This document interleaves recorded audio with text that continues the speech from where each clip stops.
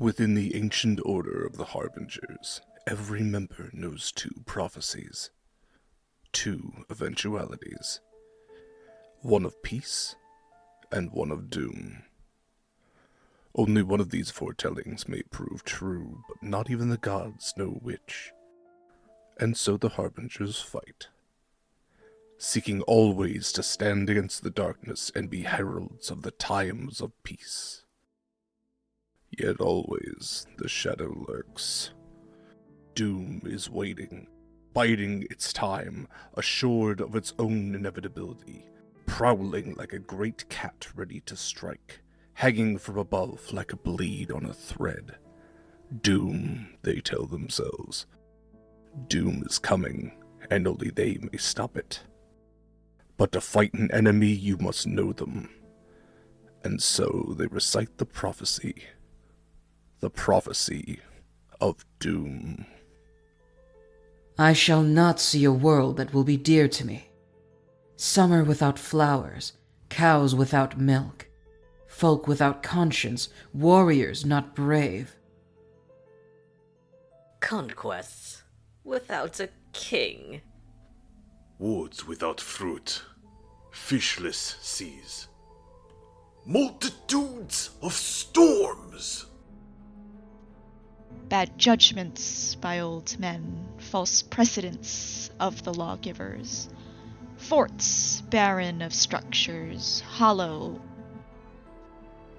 A stronghold coming from mistakes, a devastated time. An excess of lords, but too many homeless. Joy in evil, covered in sorrow. Everyone a betrayer, each child a robber.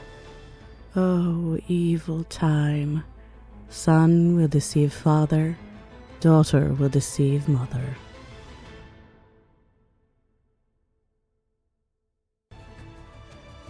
Ahoy and welcome everyone. Welcome to the beginning of the end. This is the finale of Harbingers Season 2.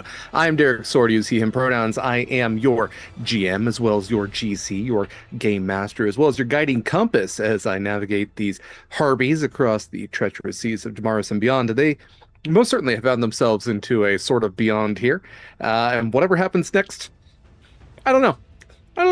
Like, we're gonna let the dice tell a story. I've got 15 different ways in my head this could go, and it's probably going to be none of those. So if you're just joining us, don't worry. We will do a recap. Before all of that, I want to have these lovely people say more about themselves. And before all of that, I do want to say that this is a Sword and Key stream, and you can find all of Sword and Key stuff at beacons.ai/Sword and Key. Find all of our links in one neat, nice place. You can see our socials at BlueSky and Instagram, as well as our Discord if you want to hang out with a great group of folks and talk about cool games like this, or honestly, tons of other topics. We also on beacons.ai/Sword and Key have some wonderful affiliates with some discount codes.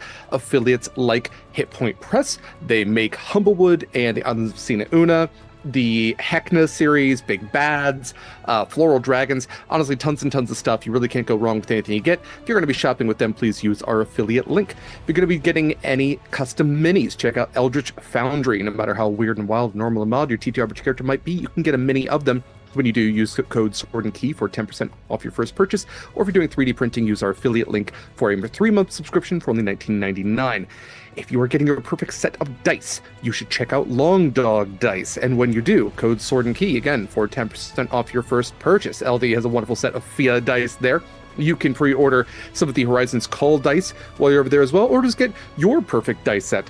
Again, code Sword and Key for 10% off your first purchase, but also, throughout this stream, we will be doing a giveaway because you all have been wonderful enough to support the charity, the Translatana Coalition, that we have been in support of this entire campaign. And all throughout Pride as well. But because we hit a goal for that charity campaign, we're doing a giveaway for a $50, that is $50 gift card for a set of dice at Long Dog Dice. So you can still use that discount code and still use the gift card should you win. The code to enter is Harbies, capital, all caps, HARBIES. So I will say that every now and then when we get to break and stuff. As LD is also showing off there, Long Dog Dice does not only make dice, there is also glassware, which you can get customized with your D&D character's information. There's also long sleeve clothing, which you can get customized with your D&D character's information. And there's also D20 fidgets, which are super great to have in a really boring meeting, especially if you can be muted on Zoom. All that and more. Again, code Sword and Key for 10% of first purchase. And if you're lucky enough to win that gift card, can get yourself some cool stuff there as well and save yourself a few bucks. Delty has one of the fidgets there. Like I said, we are raising money for the Translatina Coalition. We will continue to do that. I'll have the link open for an additional week after this game is over, but you can still add some cool incentives to our game through that link. So it's a Tiltify link. You can see it in chat, on our socials, and on beacons.ai/sword and key. Translatina Coalition does a lot of important work in the United States, and honestly, even broader than that as well. But your dollars go towards a great cause and could also maybe keep some of these harbingers alive. No promises, but it goes towards a great cause all the same. I think that's all the stuff on beacons.ai/sword and key I'm going to talk about right now. Let's go ahead and go around. Rak, if you don't mind starting us out.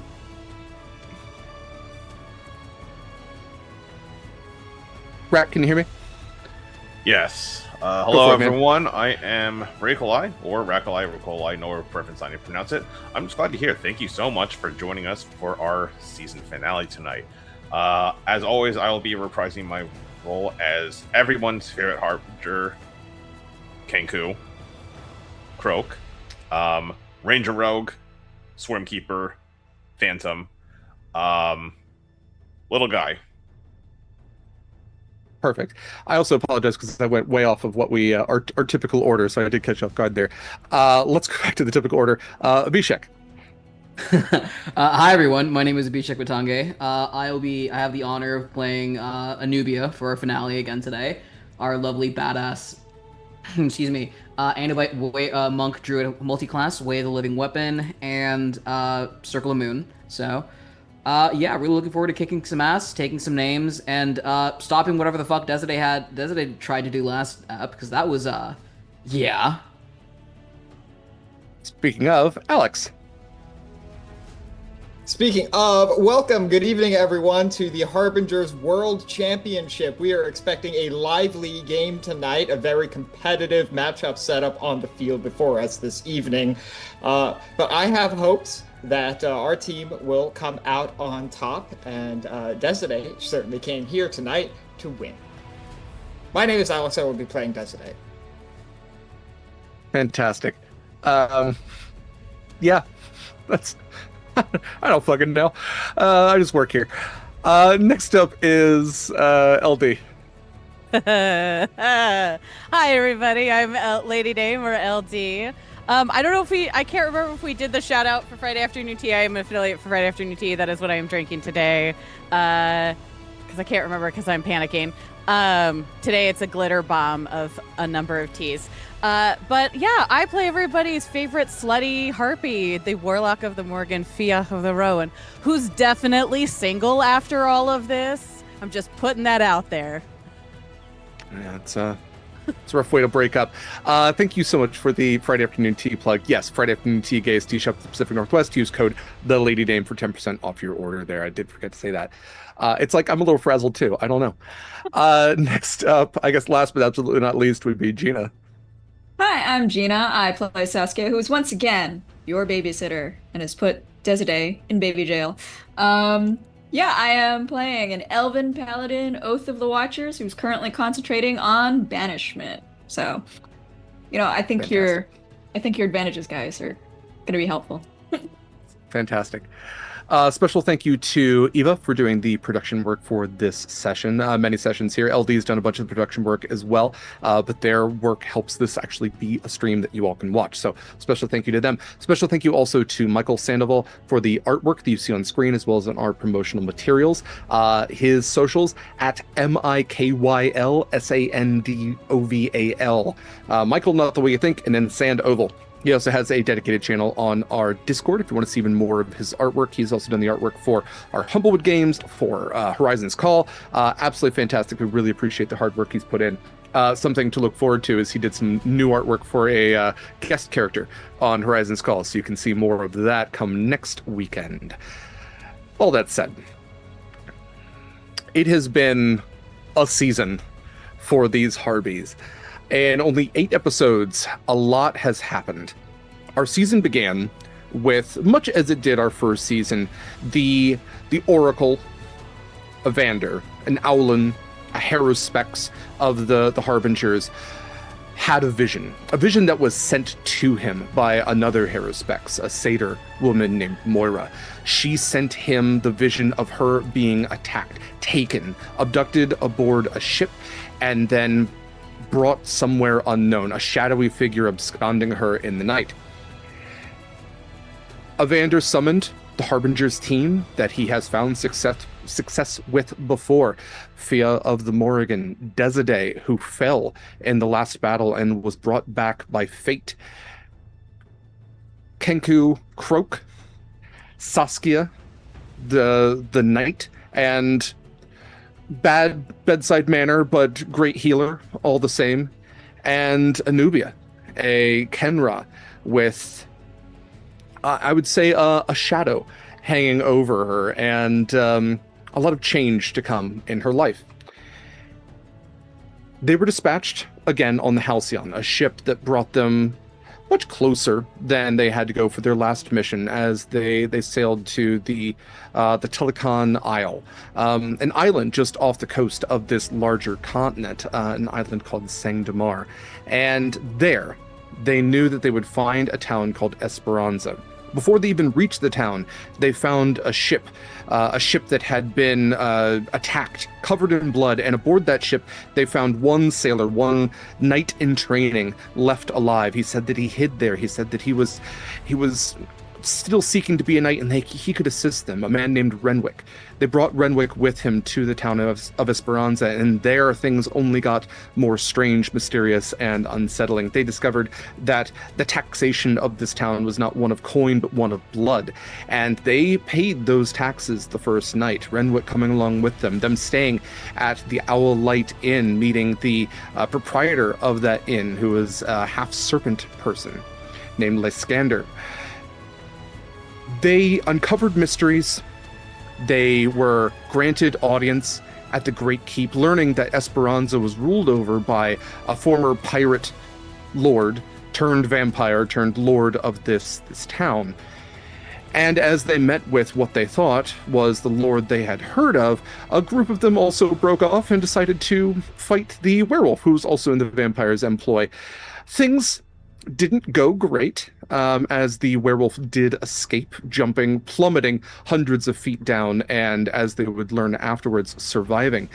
They went in search of him, 2 others having made a deal with the vampire lord to fell a hag that lived in the jungles beyond the keep.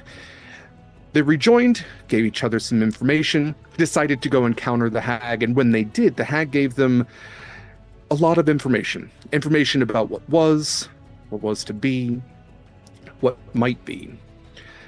The hag has imbued them with a level of magic that perhaps even they aren't fully aware of at this time, and instead of felling her, they encountered the werewolf once again and discovered that Renwick was a doppelganger the entire time, who had been feeding information about them to the vampire lord. They felled Nicodemus the werewolf, they felled Renwick, they made a deal with the hag, who then created a simulacrum, a facsimile of her own head with the head of the doppelganger to grant to the vampire lord in the hopes that it would allow them entrance to the keep once again.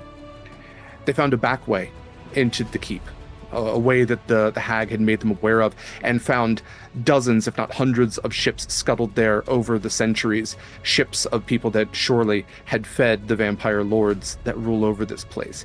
And inside one of those ships, they encountered some characters that they had met earlier turned vampires, an entire crew of kobolds who attacked them. They fought their way through and survived, only then to meet Moira, a sanguine witch, another vampire. They felled her and then have found their way deeper and deeper beneath the catacombs of this castle, deep beneath the prison, beneath everything itself, into an ancient place of secrets, of a place that existed before the gods. And it's here that the younger Aderlast, the son who was granted a cure by the hag, a cure of vampirism, how much of a cure that can be, stood before them and made the offer to join him, that his ultimate goal was to turn the world into a place befitting vampires, a place of blood and eternal darkness, and a place where they may prey on all those who are weak and only the strong will survive. Desiree, having come so far, having been brought back from the peace of death by fate itself, and in a way abandoned by her god, sought something more. And Desiree made a move to join that vampire lord. In that moment, Saskia made the choice to banish Desiree. 10 turns, if Saskia can hold that concentration of Desiree in a demiplane. And not alone, as the Morrigan has come to speak with Desiree about some concerning issues. This is a performance evaluation. As that happened, the Vampire Lord finally put up with everything else, as Desiree seems to be a key that the Vampire Lord needs to open the door behind him. This key now removed from his grasp, he has ordered his small army to kill the remaining Harbingers on the material plane. And that is where we begin this finale, this final session, the beginning of the end. There will be blood. I have had all of these players roll for initiative before we went live, just to save us a little bit of time with that. So our order is going to be Anubia, Saskia, the Lord Adderlass Jr., Cadigan, the Vampirate. We have Isaac, Fleshblight. We have Desiree, Fiach, Sadsack, the Flesh Mornling. We'll get to him. Croak, the Ghouls, Moira, the Skeleton Knights, and then Captain Adderlass Sr. With that, let's go ahead and start things out. Anubia, I should say, okay, you're all on the board. Great. Anubia, it is your turn. What would you like to do? As you see all of the knights go to draw their swords, you see all of the other enemies preparing themselves to kill all of you. This is very clearly not something you can talk your way out of, and you find yourself in this temple, sort of, this white stone, which is stained with blood. There are body parts all about. These larger kind of diamond-shaped things are pillars. The knight symbols are all of the skeleton knights, which you have determined are fully armored, but are skeletons on the inside. The green ones are ghouls. The vampire right before the giant pool of blood is the Lord Adderlass Sr. Up on the pedestal is Moira, which is the more bluish token. Right next to her is the younger Adderlass. And then the teeth icon is going to be Cadigan. The mantis-looking icon is going to be Isaac, who is a Thrakeen. And then the flesh abomination is going to be Sadsack. Sorry, what would you like to do? So first things first, I think I'm gonna use an action to expend the Taroka card that the hag gave us. Sure. Okay. So a Taroka card was given to each of you, pulled randomly and somehow telling something very interesting about all of you. What I have told the players beforehand is that these cards can be used to effectively give the effects of a long rest without sleeping, without any of the drawbacks to it. So with that, you get the full effects of a long rest. Is there anything you have for a bonus action? Or movement or anything like that? Yeah, I think for movement, right now, seeing how Saskia has just basically banished Des, I think Anubia is going to take the mind to, okay, keep Saskia safe for now, because she needs to hold on and concentrating on that banishment for as long as she can. So sure. She's most likely just going to move over towards Saskia, sort of covering, I guess, the left side for any incoming enemies.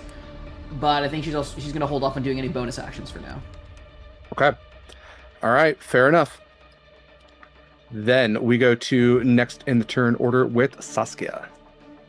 I am actually going to move up my whole movement to this top step right here. Please roll 20, 25, 35. I have 35 feet of movement. And then 60 feet to... Hold on. I gotta measure. Please roll 20. Within 60 feet, centered 60 feet from me, so right here, I'm going to cast Daylight, which has a 60-foot radius, so it will cover everything from... Well, effectively everything between me up to the pool. That entire area is now daylight.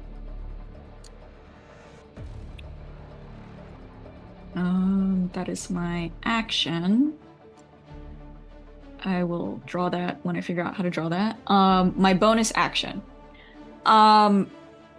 Because I'm observant, I can take a full search action as a bonus action. Is there any immediate, obvious way to drain this pool from here? To drain the pool? Yeah, like, is there like a mechanism? Like, is there... No. Okay. What I will say is that it does not seem like this has a... It does not seem like this was originally intended to collect water. That It's just like all a of the blood, trench yeah, all the or blood that something. has been placed here has been done so for it to stay here. I think if anything, the strange thing you might notice is that the blood is not really coagulating the way that it should, given the sheer amount of it. You would think that like this would take a lot of time to fill. This blood is not coagulating. There is a, it is sloppy. I don't like that I said that either. I just want to put that out there. No, I got it.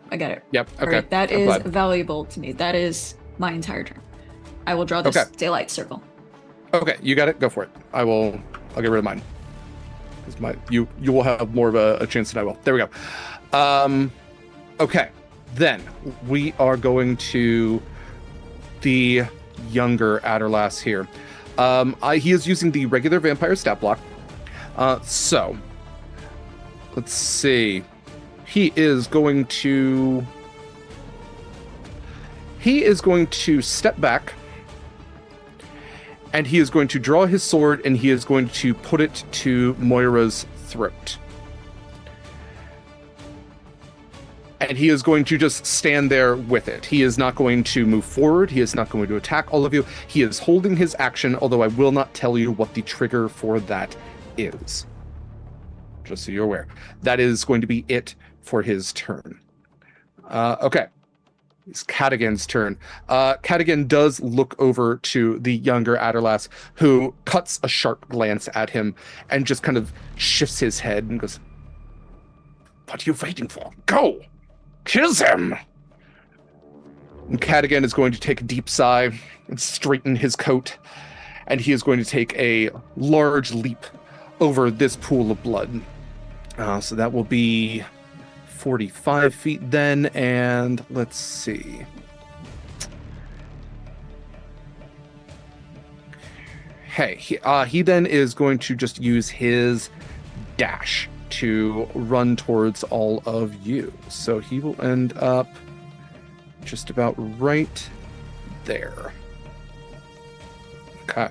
So he will be in the daylight, but he is trying to hold a hand over it as he has run in. That is it for his turn. He is drawing his blade as well, but he does not have a ranged weapon apparently on him. So we are then going to Isaac Fleshblight. Fleshblight is going to also get a sharp look from the younger Adderlass. And he is going to... Okay. Let's see. Okay. He is going to run forward, and you got movement of 30 feet. You all are so far away.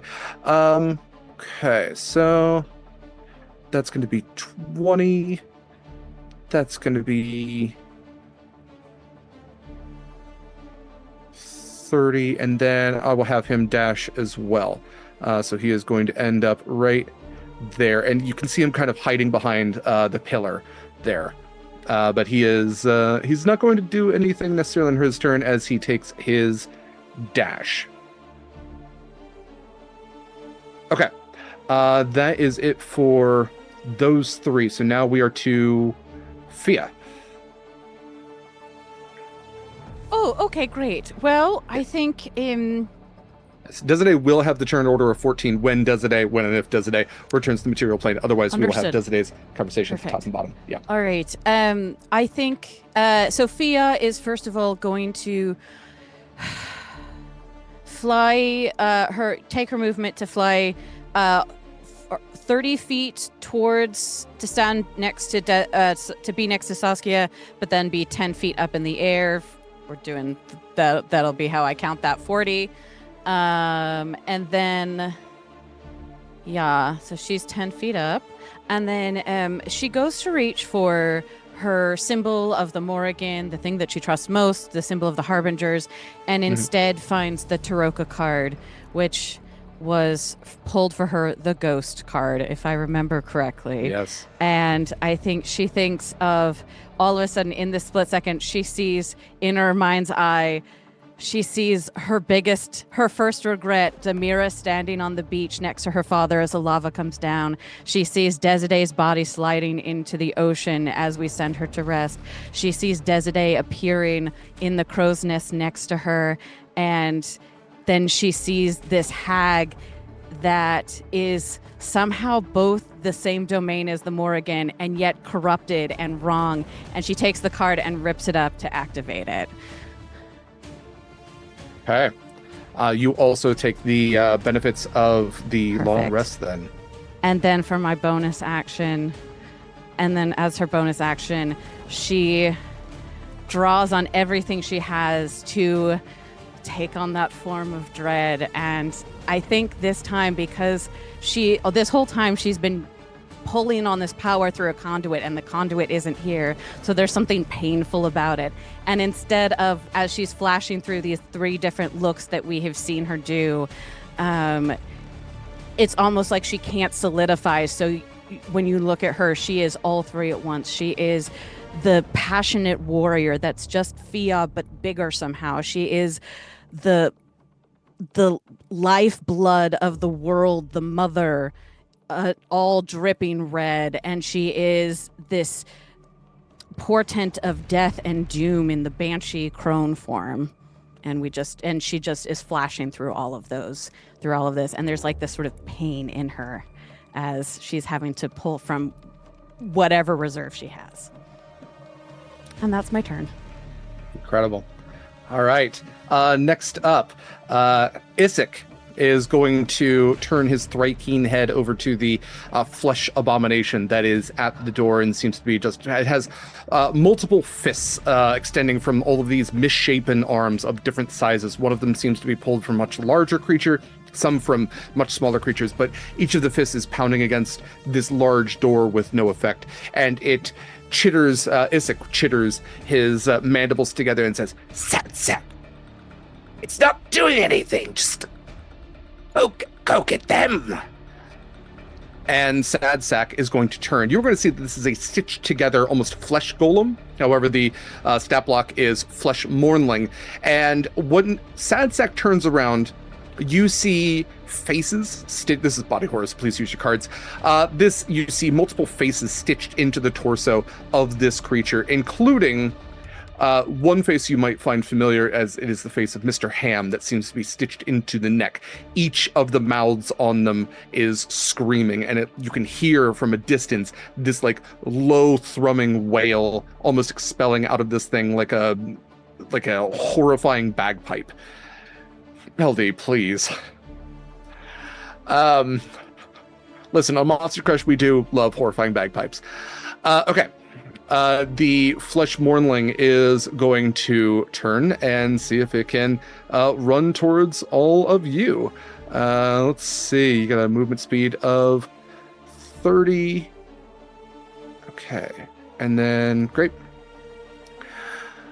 All right. Let's see. He's going to get about here, and then he is going to leap down right about there. I think that's about what his movement can get him. So with the solid, just like the sound of wet flesh hitting stone and like the reverberation through all of these misshapen muscles, you see some of the stitches kind of split as it lands in this horrifying like 15-point pose as several of the arms go to brace it as well. And again, this low thrumming wail is expelling out of it, but none of you are necessarily in the range of it just yet. All right. That is it for Sad Sack, the Flesh Mornling. It is Croak's turn. Okay.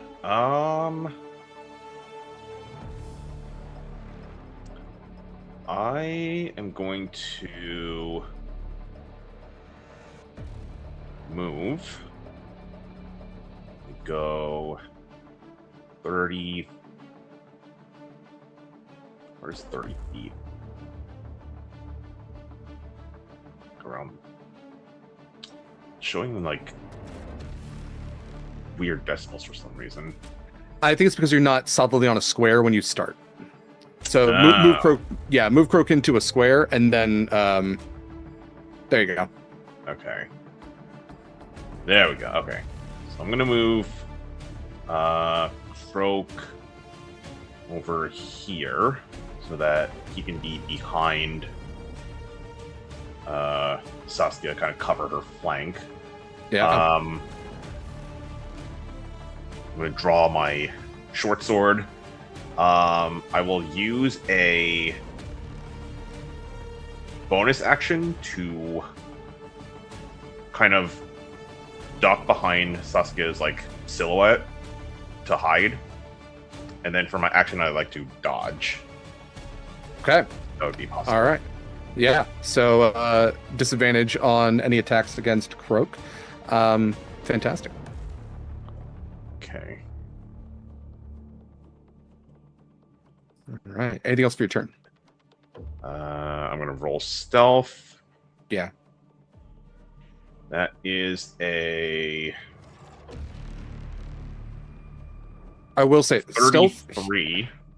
Stealth here would be pretty difficult because you are in a well-lit area. You're right outside daylight, essentially, and you don't have any immediate cover. So you can dodge. Stealth is going to be pretty near impossible at this point. Because you also have, like, everybody's looking right at you. If you, like, duck behind one of the pillars on the other side, I would maybe consider stealth at that point. Okay. Then, in that case... where was I? I was, like, here. I can probably get... Can't quite reach a pillar.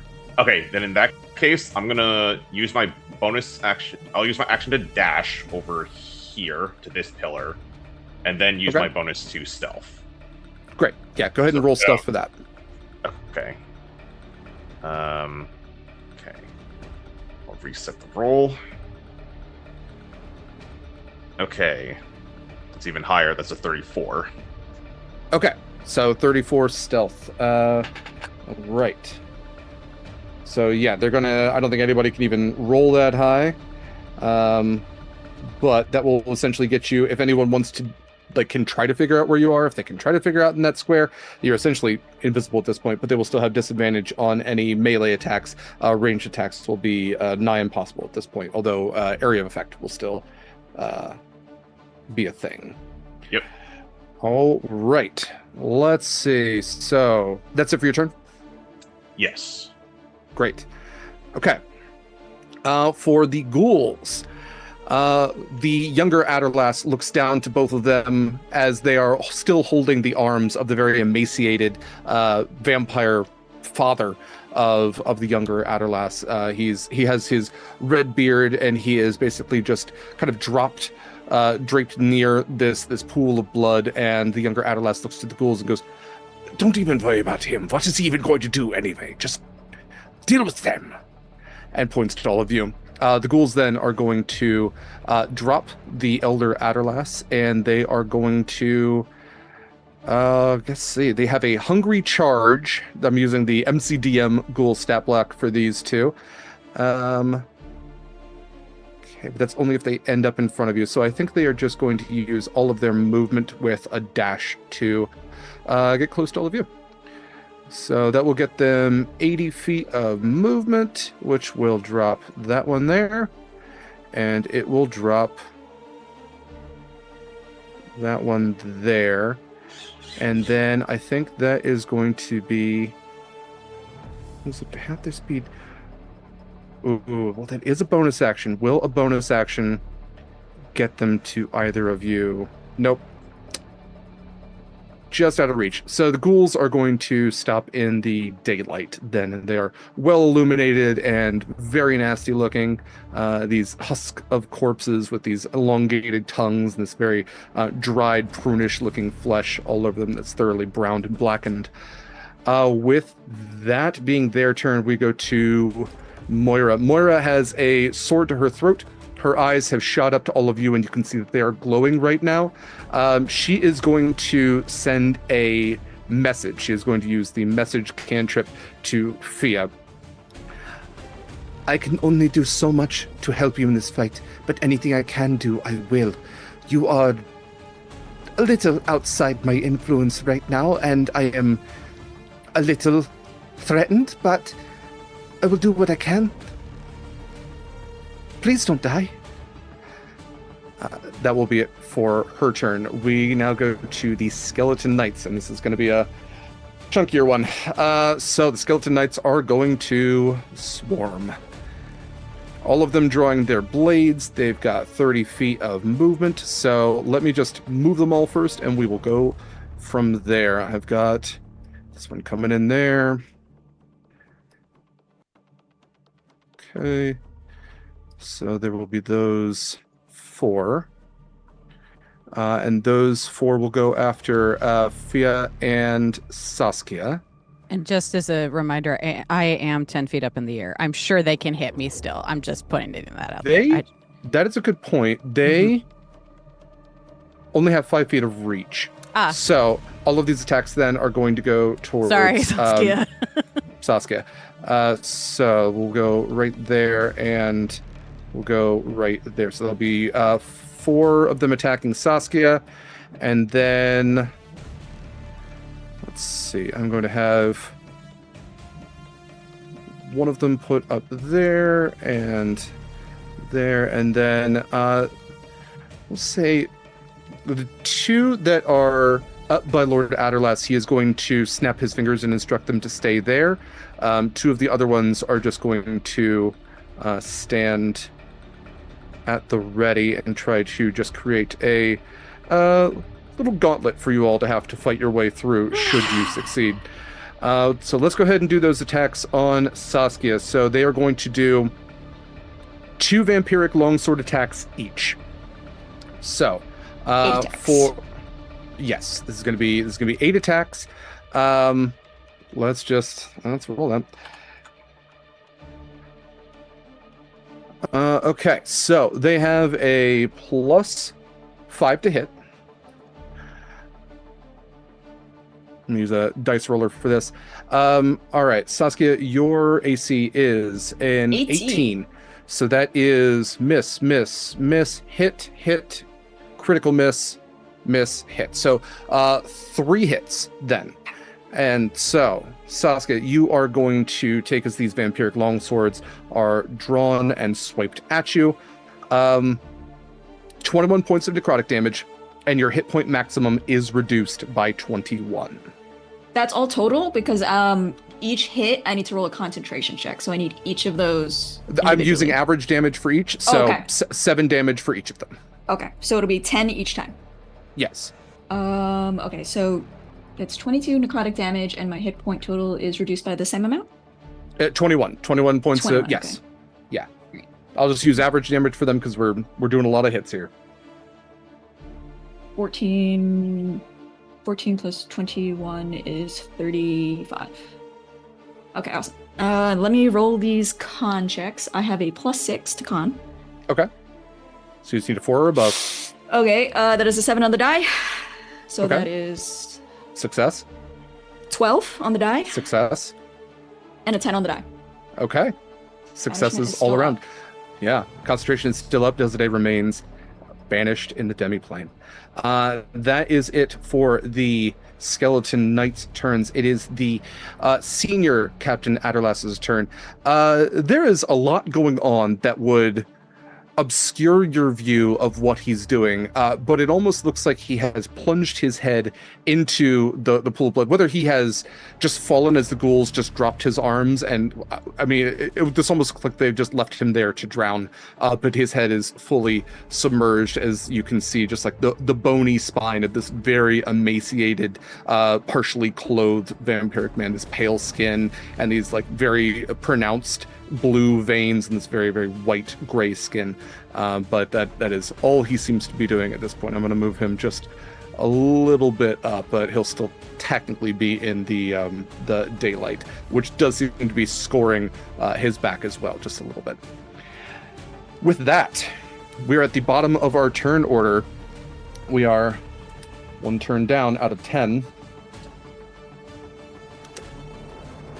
Alex, we've described last time with Desade that Desade entered a demi-plane of sorts, but that demi-plane looked not empty as one may typically assume for whatever banishment might provide. This looked, I believe you said it was like a confession booth almost. Yes. Is that right? Mm-hmm. Yeah. And in that confession booth, you found yourself not alone, but surrounded by three women. A younger woman, a woman in the I guess I should say a woman in the prime of her youth. We're talking, late teens, early 20s. Then we are talking more of a maternal figure, her hair red as blood, and then an older cronish woman, the cronish woman holding a knife to your throat, the younger woman staying seated, and the woman with the red hair offering to just kill you then. The younger woman just crossed her fingers, steepled her fingers, and said, Desade, what the fuck? You find yourself essentially in this confession, facing your goddess, the three parts of the Morrigan, all of them equally part of the Morrigan, each of them representative of different aspects of this greater whole. And there's certain religious teachings that might say that this is an aspect of the Raven Queen, who is an aspect of this, who is an aspect of that, that all gods tie into each other and bind each other together, and yet you are face to face with the Morrigan now, a goddess you have in many ways turned your back on. So I guess with this being your turn and the question being posed to you, what the fuck, what would you like to do? For a brief moment, there is something like confusion or regret on Desidee's face before something seems to click. And she looks back to the woman across in the booth. This is it, isn't it? This is my fate. This is what you brought me back for.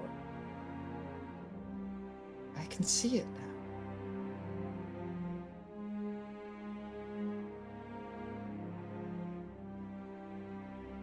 I'm worried there might be a little bit of confusion or misconstruing about what fate actually is.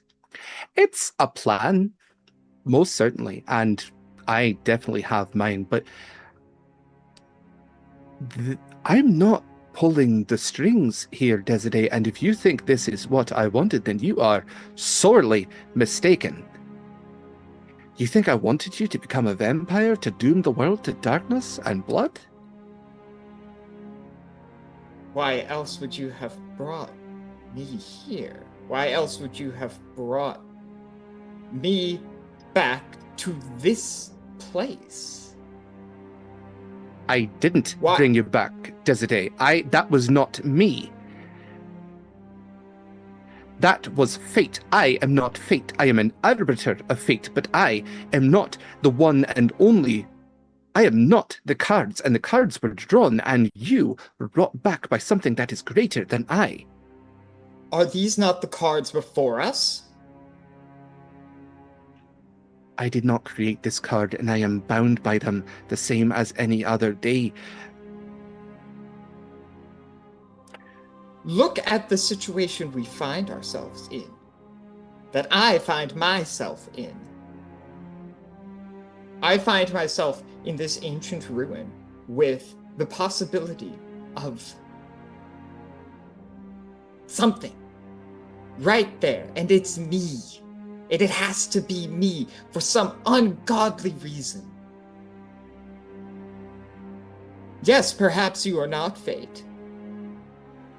But surely you must see fate had something to do with this. It might not have been your hand that put the card into Fiach's hand. But it is me, here, now. Is it not?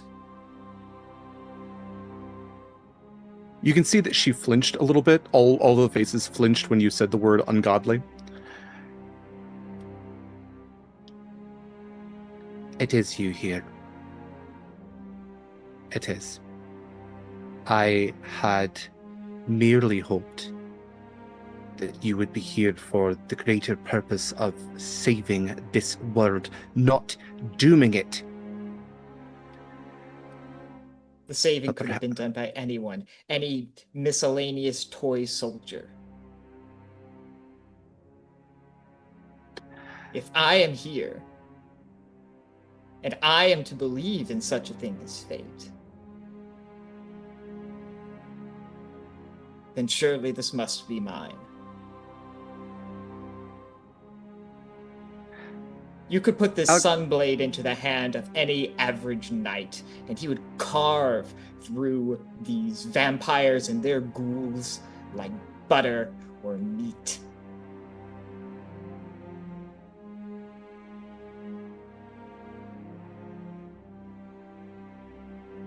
What do you plan to do then?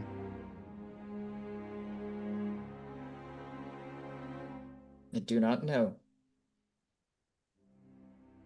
But I plan to meet my fate with my head held high. Alex, give me a charisma saving throw, please. No, I'm not great at those, as the banishment can attest to. Yeah, you don't have to be good at it. It's this is... All right, 16 flat. Okay. Thank you so much. Let's jump back into turn order. So, Anubia, as we start our second round, let's see, we have several of the enemies have moved in. You're still kind of hanging back a little bit there. As you see that 4 of the skeleton knights have kind of surrounded Fiach and Saskia. What would you like to do? Yeah, so I think first things first for me is getting into the fray. Yeah. So I'll move Anubia up to right under the knight, like directly below her. I'm launching out a lot of offensive at this point, so go for it. So yeah, attack. So using my attack action, and I'm also going to expend a key point for my bonus action to do a flurry blows. Yeah. Which got heightened, thankfully, so I can do 3 in a flurry of blows instead of 2. Go for it. So now I'm launching 5. So give me a moment to roll these. Yeah, you're good. And then Saskia, you will be up next.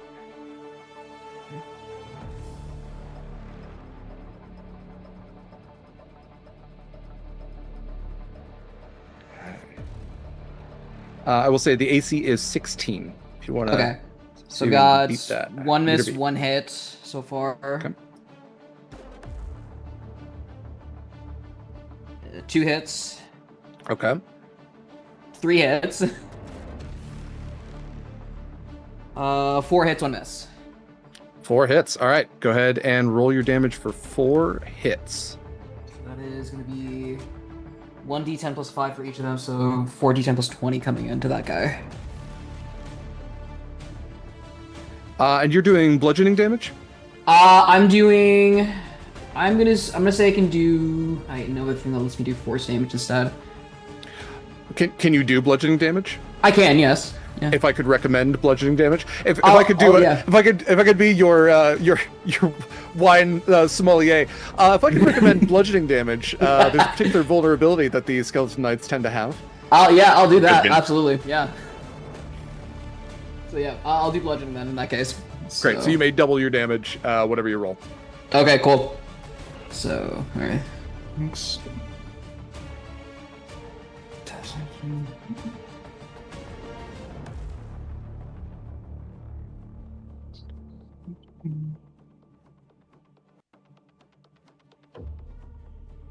So with that doubling added, 40 damage.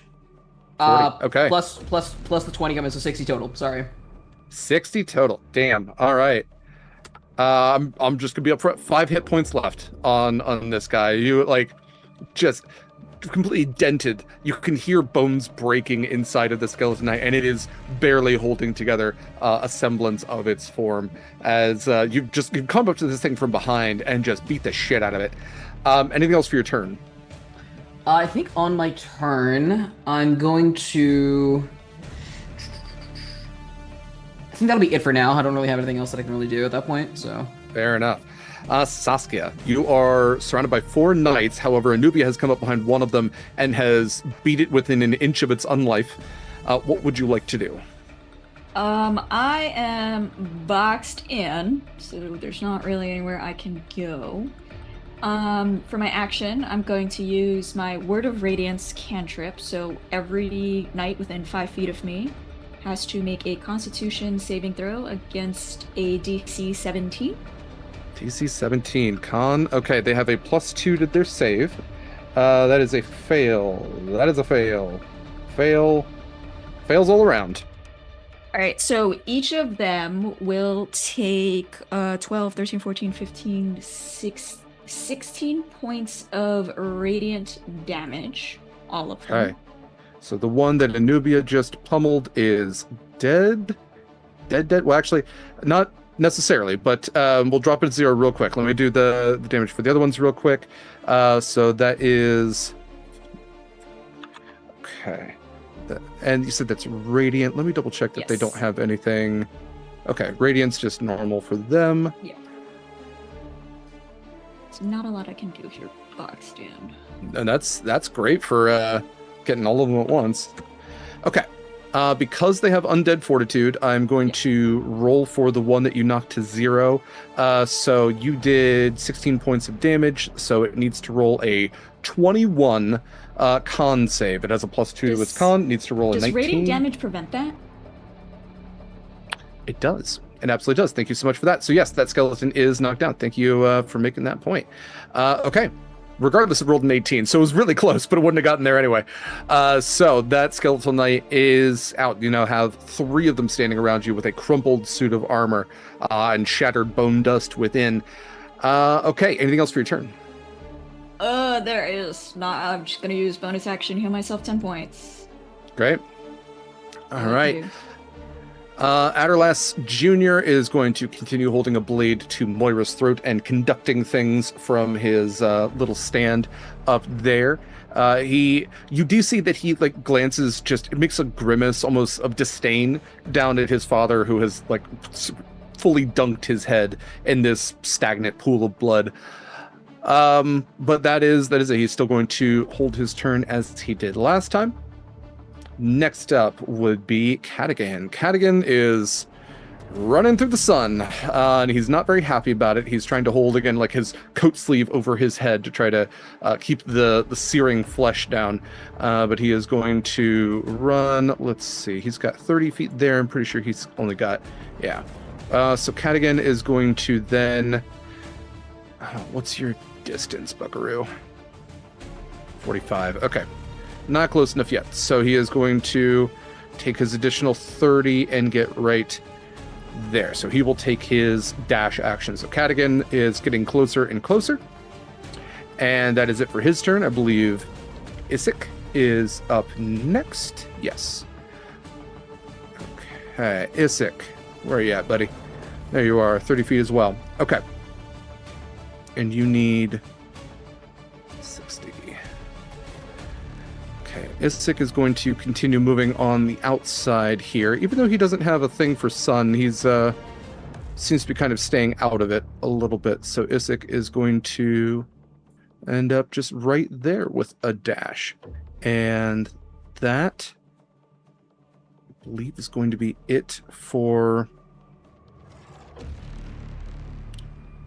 Yeah, I think that's all he can do. Okay. So just getting closer for all of them. Fia, it is your turn. Okay, great. Well, Cadigan's a lot closer, but I do think I am going to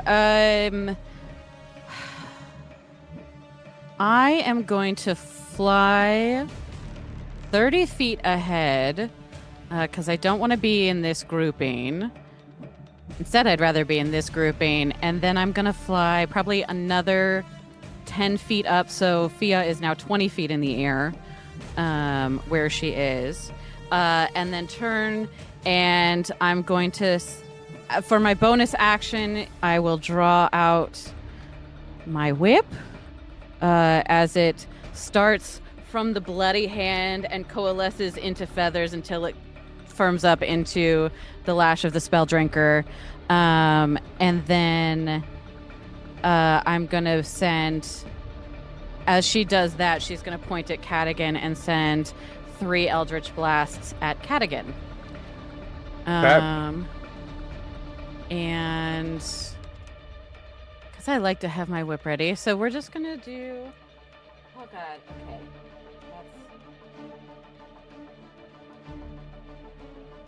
All right. I need the dice to roll better, to be honest. 16 for 1 hit, 10 for 16 dirty 20, and are you kidding me? And 17. All 3 hit. Just need to be 15. Oh, all 3 okay, hit. Great. And of course, because I'm in my form of dread, these are going to be necrotic damage. So the Eldritch Blast looks a little different, but familiar. Okay. So I know we talked about this a little bit above table. So you ignore resistance to necrotic damage. I do. Yes, he has immunity to necrotic damage. Oh, but he does. we talked about does, but we talked about how that will give you essentially that will just downgrade to resistance because fine. you would otherwise ignore the resistance part. So it'll just be half damage for whatever you roll. That is fine. This is educational and good to know. Right. Who has immunity and who doesn't. Give me just 1 second because I'm double checking on something. You're good. Because I just saw it and I couldn't remember. Okay, no. None of this goes into effect. Except that I add an extra d6 to the necrotic damage. That's all that. Okay. So for the first hit...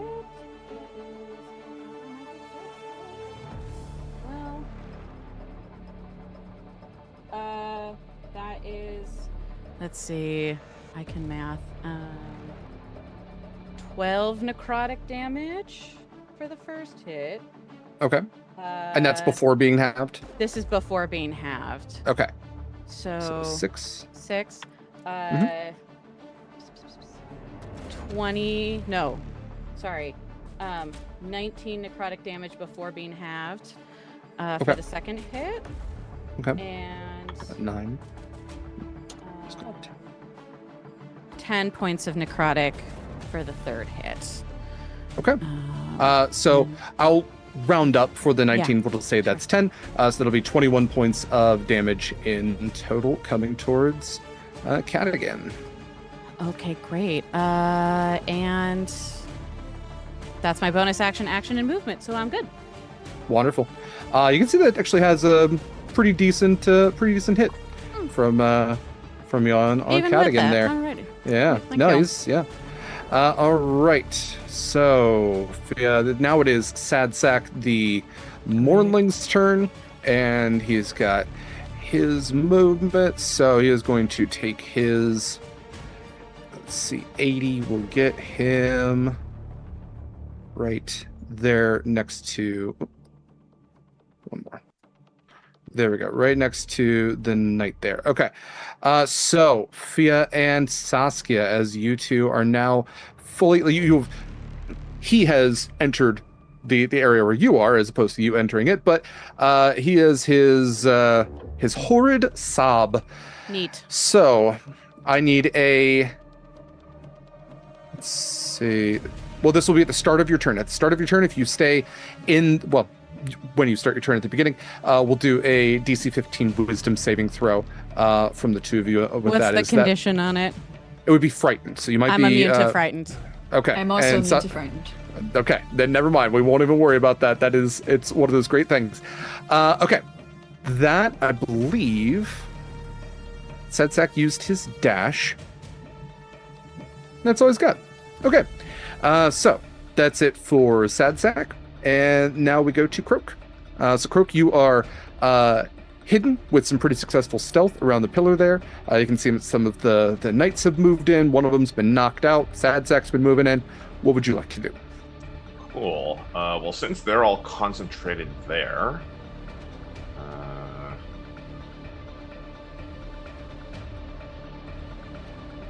I'm going to use my action and my bonus action to dash twice. So I'm going to move 115 feet up here to put this pillar between all these guys and myself. Now I'm going to be within line of sight of everyone up here. Yes. But I will take that chance. Okay. All right. Anything else for your turn? I do not have any actions left. Cool. All right. Then it is the ghouls' turns to quote our Baldur's Gate game. Let's go, ghouls. Fiach, you're 20 feet up. Is that right? I am. Yes. Okay. So they can't really do much about you. Let's see. How much movement do they need to? Let's see. Don't worry, I'll get close eventually. Oh, I'm sure. I'm not worried. Yeah, that's the problem with ghouls. They just don't have any ranged attacks. It's like they're just so unappreciated in their time. Okay, so I think the two of them are going to, since Saskia seems to be well surrounded and Anubia's done a little bit of damage there, they are going to swarm up to Anubia, but that is going to use their dash action to even get there, I believe. Yeah, because even with 40 feet, they would have to take just a little bit extra just to get there. So, but actually, they did use their hungry charge, so they will have advantage on their next attack on Anubia if Anubia you do stay within range of their melee attacks. So just bear that in mind. That is it for their turn. A lot of just moving around. It is Moira's turn now. I believe you all are still just a little outside her range of... Oh, you're pretty far out, right? Her range of assistance. So we could then go to the Skeleton Knights. Several of them within her range? You? No, I might not be. I'm about still just 75 feet. Little bit outside still. I believe most of her stuff has 60 feet. I will tell you right now, what she has is she has Divine Sight, so she can, when the chips are done, she has 3 of these. So I will put these on the table for all of you because she can see all of you. 3 opportunities where she can create a advantage or disadvantage for an attack roll, saving throw, or ability check. If you want to use that for yourself or an enemy, I'm putting 3 out there for all of you. There's a pool for all of you to use. Okay? Otherwise, the biggest thing she has Bless, which is 30 feet. She has Healing Word, which is 60 feet. That's most of what she can, and she can do those spells 3 a day. So like 3 blesses, 3 healing words, or 1 bless and 2 healing words, sort of that sort of thing. But that's what she's got. So she can heal a little bit. She can try to boost your attacks a little bit, but most of her other stuff is a little hindered by the fact that she might be beheaded here, depending on what happens next. Okay. Yes. Skeleton Knights. So, several of them around. We've got 3 that are still around Saskia. Let's see. I'm gonna have that one move in. This one move. We're gonna completely box Saskia in here. And then, yeah, I'm gonna say these 2 are just going to close up and get a little bit of distance from Fiach, but otherwise are going to hold their turn. The other 2 are going to stay put. So we are going to have, let's see, it's 2 attacks each. We've got 1, 2, 3, 4, 5. So 10 attacks coming at Saskia. They have a +5 to their hits. They need to beat What was that? 13 or above. So that is 1, 2, 3, 4, 5, 6 hits. Yeesh. So again, we are going to do average damage. So it's going to be 7 hit points each. So I tell you what, as far as concentration goes, you can roll all. What did I say? 1, 2, 3, 7. 4, 5, 6. All right. Did I say 6, I think. 6? Yeah, 6 attacks hit. 6 attacks, 7 hit points each. So if you would like, you can roll 6 different concentration saving throws, concentration checks. Or if you just, yeah. There are 3 5s in there, but they all pass. Okay. Okay. You're gonna take 42 points of damage, and that 42 is deducted from your hit point maximum. Oh yikes! Okay, that's bad. Okay, that does reset if you use your. Have you used your head card? I have not yet. That will reset it. Just that is a long rest sort of thing. Yeah. Okay. That is going to be it for the Skeleton Knights' turns. We are now to Captain Adderlast Senior, who seems to be almost like sluggishly just crawling his way into the blood pool, and he is now just fully submerged in it. You can see just a couple of bubbles coming up where you can no longer see his form. He has just fully submerged himself. And with that, 2 turns down. Does it? You stand in front of your god, who looks almost hurt. Her face is somewhat pained, strained. Different looks. The younger one looks... There's a pain of someone whose heart has never really been broken in earnest. The maternal figure has a look of disappointment, and the older one has a look of just exhaustion. Just this shit again. The maternal one steps in front and holds the knife up to your chin. So what? You don't even know what you're here for, and yet you're going to just go in and change the world? What's your problem, anyway? I didn't expect any of this from you. I didn't hope for any of this from you. Yes, I had my plans, Desert Day. But they often go to waste, and I had hoped that you would not go to waste, but I don't know what this is.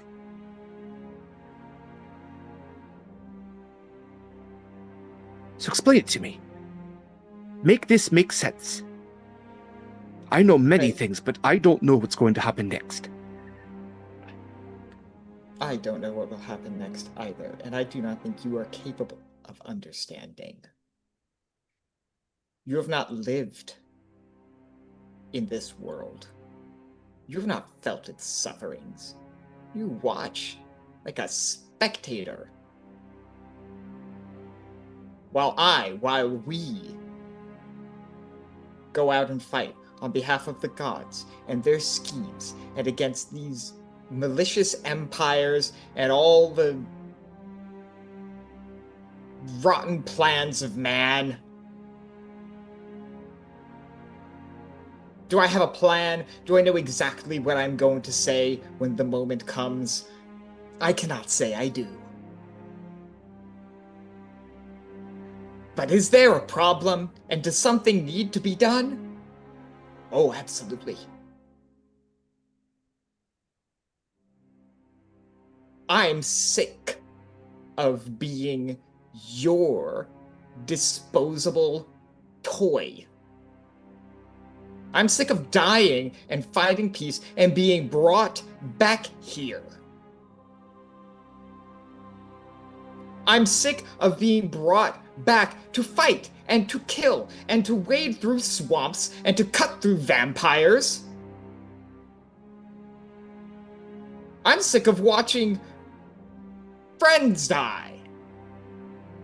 I'm sick of whatever horrible fate happened to poor fucking Mr. Ham. That is what I am sick of. That is the problem. There's no end to any of that, Desiree. That is part... This darkness, which is all the more reason why we need you to bring light. The darkness only lets the light shine brighter. If you need me, then let me do this my way. And if you don't need me, then kill me now. I'm not going to kill you, Desiree. That's not... She puts the knife down. Just put the knife... We can't even hurt her here. We don't have power to harm you in this place. It was a show of strength and a misguided one, and we don't have the best communication skills all the time. But... Desiree, I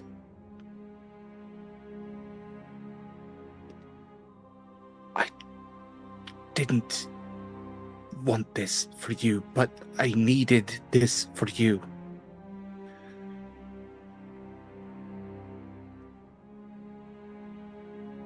I'm not trying to be unreasonable.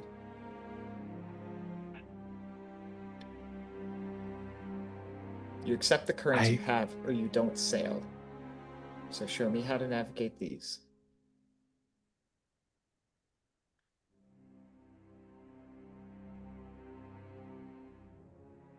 There's a look of like distant puzzle solving in that, of how to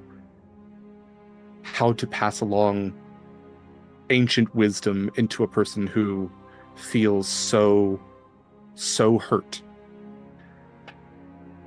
Give me a wisdom saving throw, please. Okay.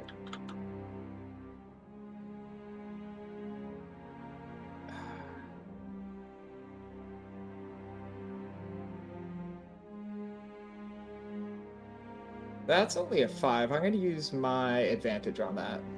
Okay. That's better. That's a dirty... That's a... 18. 18. Yeah.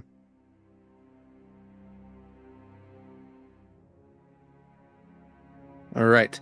Let's cut there and go back to Anubia. Let's do one more round, and then we will go on break. So, Anubia, we're back to top of the turn order. You have helped Saskia to take out one of the knights. However, many more have run up, and you are now surrounded on both sides by ghouls. What would you like to do? First things first, at the beginning of my turn, I'm going to spend a key point to activate my martial form. Have not used this at all, so I completely forgot about it. But it's there. So that's gonna... When that activates, essentially, this strange aura sort of starts to wash over, or almost emanate from Anubia's like fists mainly. They sort of shine with like a shimmery, dark obsidian-like gleam, almost like a very like almost like her fists stuff are like almost like gunmetal gray, essentially like turning to stone metal, I guess, but not really. That is because of her martial form being of the forged hard variant. So that's got some nifty little stuff I'll get into later if I hit. And luckily that wasn't an action either. So I'm gonna do the same kind of thing as last time. All out offensive this time. So this time just on the ghouls instead.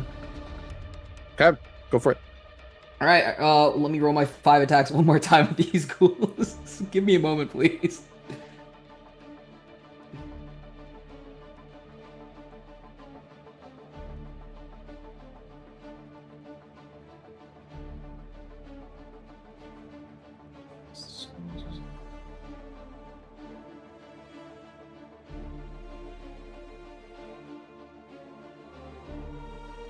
Saskia, you will be up next. My lowest roll was a 16. Okay, 16, and you're hitting the ghouls? Ghouls, yes. Yeah, they have an AC of 13. All of them hit. Cool. All of them hit. So, fun fact about Forged Heart. since my attacks hit, well, if my Beyond will let me pull it up, but essentially anytime I hit with an unarmed strike while in this martial form, it's counted as a critical. Okay. Great. I'll be honest, they have 25 hit points each. So if you want to distribute that as you will. Yeah, I'll just I mean, if I can roll enough, but yeah, I'll just because I think I'm rolling what essentially. Yeah, roll all of them, and we will divvy out the damage as we need to. Yeah. So I think it's what. So I'll be doubling the dice each time, so that's 10 d10 I'm rolling. God. 10 d10. All right. Plus 25. I'm gonna employ the old Google for this because I don't have that many d10s on hand at the moment. The potential for 100, it's there. It's tough, but it's there. It is, yeah.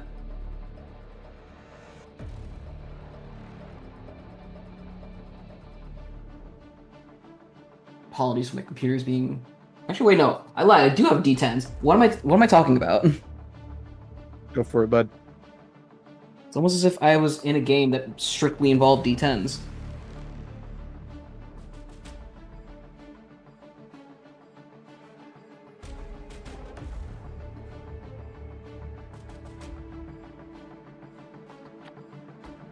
So I rolled a total of 73 damage plus 25. That would be 98 total. 98. Okay. So I am going to each of the ghouls had 25. So I'm going to subtract 50 from 98, and that'll leave us with 48. And then so I'm going to knock out both of these ghouls real quick. And let's see here. Let's give you 0 hit points. Give you 0 hit points. Come on now. There we go. And we're going to knock out you two. And then we've got 48 more damage that you can transfer into the knight adjacent to you, if you would like. I'll do that. That way that will leave them with 1 hit point left. All right. Anything else for your turn? That'll be it. Great. Fantastic turn. Okay.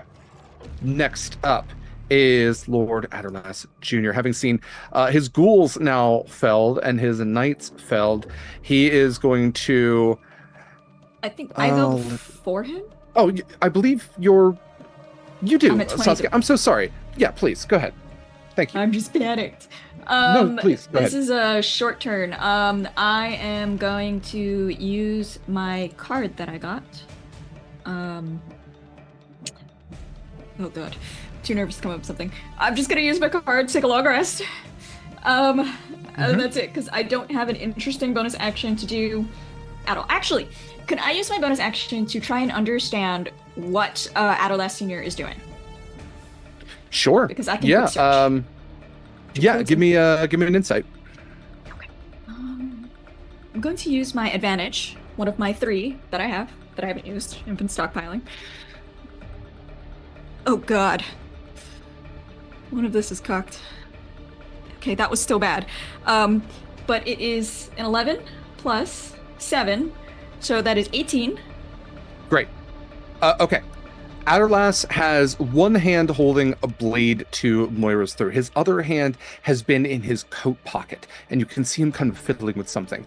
As your turn goes to end and his turn essentially begins, you can see he pulls out a vial. The vial seems to have... Oh, Senior. I'm so sorry. Senior has submerged himself. If you were to surmise a emaciated vampire diving into a pool of blood, he's either trying to kill himself by drowning in food, or he is gorging himself in the hopes of regenerating something. Okay. And it doesn't seem like his kid realizes that. Okay. All right. And as like the bubbling is intensifying, you're kind of getting the idea that he's not drowning. Vampires don't breathe. This is like the signs of inhaling. Okay, that is good to know. Okay. That's all I got. I'm back up to max. That's all I can do right now. Fair enough. Okay. Then it is now the Senior's turn, I believe. No, Junior's turn. Junior is, as I was going to give you anyway. He was fiddling with something in his pocket. He still has a blade to Moira's throat. However, he is going to, as he looks down on his knights that have fallen, his ghouls that have fallen, and all of his other warriors that have run forward, he is going to take a vial out of his pocket and kind of twist it around his fingers, and he's going to move the blade away from Moira's neck and go, "Don't go anywhere. Stay. Good bet." And he's going to walk over to the door, and you're not exactly able to see what he is doing at the door right now, but he seems to be fiddling with something there. That is going to be it for his turn. He will take his action to do object interaction. It is Cadigan's turn. Cadigan, let's see here. Okay. Cadigan looks backwards towards Fiach, who's just kind of flying up there, and he is going to instead run back towards her, and he is going to do an energy drain. So he's going to hold his sword in one hand and reach out this clawed hand, and he's going to sap your sanguine energy from you, or attempt to do so at least. So what kind of damage is that there, Derek? That's a good question. Yep, it's necrotic. Yeah, I'm immune to. You sure? I am immune to that. But yeah, cute though. Yeah, no, he'll attempt it all the same. Oh, sure, that's fine. And yeah, so that is what he. So this is like it's like trying to pull something out of a straw where there's nothing on the other end, and it's just very, very unsatisfying. Like when you get down to the very bottom of a soda cup. So he just looks up and just goes, "Come on! Can't do anything right this fucking sun." That, I believe, is all he's got for his turn, because he only gets that one attack there. Okay, let's go to Isik. Isik is going to use his movement to get there.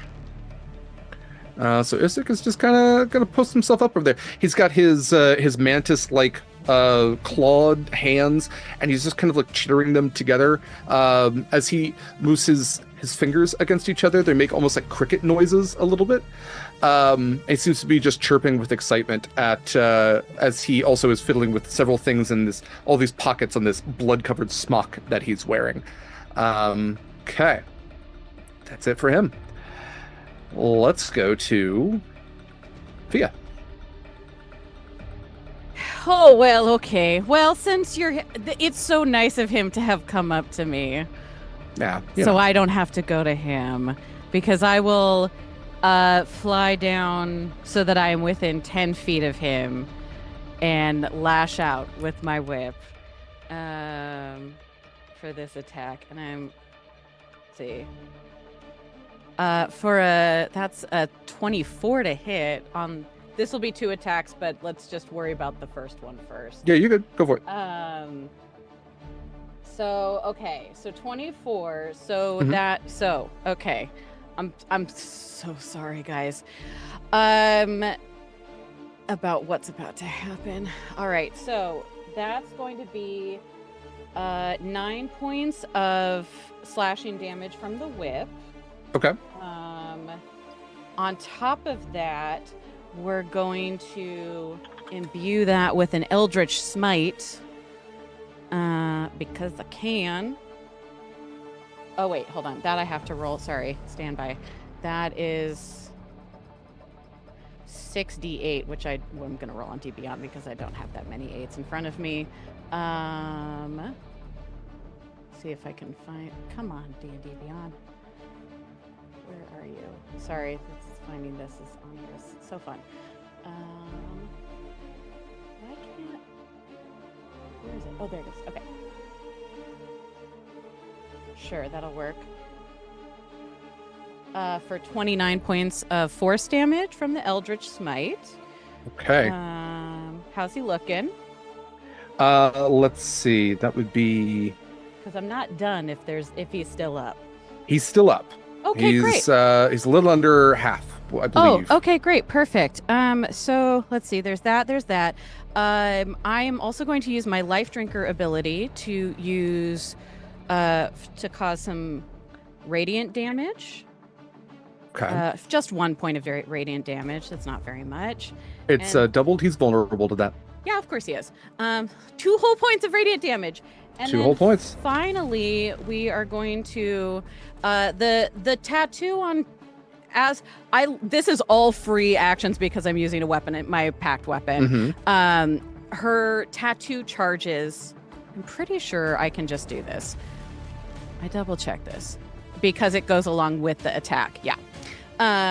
The tattoo of the rowan tree with the blackbirds around it on her chest starts to glow as I expend a charge from the Blood Fury tattoo, which is going to cause 5d6 necrotic damage because I'm in my form of dread. Okay.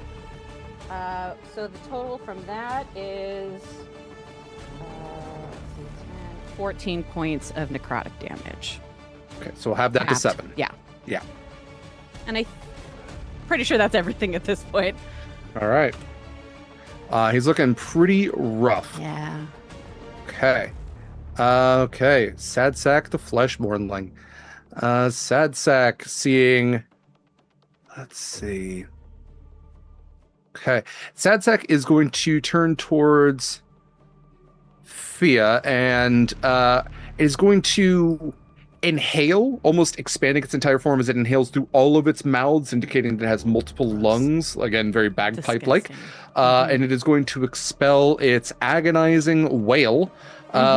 This is for damage, not an effect. Sure. So a DC 15 Constitution saving throw, please. Ooh, okay.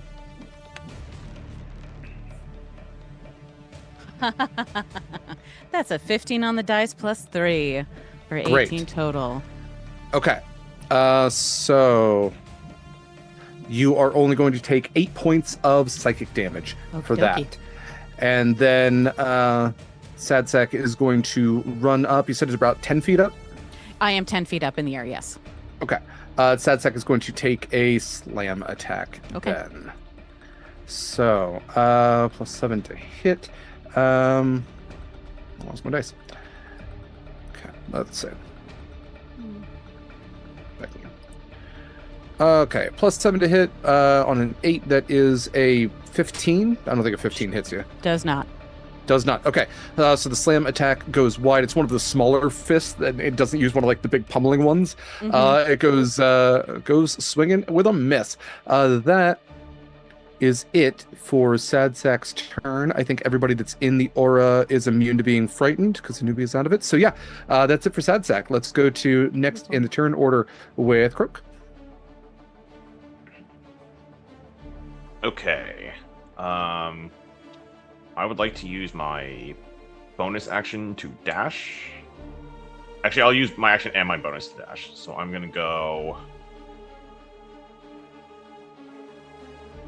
up here for 70. So that should be out of range of this skeleton knight. Okay. Yeah, that's... Yes. In between. Yep. Yeah. Okay, so that's 70, and then 95, and then 105. I'm gonna from where the rest of you are standing, you would see Croak open his beak and make just like a loud squawking noise. No words come out to get Adderless Jr.'s attention. And he then reaches into his belt and he's going to remove the vial of tainted water from the hag's hut and then hold it out over the blood pool. Ooh. He is then going to, if Adderless Jr. turns around, he's going to open his mouth and in, I believe it was Nico's voice, he's going to say, "Don't drink the water."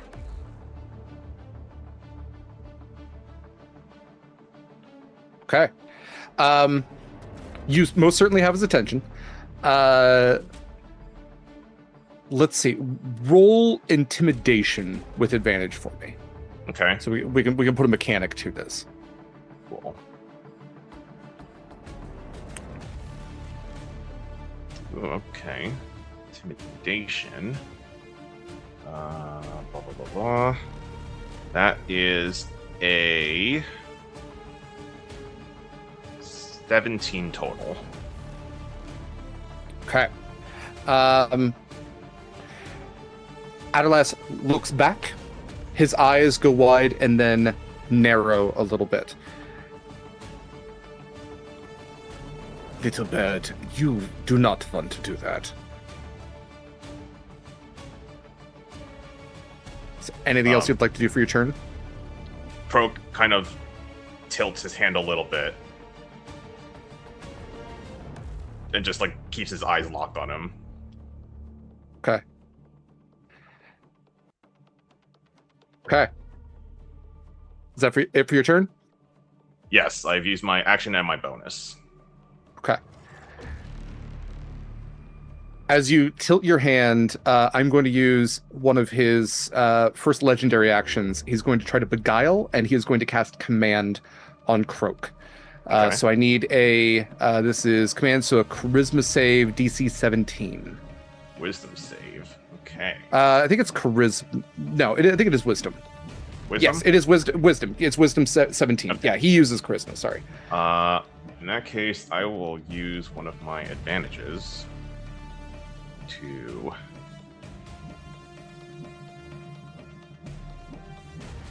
give myself a better chance. Okay. Wisdom is 18. Okay. So his DC was 17, so you do succeed. He gives the command, drink, and points to the vial, but you succeed on that. He then, well, that's his legendary action. He does not succeed on that. Yeah. Okay. I think in response to him saying that, Croak is going to shake his head and tip his hand just a little bit further. Okay. All right. It would be the ghouls' turns. Ghouls are no more. It is Moira's turn. Moira is going to, without the blade at her neck, she is going to look at you, Croak, and she is going to turn her head, her glowing eyes, her satyr-like horns, otherwise very black sort of garb that she wears, but she is going to look at you, lock eyes, and just give a little wink, and that is going to be her casting Bless on you. So you feel a blessing come upon you, and I believe it's a D4? I've never used Bless. I believe so. Yes, it is a D4, which you can add to your next attack roll or saving throw. Okay. And you're the only one in range to get that. Yep. All right. That's Moira. Skeleton Knights. It is their turn. Then Aderlast Senior, and then we'll go to break here. So, okay. Still got a handful of knights all surrounding. We've still got a couple more. Let's see. Let's have the ones that are closer to Croak here. I'm going to have this one come over here beneath Croak, and he is going to essentially stand there to try to catch that vial, should you throw it.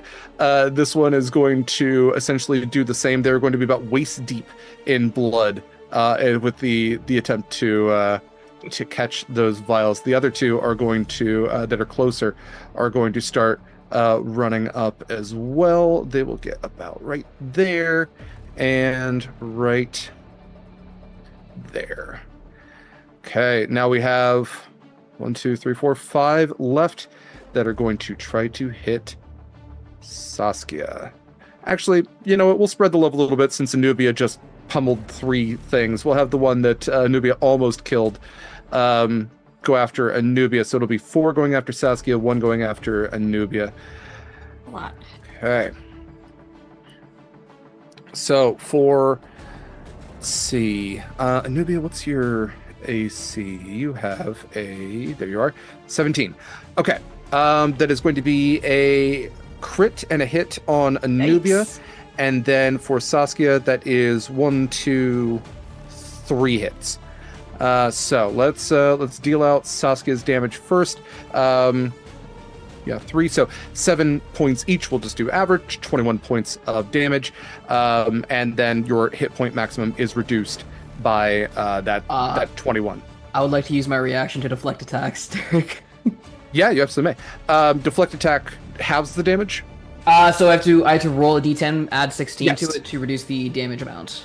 So go for it.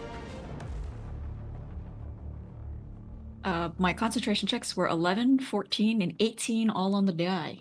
Yep. All successes. Okay. I got a 8 plus 24 is what I rolled total. They would have done 21 points of damage, so you reduce all of that, and you do not suffer. And if you reduce all of it, I don't think you suffer any hit point maximum reduction to that. You're able to deflect the blows. Okay. Actually, I'll see if I can go a little extra. Since I was able to reduce it to 0, I'm going to see if I can spend a key point to redirect the attack back at the Skeleton Knight. Yeah. Heck, if you can do 1 point of damage, that's all you need. I mean, yeah, so I'm going to spend a key point. He needs to make a DC 15 Dex save. Okay. I believe they have a +2 to Dex. Let me double check that. Skeleton Knights. No, +1 to Dex. All right. +1, and he rolled an 11. He only got a 12. Cool. So he gets to take 2d10 plus some odd amount of. Like I said, he's got 1 hit point. Yeah. So, yeah. No, you crumple another one. All right. Solid. I like that Anubia is surrounded by like the crumpled forms of 4 enemies now. Great. I guess that was the Skeleton Knight's turns. It is Adderlass Senior. Okay. He is going to stay submerged. And that will be 2 solid rounds of that. Okay. Great. No sign of Adderlass Senior in the blood. Let's go ahead and pause there. When we come back, we'll continue the conversation with Desiree and the Morrigan, and we will continue our fight. Thank you so much for sticking around. Remember that we are raising money for the Trans-Latina Coalition, and thanks to those of you who have been wonderful, able, and generous enough, all of those 3 things important together, to donate. We actually have a giveaway going on right now. It is #Harbies, HARBIES, in chat for a $50 gift card to Long Dog Dice. Pretty cool stuff. So yeah, use that link. We'll do the giveaway at the end of our session here. So let's go ahead and go to break. Take care of yourselves, pet your pets, do the things, and we'll be back shortly. Bye. Vast and welcome back. Welcome back to the Harbingers Season 2 finale. We're in the middle of the end now. Just a reminder that we are raising money for the Trans-Latina Coalition. You can donate at any time to still impact this game. We will keep that link open for another week as well, just in case you do want to put your dollars towards a great cause. Also, thanks to you who have been generous and able enough to donate already.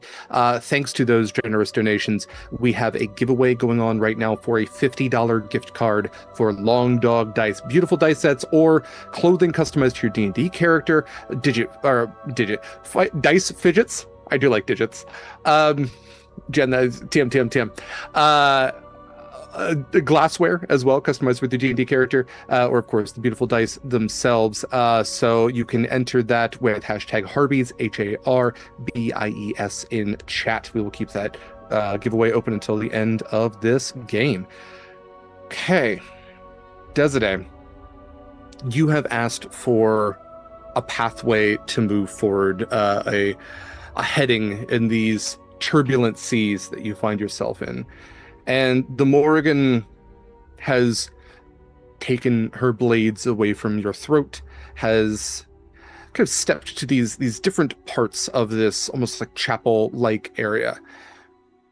And the older one looks to you now. You want a path. You want me to tell you what to do. But then you know what you're going to do already, or what you think you're going to do, but you don't know. Just tell me, what did I do wrong? Where did I go wrong with you? Was I supposed to hold your hand the whole time? Was I supposed to bring you in and tell you that you did oh so well and now is your time to rest? But oh, wrenched from me you were. You carry such a chip on your shoulder. And I didn't put it there. So even if I tell you what to do next or where to go, would you listen? Or are you so far gone that I'm just wasting my time?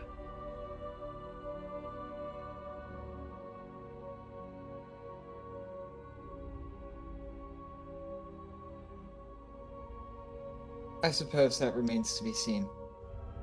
No, perhaps you didn't put this particular chip on my shoulder, as you put it. But it's there nonetheless. These are the currents you have. You move by them, or you do not sail.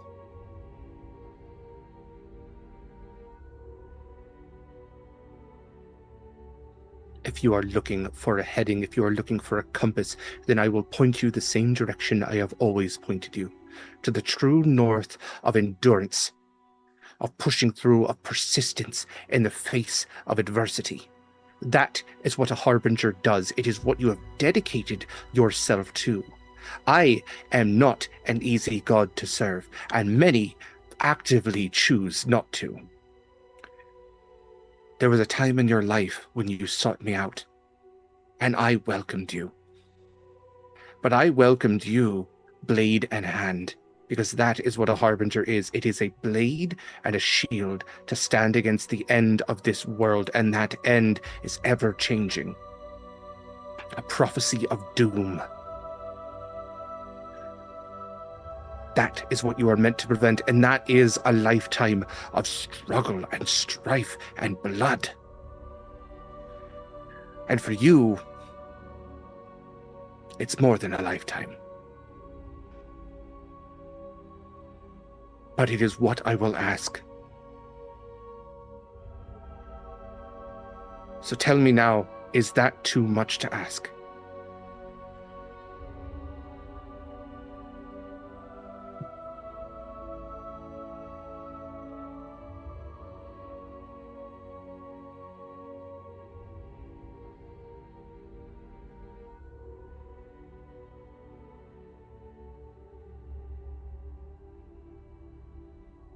I don't know. If it means looking something that seems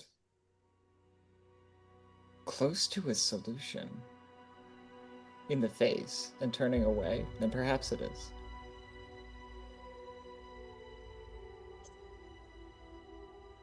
I'm not saying that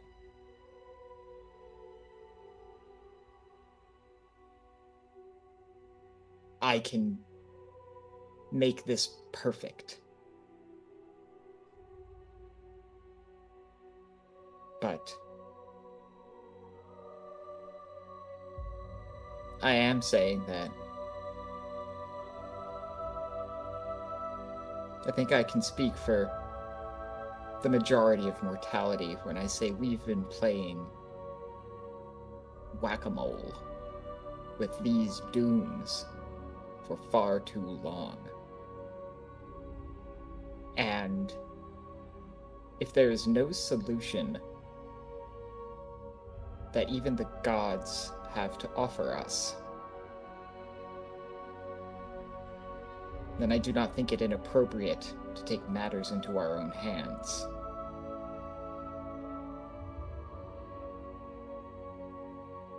Give me another wisdom saving throw.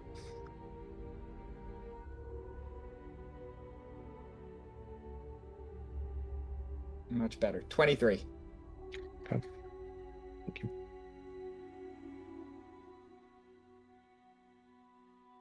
All right. Let's jump back to top of the turn order in the material plane. Anubia, it is your turn. You are surrounded by the crumpled forms of 4 foes at this point. Saskia is still surrounded by 4 knights.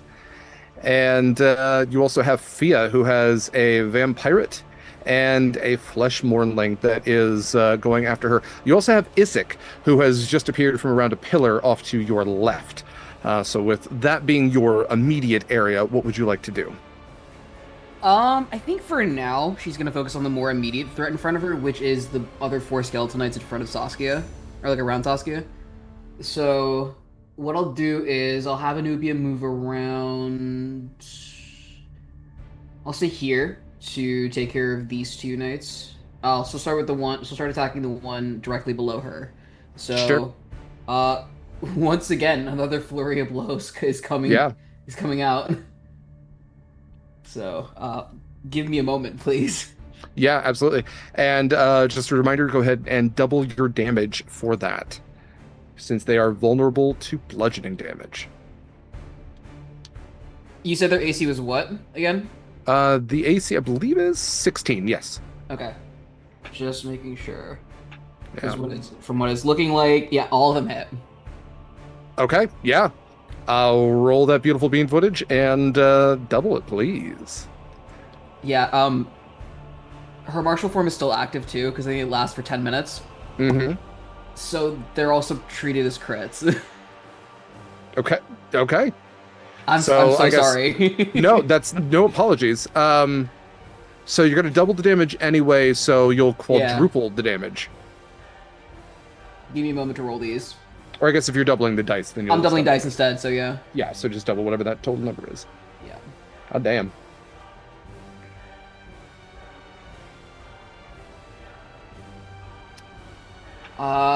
Some doubling whatever I rolled. Give me a moment to calculate, and then plus 25. 115 damage. Jesus. Okay. All right. Let's see. 115.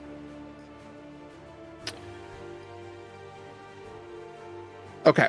That's a hell of a lot of damage. Let me see what we're working with here. I've got one of them has 65 because he hasn't been hit, and I think that's the one you were taken out. So we've got 115 minus 65, and that will get us to 50. Okay, so we will crumple the knight to your south, and then that leaves us 50 hit points to then. I'm going to say we can transfer that over. The one to Anubia's right had 49 hit points, so I'm going to crumple that one as well, as we'll do some follow through damage. Even though they aren't directly next to each other, I feel like Anubia is keen enough to punch and kick in a on either side of herself, so I don't think that's an unfair thing for a monk to do. So 2 skeleton knights also crumple with punches and kicks and maybe even a tail attack. I don't even know if Anubia has a tail, but fuck's sake, monks I don't think so, wild. But maybe, I don't know. Yeah, leave it up to you. Goddamn. Okay. 2 skeleton knights still stand around Saskia, although Saskia, you now find them like dropping around you, almost like curtains dropping, and all around you just see Anubia, this blur of gold and black as these punches land. Anything else for your turn, Abhishek? I think I'm gonna expend. I think I will use 15 movement to get over there. I'll expend the last of my movement to reposition myself next to the other 2 knights, and then I'll go for it there. Yeah. Perfect. All right, then Saskia, it is your turn. You've got 2 knights next to you. You have been maintaining your concentration, and then you also have the unsettling Isik flesh blight off to your far left as well. Okay, despite the fact that I am no longer surrounded, I am not going to take any risks here. I'm going to use my regained 4th level spell slot to cast Find Steed. Okay. So right next to me on my other side, away from these skeleton dudes, I'm going. Actually, no, behind me or in front of me. Sure. Sure. I'm going to. It's my usual goat. It's blue, but this time it has like little cloudy motifs to it. So I'm going to do that. And then do you have a goat token? I do not. Okay, here I've got a token. I need to give you permissions for it, but we'll drop this down here. Yes. Because I believe it is large. It is large. Yeah. I'm going to then use half of my movement to get onto it. Okay. I don't have an interesting bonus action, so I'm going to actually. Yeah, the only thing I can do is more insight checks, and I don't think I'm gonna do anything about that right now. I'm going to be out. So I'm on my goat. My goat shares my initiative order.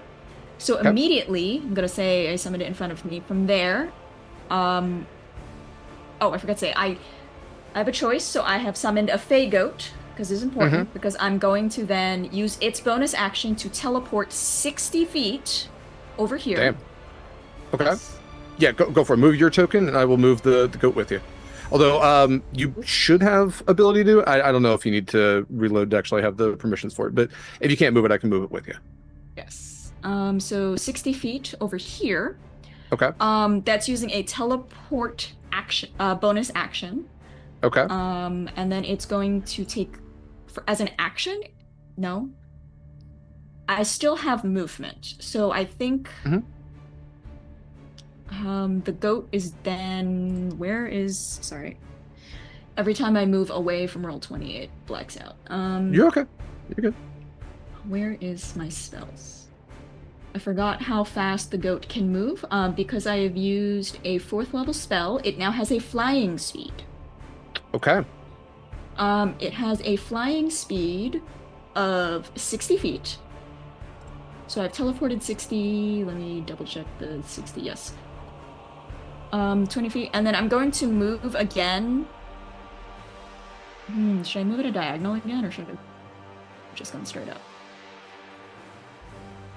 I think I'm going to rise. Roll20, please.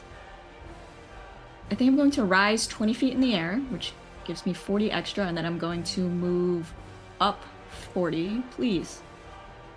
40 to here. Okay. And then as an action, my steed is going to take the dodge action. Okay. Good to know. And since I think I can use my bonus action now, since we there's nothing to perceive at this point. And that's it.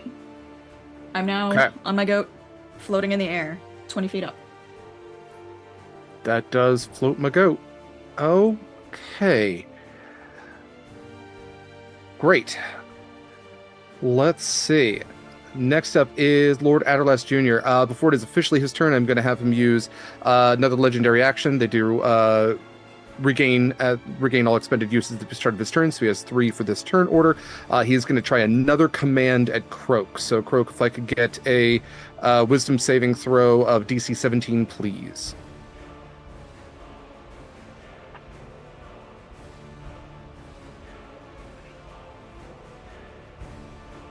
You're muted, Rack. Sorry, that is a 19 on the die for a 20 total. Okay. This time he extends like a long, elongated finger and goes closer. But you, again, resist. So for his turn then, he is going to do a grave strike. He is going to move forward towards you. I guess he's actually going to do 2 things. For his first attack, he is going to attack the door. And he is going to do that with the vial in his hand. He is going to smash the glass of the vial against the door and leave a red splotch near the center where you can see there's some runic carvings that you don't necessarily understand the meaning of. Then he is going to use his separate attack here. Okay, so he's going to do a grave strike and a bite on you. So for the first one, let's at least move him up to you. So in a blur, he is going to run up to you. Grave strike is a +9 to hit. Okay. And that is a 21. That'll hit. Is that okay? So you are going to take. We'll just do average damage. 8 bludgeoning, 7 necrotic. So that's 15. Okay. And you are currently grappled. So he is trying to he is, yes. DC 14 escape, but he is essentially trying to grab your wrist where the vial is. It's not preventing you. That's not what grapple does, but that is what he is attempting to do. And then, really quick, I do have a reaction to that. It's okay. The new ranger spells. I'm going to use my reaction, and I'm going to, with my vial in my other hand, I'm going to make a cutting motion with my free hand. Mm-hmm. I'm going to cast Krail's Rupture. So when I am grappled, it immediately breaks the grapple of the creature that is grappling me by me entering their body and coming out through the other side. So I think what happens here is when he grabs onto my arm, I think Croak just like melts into a puddle of like darkness and then goes up into his shadow and then comes out through and then just rematerializes on the other side of him. And then he needs to make a Constitution saving throw. My DC is 14, and he will take 3d12 necrotic on a failed save or half as much on a successful one. Okay. He got an 18, so he will take the half damage. Okay. He said it's necrotic? Necrotic. Okay. It'll be quarter damage. He is resistant to that as well. Okay. 3d12. Rolling. Okay, so quarter of 24 is 6. 6 damage. Okay. For baby's first damage. All right. Well, because you broke the grapple, he can't bite. He can only bite a creature that has the grappled, incapacitated, or restrained condition. So he is not able to land that attack. Yeah, I'll be over here. Okay. All right. That is it for Adderlast Jr. We are now to Cadigan, who's looking pretty fucking rough at this point. Let's see. Cadigan's got Fia about 10 feet away. He can't hit with a melee attack. But we do have Anubia, who is within range. So he is going to try an energy drain on Anubia. So this will be a +6 to hit Anubia, and that is a 24 with 16 on the die. So Anubia, you're going to take 22 points. You can take necrotic damage, right? For God's sakes. Okay. I can. 22 points of necrotic damage. And that's it. That's all he's got. Okay. Great. That is it for his turn. So we are now to, let's see, Isik. Oh, good stuff. Okay. Isik, seeing Cadigan's frustration, just goes, let's trade. And he is going to use, want to use the step block for a while. He is going to use a forced mutation on Fia. Sophia, I need a DC 15 Constitution saving throw, please. Okay. All right. Hold on. We're gonna use DC 15. Correct. Okay, that's a 16. Okay. You are successful then. So, let's see. You're only going to take half damage. You feel as he picks up a vial out of his again, blood-smeared smock and goes to lob it at you. It hits, and you start to feel like this bubbling on your skin, this burning sensation, but you mostly just take the damage from it. It is acid damage, and so you are going to take 9 points of acid damage from that, but you do not suffer a mutation this time. Okay. Let's see. I don't think he can... I think that's what he's going to do right now. He's going to save everything else. So, actually, does he get another force mutation? I think he... Yeah, let's do a force mutation at Anubia as well. So Anubia, a DC 15 Constitution saving throw from you, please.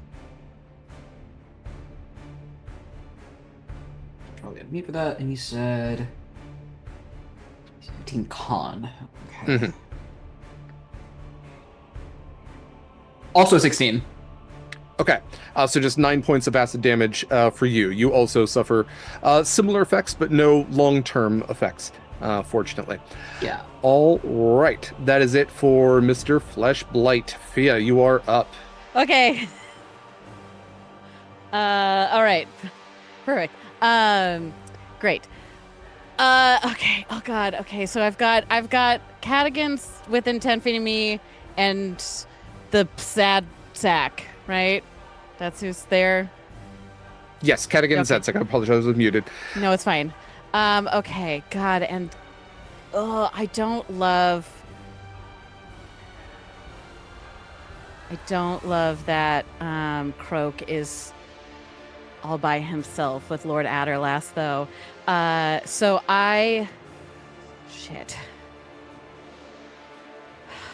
I'm gonna move 40 feet. Okay. Closer. So, I am Sad Sack will get an opportunity attack. That's fine. If you're Yeah. okay. Yes, that's fine. I will take that. And then, let's see, from here. Okay, yeah, we'll get.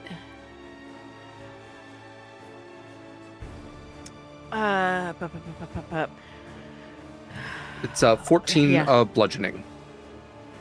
Oh, okay. So that's only 7 for me because I am resistant to bludgeoning. Great.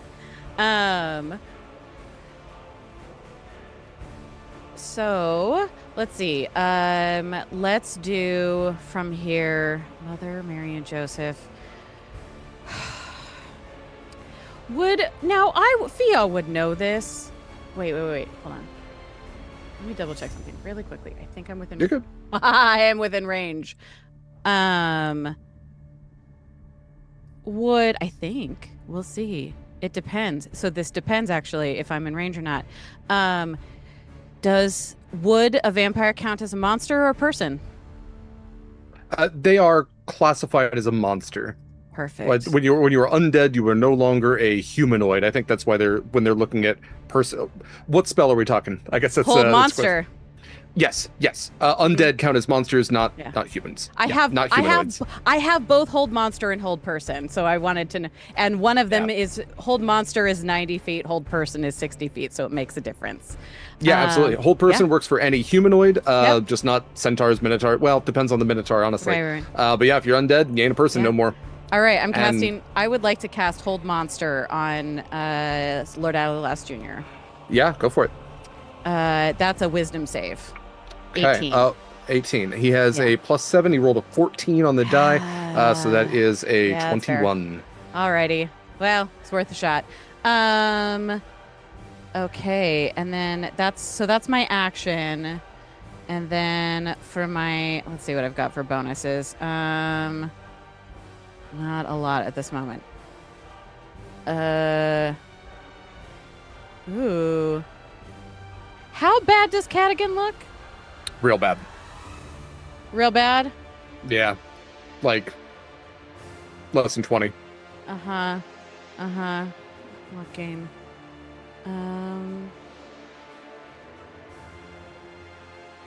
But Anubia's not close to... Anubia's still got things to deal with. Still got the couple other nights. All right. I think that's my turn then. Okay. Yeah. All right. So we then go to Sad Sack, the Flesh Mornling, who is going to go running after you. Yeah, sure. And he is going to see if he can take a swipe at you. All right. Let's see. Where's my Flesh Mornling? Actually, let's see if he can get his agonizing wail back. I doubt it, but we'll give him a chance all the same. Nope, he does not. So just 2 slam attacks then. It's got a +7 to hit, and a critical 1 on the first one, and a 4 on the second. That's 2 misses for Sad Sack, earning his name. Amazing. All right, Croak, it him. is your turn. Okay. I'd like to take a quick glance at the door. Did it look like the blood did anything?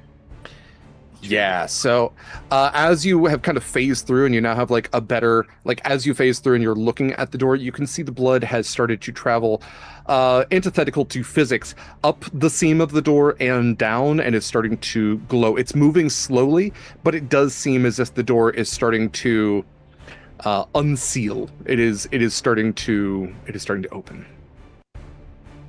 It's not swinging open. It seems like it's going to take a little while to do so, but the process has begun. Okay.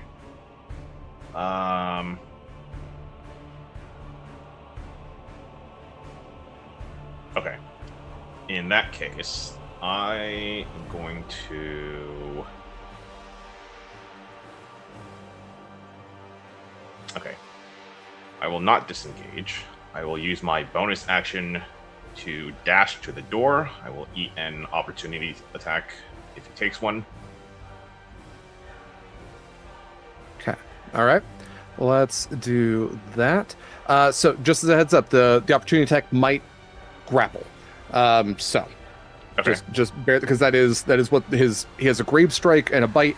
Bite he can only do if he succeeds in the grave strike. So okay.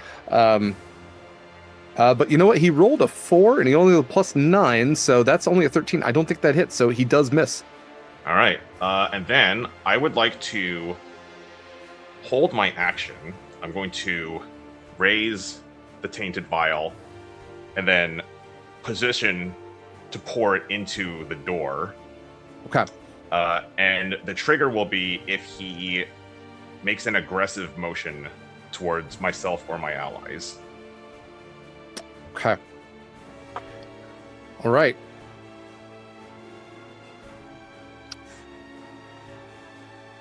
I guess let's do a... Oh, let's see if we can do something here. That's the end of your turn. You're holding your action for that? Yes. Okay.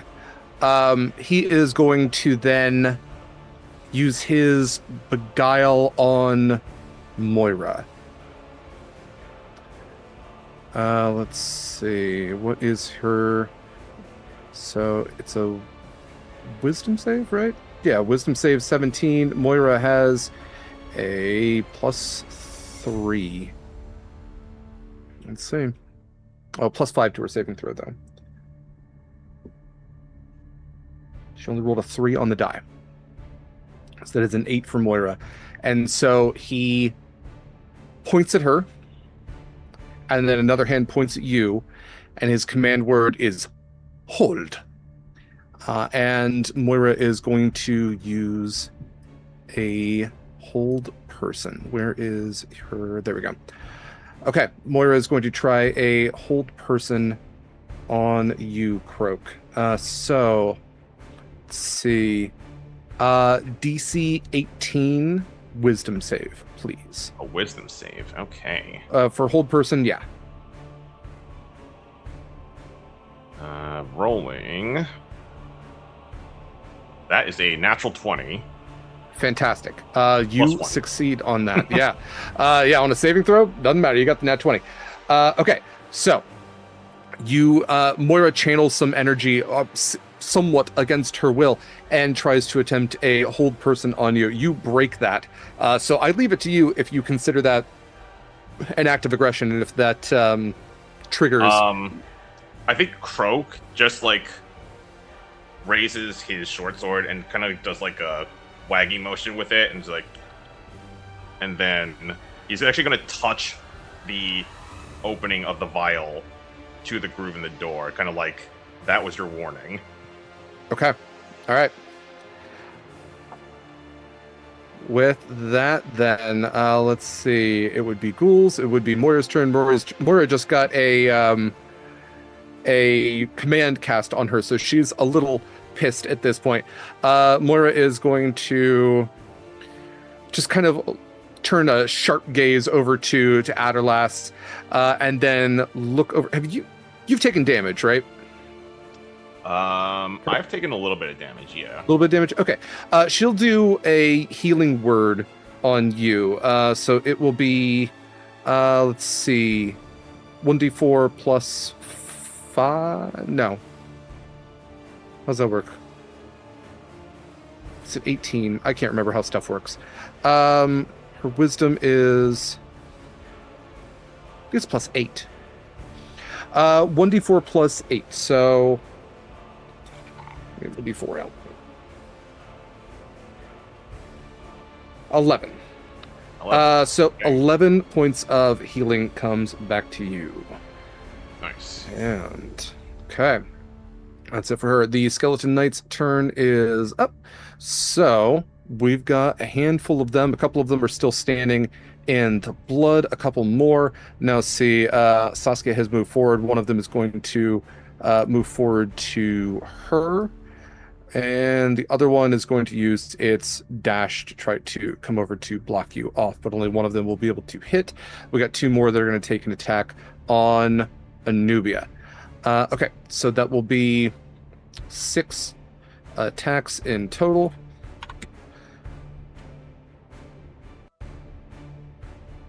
All right, so for Saskia, that is 2 misses. For Anubia, that is only 1 hit. So are you going to do... Oh, I'm 20 feet in the air. Oh, yeah, they'll just stand around them. They can't actually get you. So just 1 attack on Anubia then. So Anubia, it's only 7 points of damage. You are welcome if you want to... Well, we'll be deflecting it, yeah. yeah. Go ahead and roll for that. I imagine you will, but if you'd like to channel the damage back, you... Yeah. So I believe it's only 7. I think it's plus 16 anyway. I think the plus 16 already sort of gets over that anyway if they're doing only 7 damage. Sorry, one more time? I think I'm rolling the bonus that I add to my deflect is already a plus 16, something that's already over that. So you are successful, yeah. Okay. Are you channeling damage back to them? Why not? Yes. Go for it. Let me go ahead and roll that. I have to find it. I believe it's 2d10 plus something.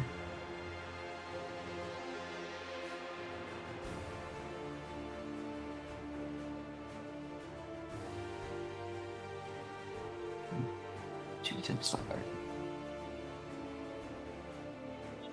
12. Hey. 12 points of... what type of damage is it? It's the same type of damage that they would have hit me with. Oh, gotcha. Okay. So let's just do 12 then. That is... there we go. Great. All right, that is it for their turns.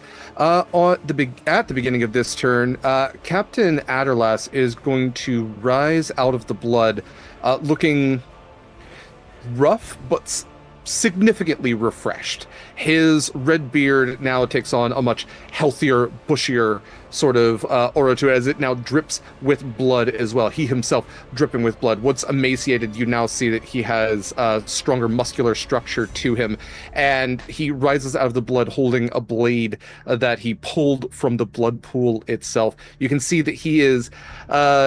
his face is emaciated, his fangs elongated. He is still closer to Nosferatu than Lestat, but he is looking much more terrifying. And as the blood drips down his eyes, him unblinking, he is going to snap his fingers. And I'm going to have the Skeleton Knights roll a wisdom saving throw against him attempting to take control of his soldiers back. So let's see here. Let's make this DC. Do you have...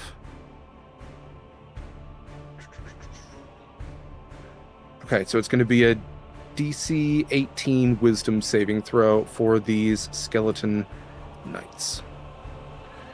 And they've got a +2 to wisdom. So for them to stay under the control of the younger Aderlas, they need to beat an 18. That is a failure. That is a failure. Failure. Fail. Success. And Success. The two closest to Anubia are going to stay under control of the younger Adalas. The others all seem to shift somewhat, their heads almost owl-like, the helmets twisting around and looking at him. And then they are going to lower their blades, like standing closest to Saskia there. They're going to lower their swords and turn to face the elder Adalas. The two in the blood stand to face him at attention. He has control now over 4 of these skeleton knights. 2 of them remain under the control of his son. With that is the end of our 4th turn order. Okay.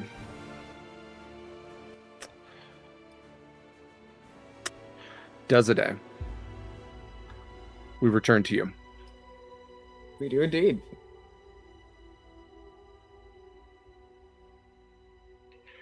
We left off with you basically saying, listen, if we have to do everything, why shouldn't we just be in control? What do we need the gods for anyway?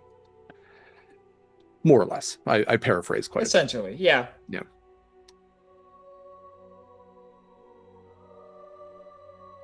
The youngest one speaks again.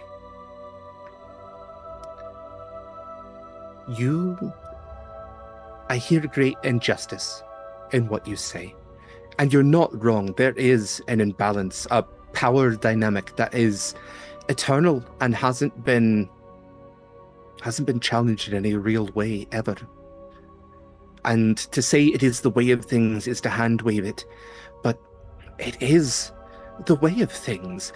The gods plan, we enact, we scheme, and we strategize, and you do.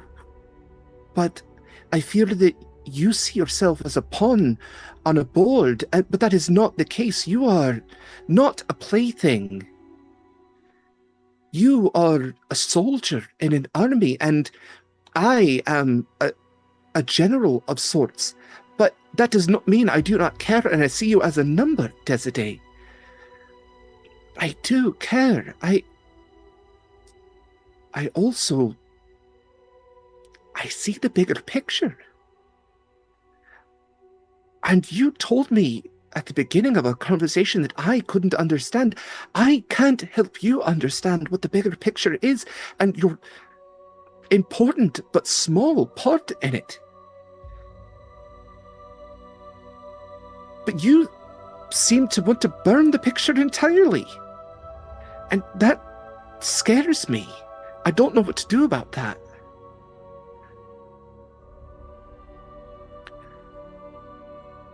I want you to feel important.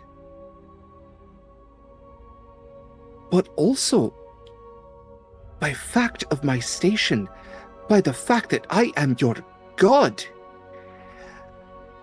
I ask a level of humility that I am not being shown.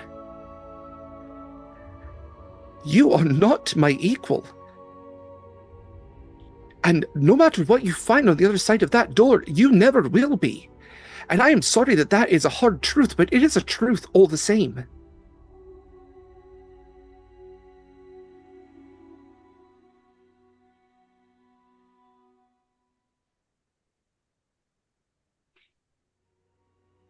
I am sorry if I ask too much of you, of all of you. I am sorry that your existence might seem trivial and full of pain, but I can't change that. I can't change the way that you feel. That is not something that I have power over.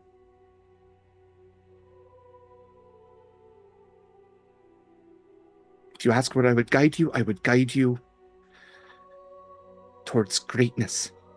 But the greatness that allows this world to continue, that allows peace and hope to thrive.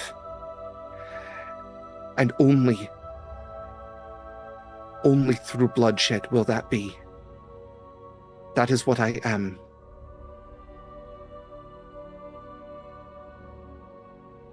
That is what always will be.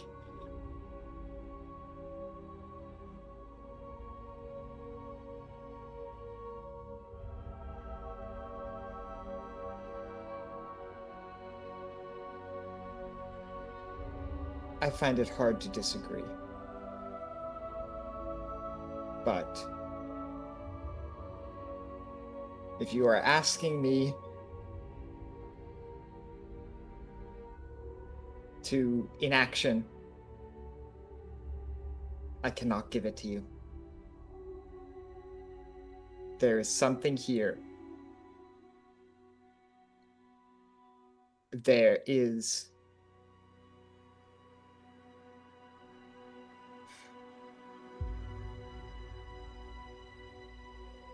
I suppose I'll put it this way. You said it yourself. You are not fate. But I am here. This door is here. This strange coincidence of blood is here.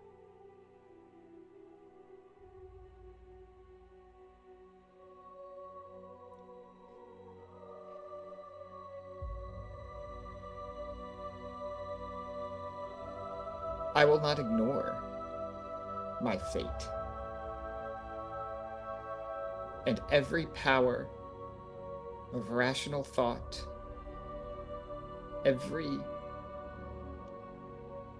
feeling of this body that I have tells me that my fate is on the other side of that door.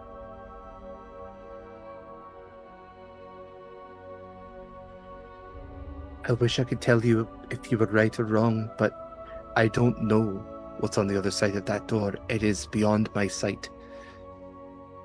And that is distressing. Give me a charisma saving throw, please. Sure.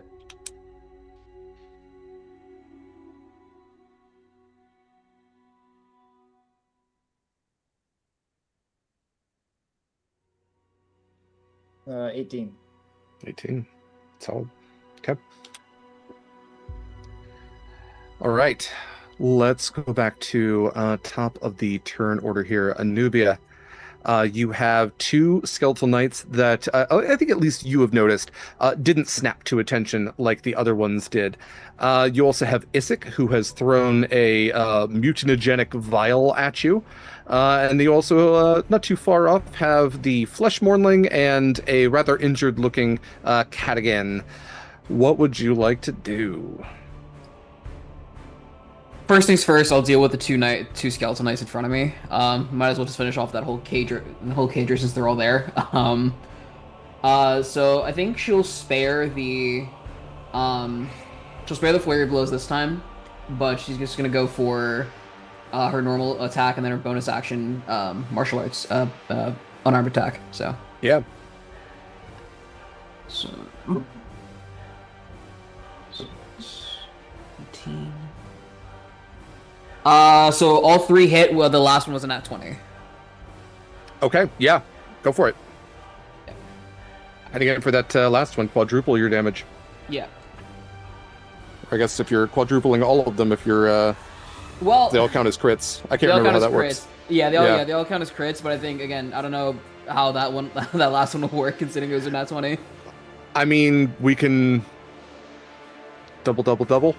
So. Your rules, I don't know, man. Yeah, no, go for it. Fuck it. Like, that's... I mean, chances are you're going to take out both of them without even that, but yeah, no, that's...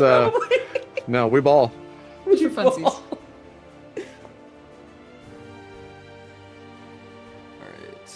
so...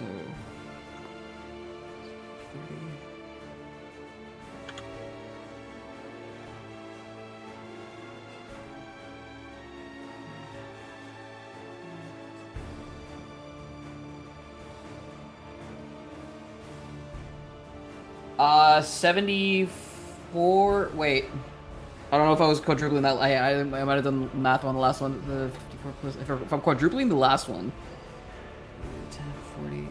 Jesus Christ, 94 plus 15, so 109. I think if I did my math correctly. Yeah. Okay. Well, they had 37 and 65 total. So I'm fairly certain that that's 102. So yeah, with like both fists punching at the same time, you You take out both of these fucking skeletal knights. 100%. Yeah, fuck them. Jesus. All right. Let's see. All skeletal knights in service of the younger Aderlass are down. God damn. Anything else for your turn? Just like a quick, she'll use her movement to go over to Izek. But before she does that, she'll sort of look at the pile of like undead before her, or like crumpled armor and like bone dust. Oh yeah, no, it's like, a wild fucking pile of bodies. She will just do a quick she'll a little wild for her, but she's gonna spit. She's gonna like spit in their general direction, like straight up. Just sort of mutter something along the lines of, "May Lord Anubis be merciless in his wrath against your tainted souls," something along that line, and stare Izzy down, and then just move right to him, using the full amount of her movement to get to him in a single stride. I think if you had true sight, you would see like the aspect of Anubis appear like Barry Allen does next to the grave of Green Arrow, just like making the double peace sign over like the pile of like knight corpses and everything. Yeah, totally. Yeah, that's pretty great. Okay, Isik like flinches as you run up. Don't hit me. Anything else for your turn? That'll be it. Great. Okay. Let's see here. We are to Saskia. 20 feet up in the air, floating your goat. You have two knights that don't seem aggressive towards you right now. They seem to have turned away from you. You have the Elder Aderlass, which is a little intimidating as he is like dripping blood, like the beginning of blade off of him. And a couple others that are standing at attention. You have the younger Aderlass, who doesn't seem to have noticed that just yet, as he is looking towards Croak, who is threatening to smash a vial against the slowly opening door. Okay, I am going to... My goat shares my initiative. So my goat is going to fly 60 feet, action, dash, and I will get to... I'll be 20 feet above Croak. I will place myself next to him. 20 feet, is the door 20 feet high, or would I have to come down a bit? The door is, let's see. The door is 35 at its highest. Okay. So I will just place myself up. I would be automatically 20 feet up, so I will just put myself there. Perfect. So the door is opening. Would I get a sense, I still have my vials of holy water. Would I get a sense that if I smash a vial of holy water against it, would it negate whatever this blood is doing? You can give me a free Arcana check for that. Okay, no, I'll roll. I'll use my advantage. Okay. So risky. I have free crits and I'm doing this. Okay, one of them is a 19. Okay. For dirty 20. Okay. What I will tell you is that there is nothing inherently corrupt about what has been done to this door. Like the blood is not necessarily an evil thing. It's a thing of power.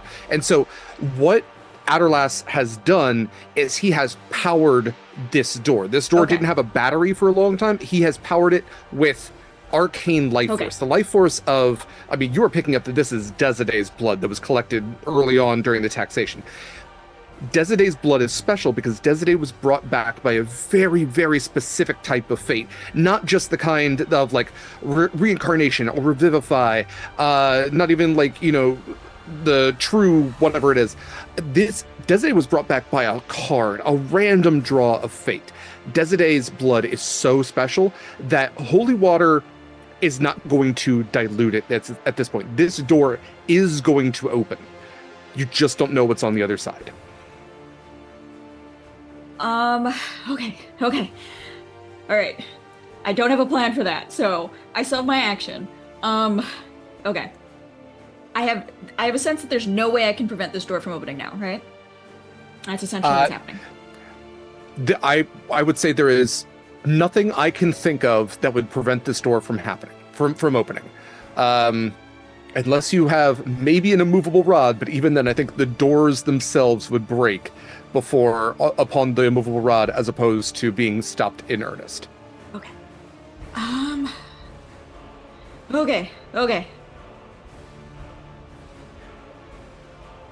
Okay. Wait, I gotta think about this. Because I had a different... Okay. Oh god. How much movement did I use to get here?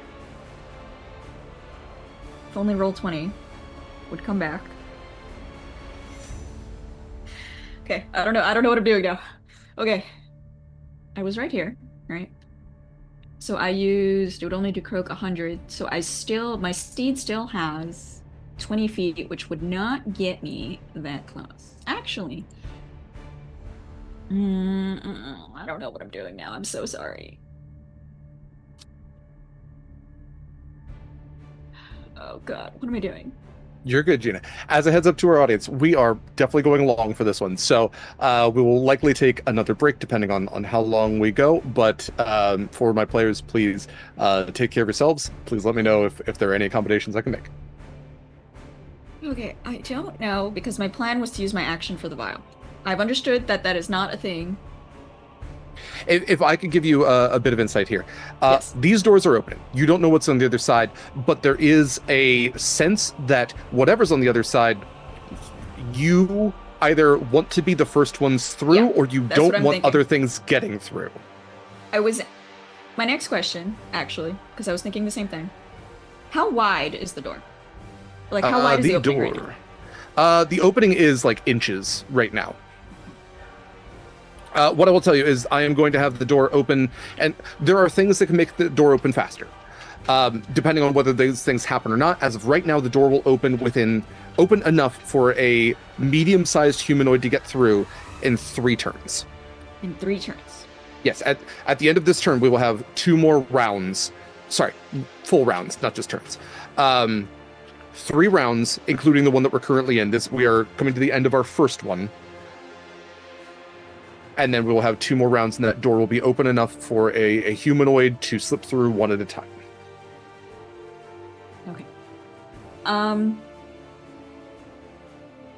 Okay. This is a long shot, because I still have an action, and I don't have a lot I can do, and I want to stay exactly where I am. Mm-hmm. Can I cast Levitate on Adderless Jr.? He needs to make, because he's an unwilling creature, he needs to make a con save of DC 17. Okay. Roll 14 on the die. He's got a +9, so that is a 20. Yeah. Okay. 23. That's the best I got. So I need to stop him from moving. And I will stay here. Okay. All right. Adderless then is going to use his legendary action as he sees that 2 of you have gone up to the door then, with Croak attempting to contaminate whatever is on the other side there, which is also a possibility. You can't stop the doors from opening, but you can potentially alter whatever's on the other side. He is going to point to Moira once again with a command. So I will have Moira make her save here. And that is another failure. He is going to point to her and the door, and he is going to say, "Open." And Moira is going to use her turn to channel magic into the door, which will cut it by 1 round. Okay. So, but that is on her turn, unless there's anything you all can do in the meantime to stop her. She got a few turns in the meantime before we get to Moira, but that is what she will spend her turn doing. Yes. I can do something. Okay. Hold on, wait. Is Moira within... No, because I'm up, and I think I'm 50 feet from Moira now, and I'm 20 feet up, so I would be more than 60 feet from her. I mean, if we're counting diagonally, I mean, height is weird. I would say you were exactly 60 feet by what I can see on the map. Wait, but Adderless cast the spell, but he is farther than 6 feet. Never mind. I need to be 60 feet. So that is how far Counterspell is. Fair enough. Never mind. Okay. All good. Okay, so it is Adderless Jr.'s turn in earnest now. Let's see. We got Croak right there. He feels a little stuck based on...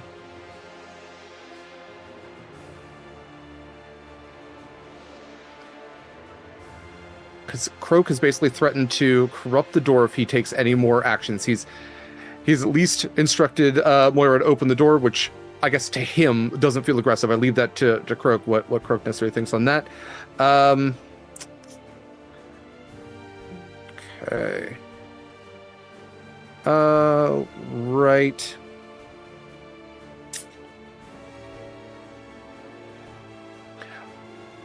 Saskia's pretty far up.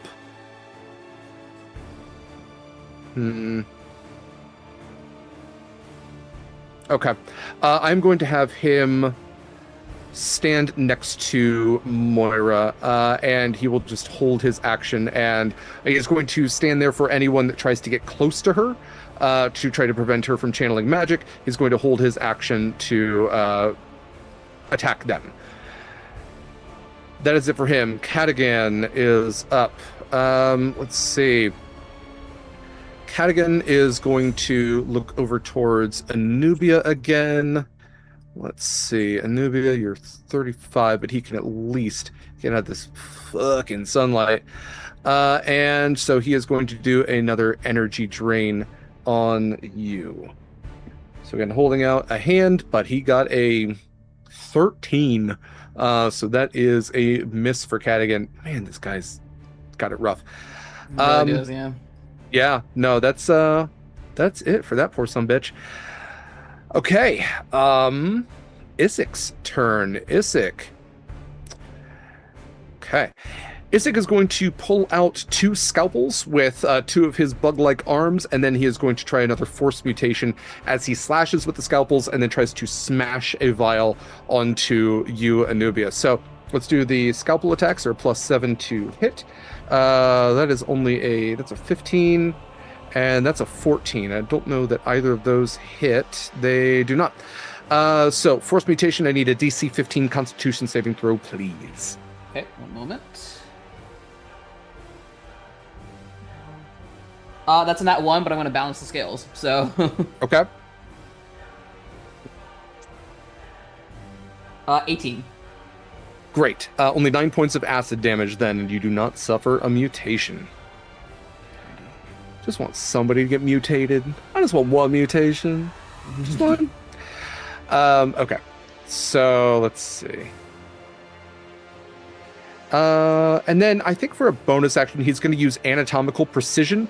His speed is going to become 0, but he is going to gain advantage on scalpel attacks at the start of his next turn. So yeah, that's it for him. And then we are going to Fiach. Okay, there's so much happening here. I don't love that the door is opening. I don't love that Captain Adderlast Jr. is near the thing. I know that Saskia and Croak are up there and that Anubia is sort of all by herself, but I think I am going to continue to move. I am going to move forward 40 feet, taking that attack of opportunity from my friend who's from the sad sack. And then let's do that. Yeah, that's fine. Yeah. And I think from here we're gonna do it would be 14 bludgeoning, so just 7 because it's half for you. Yeah. That's fine. And I think we're just going to go with a good old couple of Eldritch. Let's do 3 Eldritch Blasts at Captain Adderlast Jr. Yeah. All 3 of them.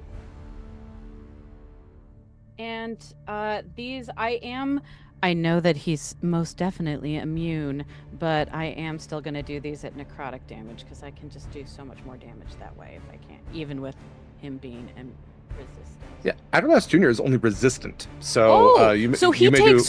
Wait, Cadigan was immune and he's only resistant? Mm-hmm. Oh, hell yeah! Yeah. Cadigan. Weirdly enough, I'm using the I'm using the Vampirate Captain stat block for Cadigan. So he weirdly is immune to cold, necrotic, and poison, and has some other weird bullshit. But a vampire is just resistant to necrotic. That's all they got. Okay. So all right. I thought that I had seen that vampires were normally just resistant, but okay. Cadigan has some weaknesses and some other weird shit that hasn't come up just yet, but will. Relatively soon, I imagine. So the lowest hit on the dice for those Eldritch Blasts of the 3 of them is an 18. So all will hit. Great, perfect. So, and I have been slightly rolling, unfortunately, these wrong because the necrotic damage is an extra damage die, not like an extra d6, and I had just been rolling d6s. So, that's fun. It's fun. Yeah. Okay, so the first one is, let's see, 7 plus 5 is 14 points of necrotic damage. And then 7 plus 5 is 12. Yes, thank you. Sorry, I'm not a math gay. You're good. This is 18 points of necrotic damage. Okay, so 30. And ooh, that's so good. 20 points of necrotic damage. It's 50. Yeah, and since oh no, I can't. I think that's all I can. Is that true? I think everything else has to be a weapon attack, and this is just a regular ass attack. So I think that is. Oh, and he also has to make a wisdom save. I keep forgetting this. Wisdom save. All right. Yeah. 18 DC. I'm sure he'll make it, but. Well, he got a 3 on the dice, so it's only a 10. He is going to use one of his legendary resistances. Sure, that's fair. That's fine. So yes, he will. Yeah. He will succeed with that. But that is that is his first legendary resistance he's used. He has 3 in total, so he has 2 left. Yeah. That's fine. Yeah. And I believe. Just double checking that there's nothing else I got. Oh. Yeah, I think that'll do. Yeah, that's my turn. You're muted. Thank you so much. We are going to Sad Sack the Flesh Mornling. Oh, Sad Sack. If only people knew your backstory. Okay. Sad Sack is going to run up to Fia once again. Fia, how high off the ground are you? I think I'm still 10. I have not gone any further up. Sad Sack is just chasing a bird, essentially. Yeah, pretty much. And just trying to swipe at that bird. Yeah. So going poorly, though. It's not going great. That's okay. He's not here for. Well, he got a 19 on that one. An 18. Jesus Christ, Sad Sack. Okay, 19 and 18 on the die. Plus 7, both going to hit. So that is going to be 30 points of bludgeoning damage in total. Halves. So 15. Yeah. For that one. Okay. And Sad Sack hasn't taken any damage either, so I know. Sad Sack's living a great life. On life. Not life, it's a terrible life. I don't know what I'm saying. I'd watch that movie, The Antithesis of His Wonderful Life. Mm-hmm. It's just where he turns into a flesh abomination. Sure. I wanna die. Okay, so Croak, it is your turn. Okay. I would like to ask a question. Yeah. Now, I think you said that the doors would take 3 rounds to open wide enough for a medium-sized creature to get through. Correct. And now it is 2 rounds because of... It will be if nobody stops Moira on her turn. Before her turn, essentially. We haven't gotten to Moira's turn. Moira is going to channel magic, which will... So, basically, to math this out... when we get to Moira's turn, which will be after yours, Moira is going to channel magic. Then after Adderlast Senior's turn, we will only have one more round before the doors are wide enough for a person if Moira is successful. If she's not successful, if somebody casts Hold Person or prevents her in some other way, then it will be after Captain Adderlast Senior's turn, 2 more rounds. 2 more. Okay. Yeah. So my question is, because I am a small creature, if the magic goes through and the door opens further, would it be open enough for me to squeeze through at the top of the round? Yeah. Okay. Then, in Sure, that especially case, for a rogue, yeah. I would like to use my bonus action to dash to double my movement speed. Okay. And then I'm going to hold my action until the door is open wide enough for me to slip through. Okay. So kind of like a cartoon character where like the legs start spinning in a wheel, just like getting ready. You're like in a 3-point stance, like a sprinter.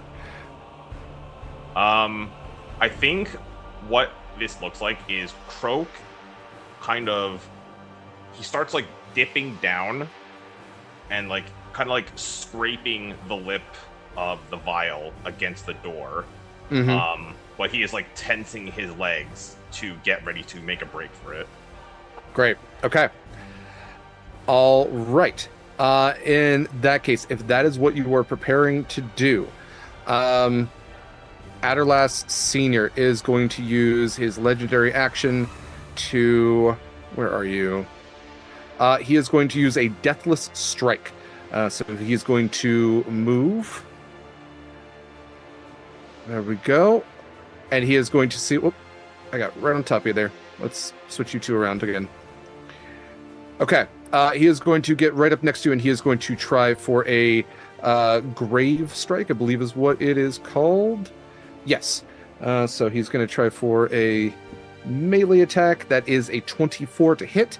So he is going to grapple you at this point. So that is a 15 points of damage. 8 is the bludgeoning, 7 is the necrotic. Okay. Cool. Then I will...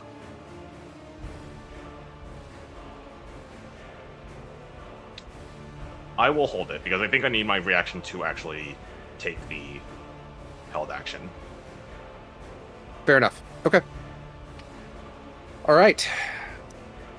Then, let's see. That was Croak. So, Moira's turn. Moira, having not been prevented, is going to use her turn based on being compelled by command.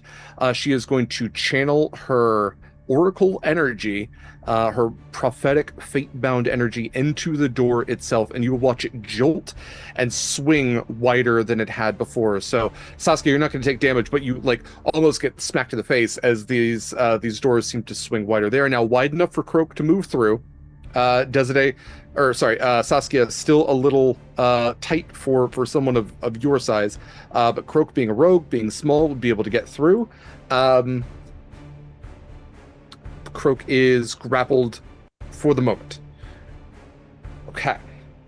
That is it for Moira's turn. It is the Skeleton Knight's turns, and the 4 that are left are under the command of the Elder Adderlass, so they are going to actually start to move closer up to the pedestal, as they seem to be bound by a new directive now. So let's have that one go there. This one is going to go, let's see, that will be 55 and 60 right there. Then 30 and 30. And then that is going to be, let's see, that would be 15. So that's about all of its movement then to climb for that. And then we'll dash for that. There we go. Okay. They don't take any attacks. They're not necessarily aggressive to any of you. The Elder Adderlass, now looking much more unlively, is going to leap out of the blood pool. So let's see. That will get him right there. And then he is going to walk up behind his son and grab him essentially by the scruff of the neck and place the blade against the throat of his son. You thought you could put me in a prison? You thought you could use my blood for your dark deeds? I gave you a gift. I gave you something that would save you. And you seek to corrupt it? And with these people, what have you done? And he is going to, let me get his new stat block here. Not that one. This one. Okay. I can get rid of the blood-starved vampire, and now we are crypt-starved, which is, strangely, incredibly better. So he is going to... He's going to use his blade, which is a +10 to hit. So that is a 24. He's going to draw the blade across the throat of the younger Adderlass. Still, I guess, technically maintaining the grapple on Croak. So Croak, you get sprayed a little bit with the blood that expels out of this wound, as the younger Adderlass is going to take 26 force damage. Oof. And also now has the bleeding condition.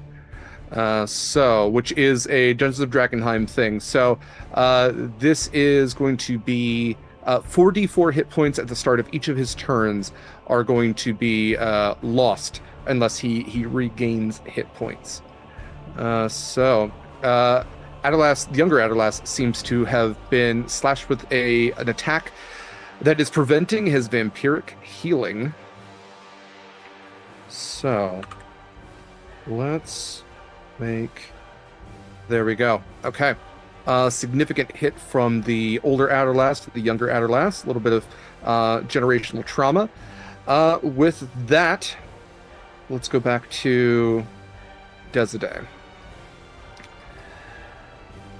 Desiree, the Morrigan looks a little lost, admittedly, at what to do next. Mm-hmm.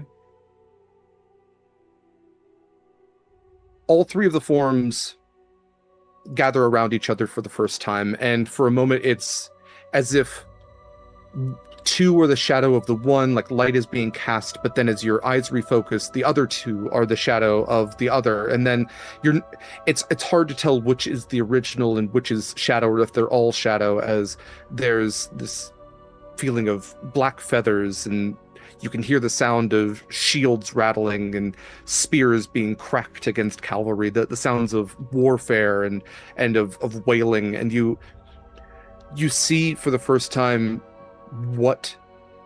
here at least, what she is when she is singular.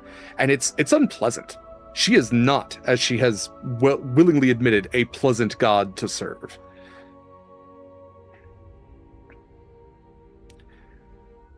Desiree, I have given you everything that I could give. And you sit and you say it is not enough, that we don't do enough.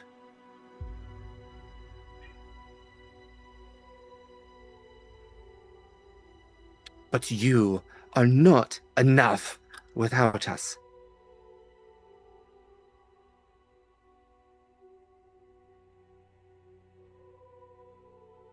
No matter what you...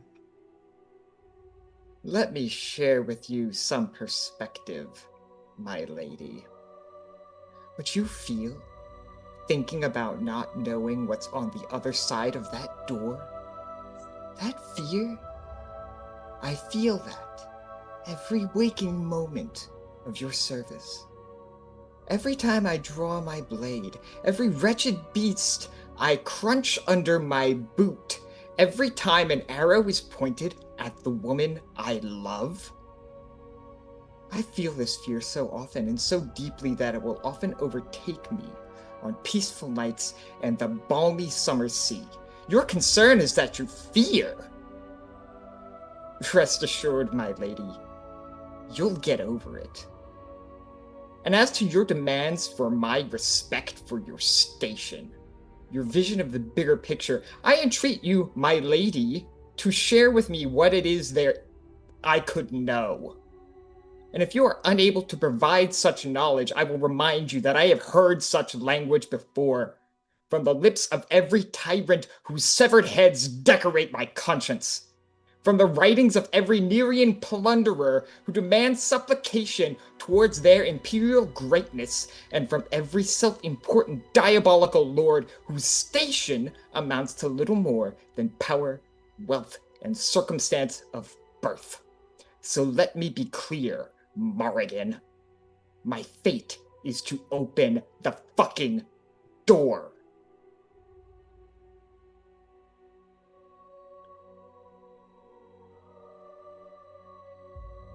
Collectively, they take one step forward and grow as tall as the ceiling and taller still into the shadows, and with 6 eyes gleaming down, a singular voice echoes out, just a yelling whisper. Apologize.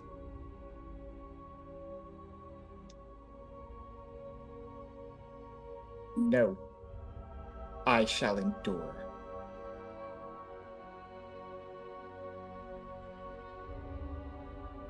Then let fate decide if you are truly still mine. I am going to use my GM complication here.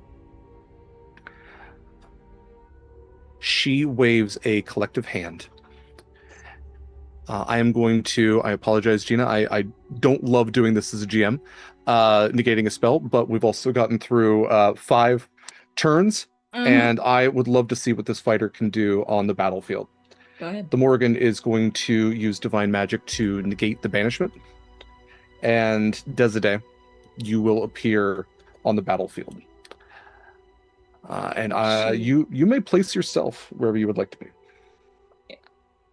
A stunning development in the Harbingers World Championships. I do mention, this might be because it's negated Divine Magic, but please, supposed to reappear where she disappeared from.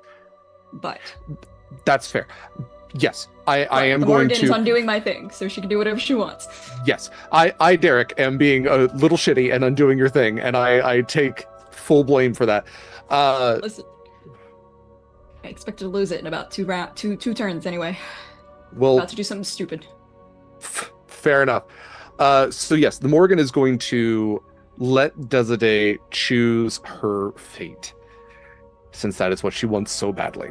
So, Des, you may place yourself. I did have you roll initiative before we begin, so you will go after Isaac Fleshblight before Fia in this next turn order. So all of you would see as Desade arrives on the battlefield behind the Elder Adderlass. Nice little conga line. Yes. Yeah, if you had a pike, you'd get all 3 of them. All 4 of them, maybe. A little shish kebab. Okay. With the conversation between the Morrigan and Desade at a stalemate, at least it's how the Morrigan sees it, let's go ahead and go to top of the order with Anubia. So Anubia, far away from you, Desade has popped back into the material plane. However, you have a Thrykeen in front of you, a Vampirate behind you. What would you like to do? Really quick. Sorry. Yeah. Because of these recent developments, can I attempt to still trigger my held action and try to break out of the grip of Atlas Jr. to squeeze through the door? Yeah, we could say that the breaking the grapple would be part of you trying to move through. So yes, to break the grapple, it is a DC 14. Yeah, and that's you can use Dex or Strength for that. Okay. You know what?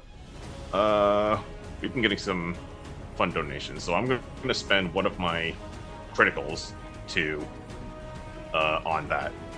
Okay. Escape defend. Okay. So Croak, you break that grapple, the grip, and you're able to squeeze through the doors. We're going to shift back to the map that we're currently on here in just a second, but I want to show you what Croak you have walked into here. So I am going to move our map here real quick. So Croak, you will be at the south of this map. You open this door, and we can ignore the busted down door. That's not part of it. But it is a dark antechamber. You can see ahead of you that there is an archway which is open, some stone steps, and there are blue lights which seem to crackle with some energy, providing some dim light in this space. But further down this hallway, you can see that there is a brighter light that is emanating, and you're not sure exactly what that source is just yet. But if you would like to, we can move back and forth between the maps if we need to. Yeah. But that is what you have moved into. Yeah. So I think what this looks like is when Adonis Jr. gets slashed by his father and Desiree bams into existence. Croak takes the opportunity to just flatten, turn his hand into like a cone shape and just slip it out from his grip and start dashing in as far as he can. Okay. Yeah. So if you want to place yourself on this map, you may use your movement from the bottom square there to the bottom square. Okay. Yeah. So just like the farthest south of the. Okay. Cool. Ooh. Okay, so that would be 5, maybe 10 feet since I'm squeezing. Yeah, we can call it 10. That's fine. Okay, so 10 feet to get in, and then I have another 50 left. So, I think Croak's just gonna realize where he is and just start sprinting as far as he can, up to here, I guess. Okay. He doesn't know what he's looking for, but he's just gonna run. Yeah, for sure. All right, let me move back to the other map here. Appreciate y'all's patience with this. As we go to, this is top of the order with Anubia. Yeah. So, considering the fact that I have Isaac in front of me and then Cadigan behind me, I'm thinking I have an idea. It would involve me taking an attack of opportunity from Isaac, though, but personally, I don't really care. I'm gonna leave Isaac, so I can go and take down Cadigan. Okay. I'll take the opportunity attack from Isaac while he does that, but I know he can't move at the moment, so yeah. It is 6 slashing damage. Okay. 6 slashing. I'm gonna go ahead and use my attack action against Cadigan. Okay. So 21 on the first hit. Yeah, absolutely. And that's a nat 1. I get to balance the scales. Okay, I think that might be a miss. Was a 14. A 14, I believe that does miss. Okay. But I still got a hit in, so I will go ahead and use that crit damage. So that's 2d10 plus 5 coming his way.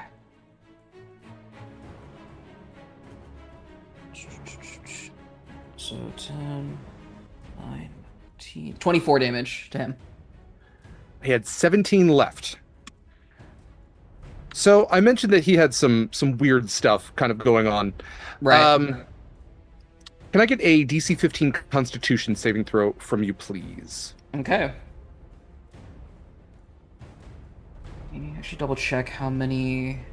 Cadigan just wasn't fully baked yet. He's a little volatile, and as you go to strike him down, his blood begins to boil inside of him, and he becomes volatile in the sense that he is going to explode. Yeah, great. That's fine. That's cool. I'm gonna go ahead and pop one of my donation advantages. Yeah. Okay. Okay. So let me know if you beat 15 con or not. 17. Okay, you did not take any damage as he explodes. You would have taken 16 necrotic, but he explodes and you are able to at least monk-like dodge out of the way of all of this boiling blood inside of him. And Cadigan, the vampirate, is no more. All right, anything else for your turn?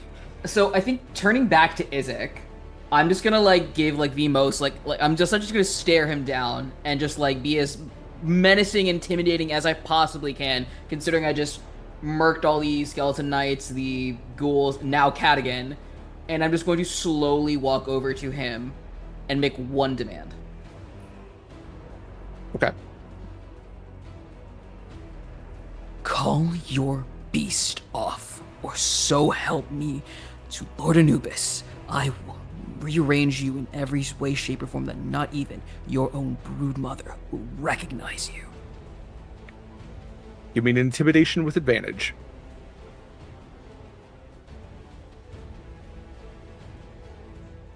Intimidation with advantage. Not my best. I do have a -1 in that. That's okay. I'm actually gonna go ahead and use one of my donation crits here. Fantastic. All 4 arms go up and the scalpels just drop. I didn't even want to be here. You're right. We'll go. And you see, like, his mandibles contort a little bit, and you hear something like between a whistle and a cricket chirp, and he goes, "Sadsack, we're leaving."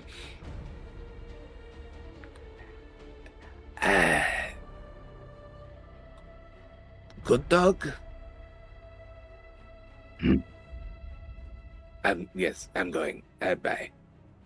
It will leave on his turn. Sadsack at this point is considered a non-combatant, as Sadsack's turns. All of these arms just kind of like give a shrug, like, "Rrr." I don't want to die. You did that a lot. You know how bad it is. I don't want that for me.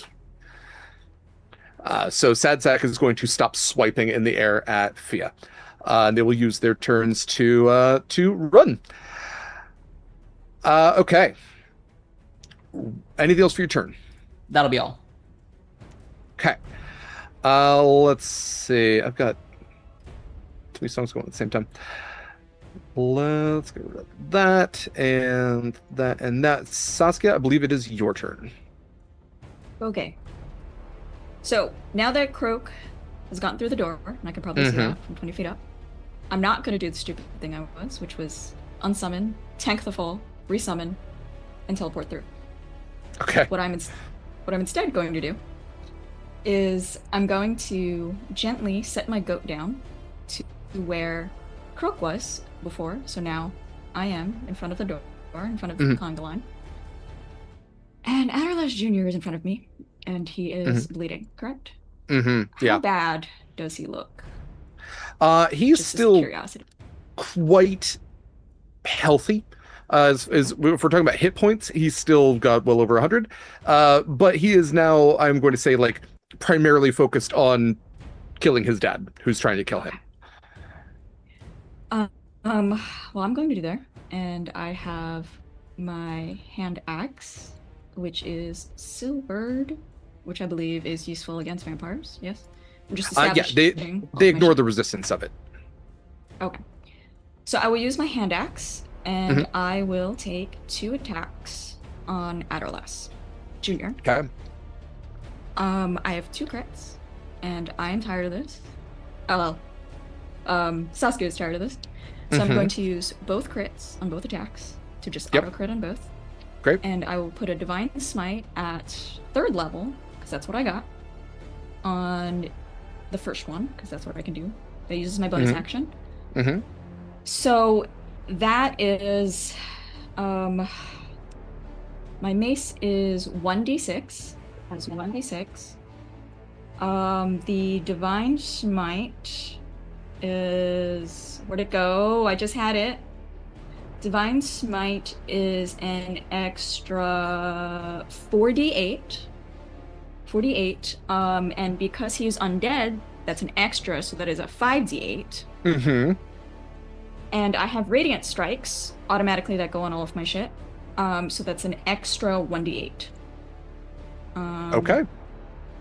I don't have d8s out for some reason, so that's 5d8, 68, a d6. But the dice is doubled, so that is 12d6, 12d8, and 2d6. That's just for the first attack. Okay. And then the second attack which I will just do all at once, would be 1d8 radiant. Mm-hmm. Is he? No, I'll just do the dice and we'll double it after. That's fine. And 1d6 because they're here. Actually, let me roll this separately so I can have the mixed damage. So it's 13d8 13d8 radiant damage. Yes. If D20 would roll this in a timely manner. Shit, where did it go? Let me reroll that. Unless anybody else saw it. 13d8. Which please roll.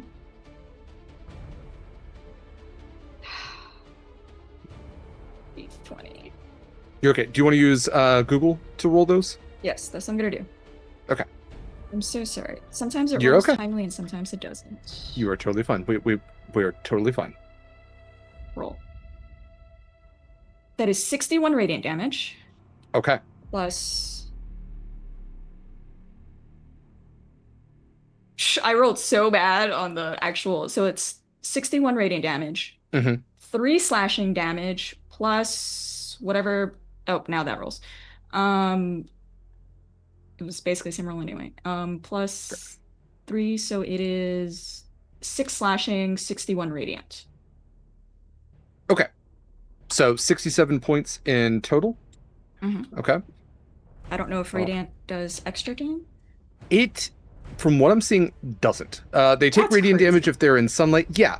They don't have any vulnerabilities. They have they don't have any damage vulnerabilities. If they're in sunlight, they take 20 radiant damage. He's been outside of the daylight sphere or circle.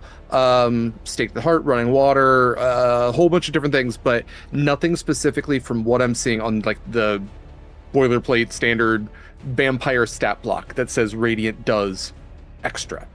No, If somebody else sees something that contradicts that, please let me know. That is good to know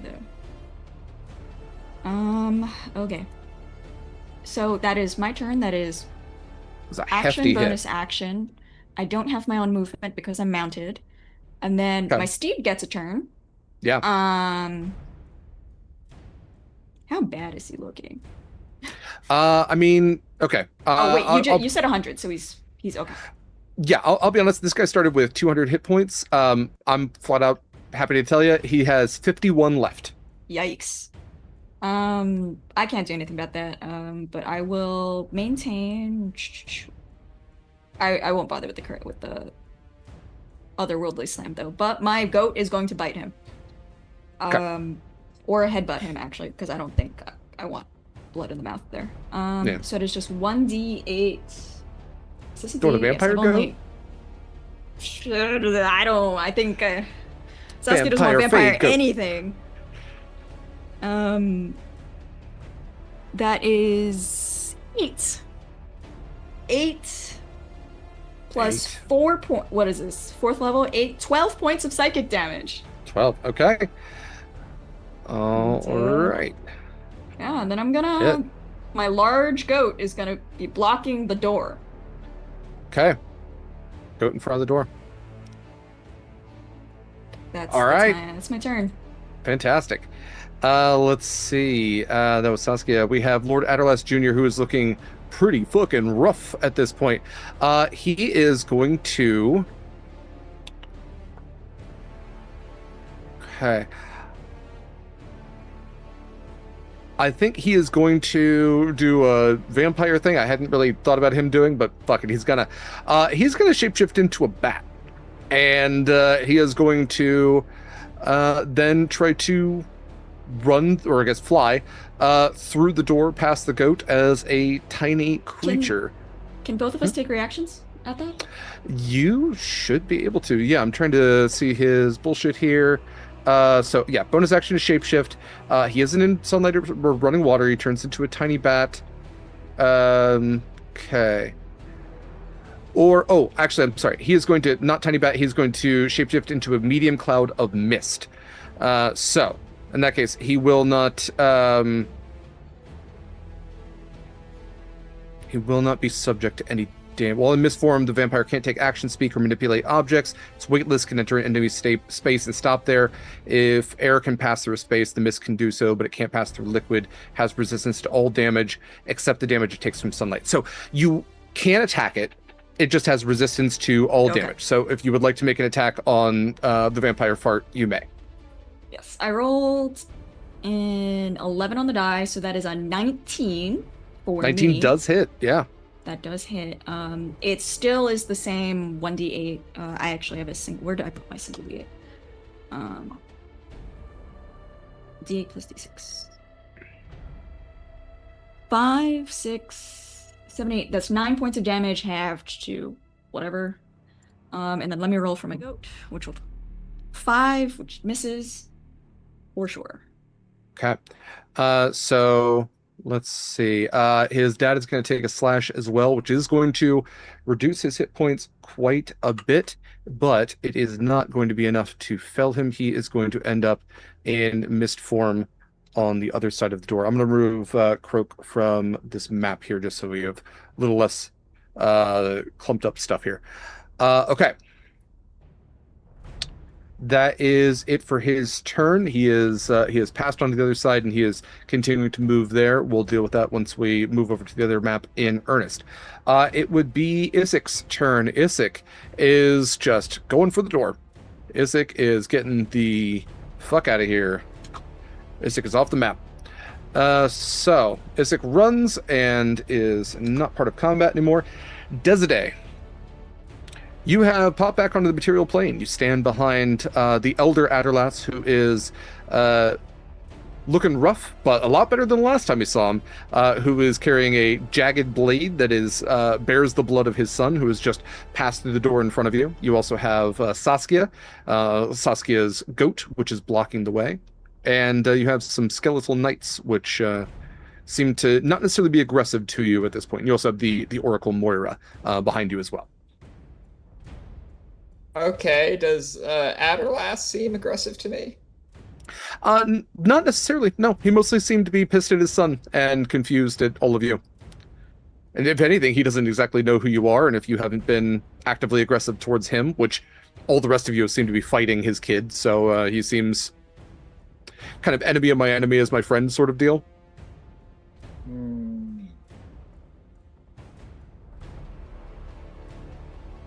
I think I've caused enough problems for one evening. So I'm going to... Can I see through the door? Yeah, absolutely. Sick. I'm going to... Can I squeeze through? Or do I need to do some shenanigans? It's not big enough for medium creatures. It will be at the end of this turn order, but if you would like to prepare an action to run through... right now, the goat is blocking it, so there's that as well. Gotcha. So you could maybe jump over the goat, depending on what your strength score is, all that kind of stuff, but... Could I exchange a... Could I use an action to perform a bonus action? I'd like to do my Echo Teleport thing, but the Conjuring of the Echo and the Teleport are both bonus actions. You can do a bonus action as an action, yeah. Alright, sick. Then I will summon an Echo 30 feet ahead into the door, and then I will switch places, being inside the door.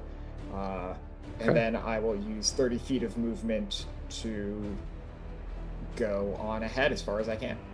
I will. I'll move our map over here if you want to move yourself up. You would see in the darkness that Croak has a bit of a head start on you, but then I'd probably be about here if that's about 30 feet. Maybe a bit ahead, but yeah, somewhere like here. That was action, bonus action, movement. That's my turn. Great. We'll also put Aderlass on the board right there, and his pitiful hit points. Okay. Then we are to Fiach. Okay, I am going to...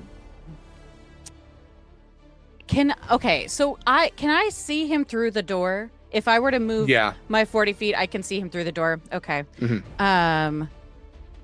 So I will move just the 40 feet to get onto the dais, essentially. Yeah, sorry, let me move and us back. No, it's fine. I think that I think it puts me right next to Moira. Man, part of me wants to get so close, and yet, okay, there we go. Oh, no, that didn't move. And then from here, I think through the door, I still have 120, like, I only need 120 feet. So I assume, yeah, that's plenty. I'm gonna see if an Eldritch Blast on the mist form works. I mean, yeah, in theory, it should. Theoretically, we're still in the form of dread. We're still doing necrotic damage. I know he's resistant to all damage, but not resistant to necrotic. He is resistant to all damage as a mist form right now. So, and because he already has necrotic resistance and double resistance, I'm going to count this as regular resistance because that would technically be immunity at that point. Okay, I will accept that. Okay. Oh, those are really pretty. There's 2 19s and a 17 on those dice. That'll all do it. Yeah. And that's before I add the, my pluses to that. So, all right, we are doing 2d10 plus 5 to each of those because it's necrotic eldritch blasts, which puts us at 19 for the first one. Oh, yeah. All right. 20 for the second. And 12 for the third. Okay. And yeah, I think that. How's he looking? I mean, what's our misform at this moment? What I will say is he had 13 hit points left, even halved.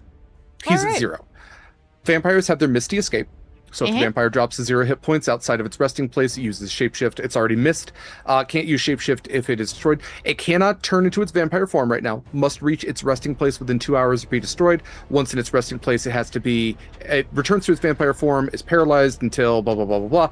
So right now, you have dissipated most of the mist, and it is like, it's the werewolf fog is drifting across your feet and trying to, like, if mist could frantically run out of this place, flee, it is trying to do that.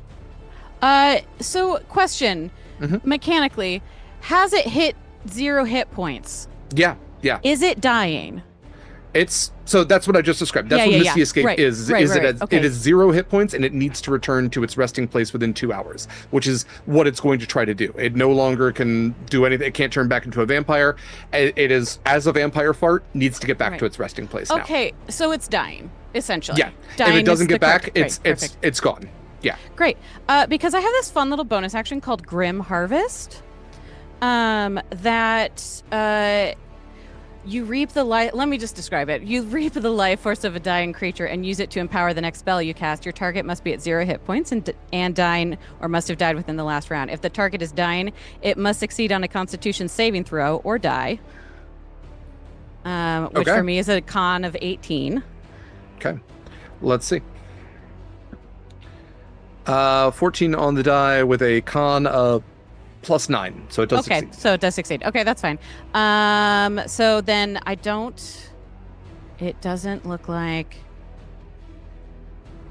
I can do anything unless somebody kills it in the next. I think that's all. I think it's a save or suck, which is fine. Yeah.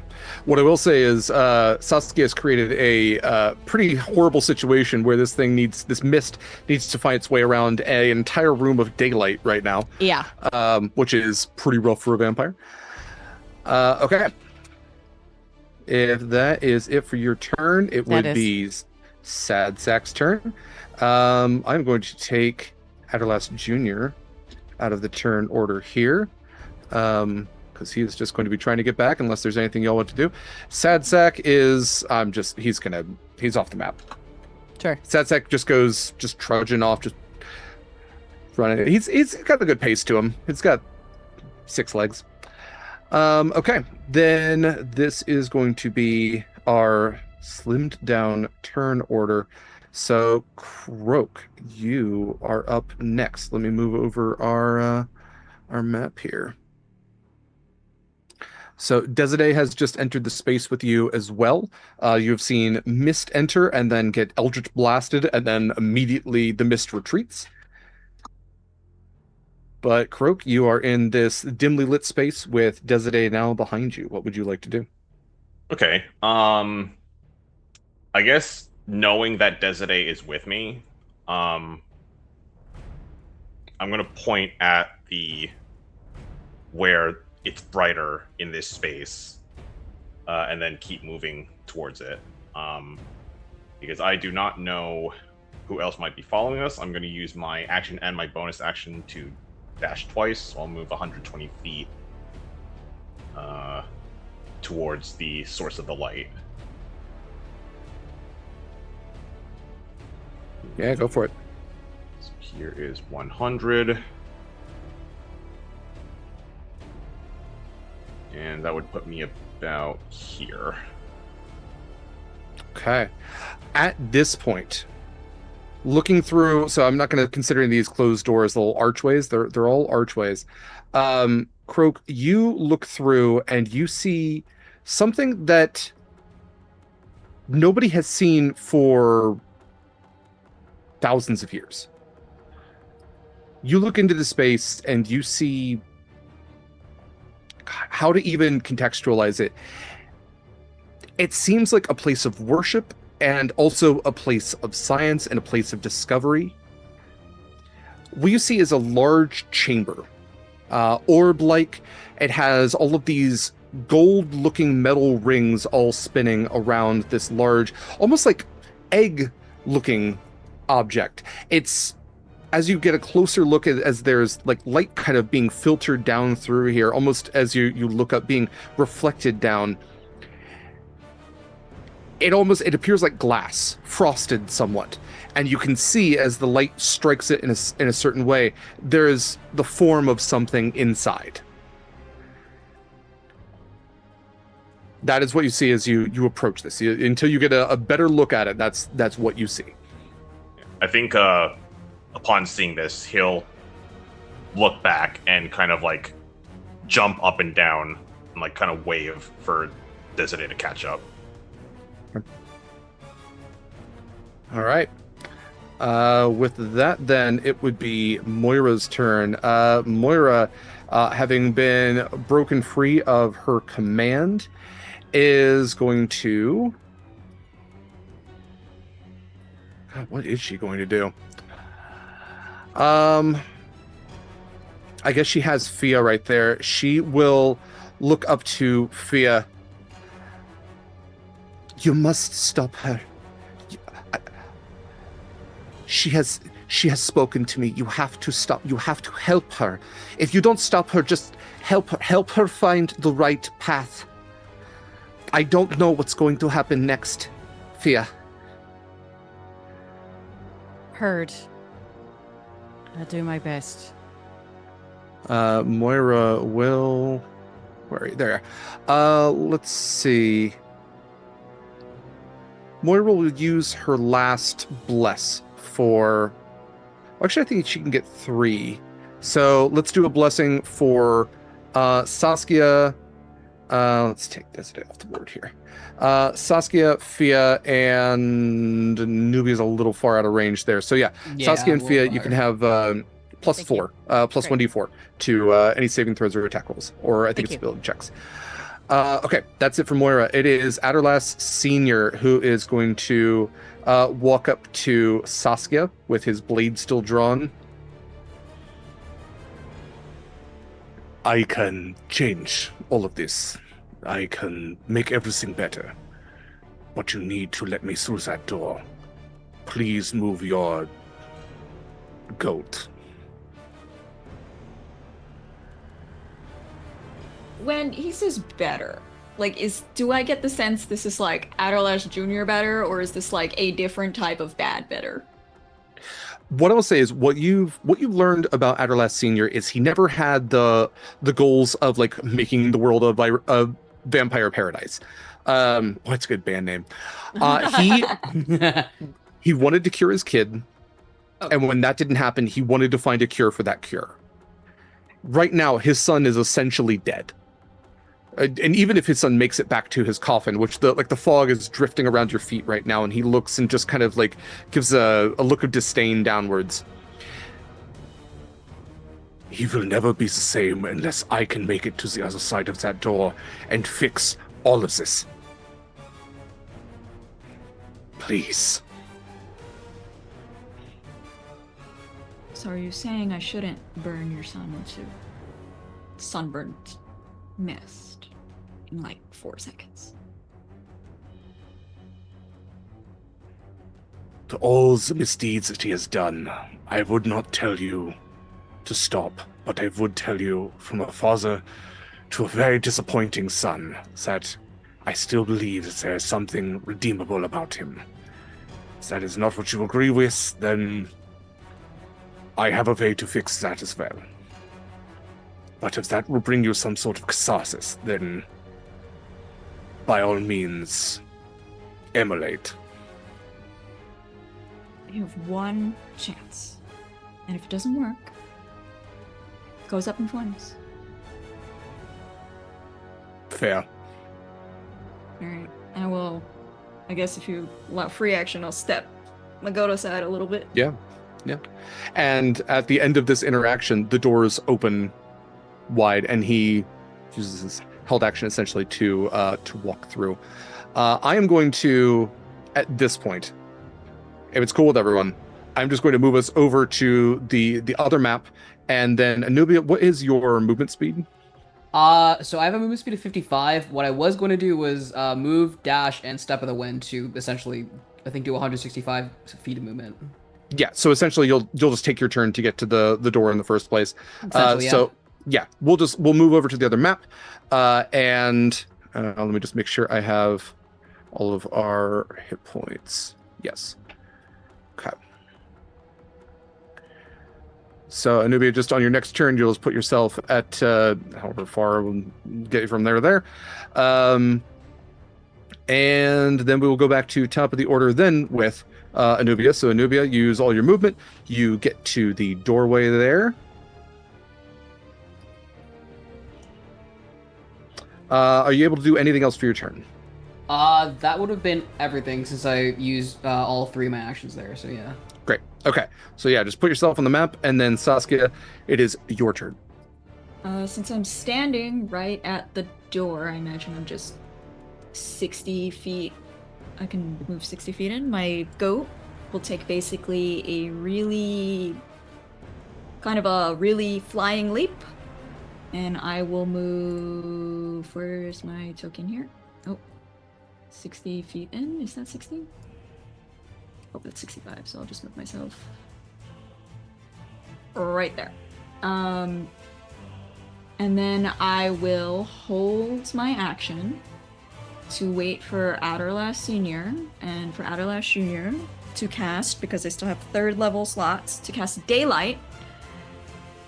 Centered on, let's say, myself. Actually, I will cast Daylight on my mace so I can move it with me. Great. Yeah. If I get any sense that anything Adderlass, like I said, Adderlass Senior gets 1 chance to make his plea. If I get a sense from here that the plea has failed, I will cast Daylight on my mace. Fair enough. Okay. With that being a readied action, then. Anything else for your turn?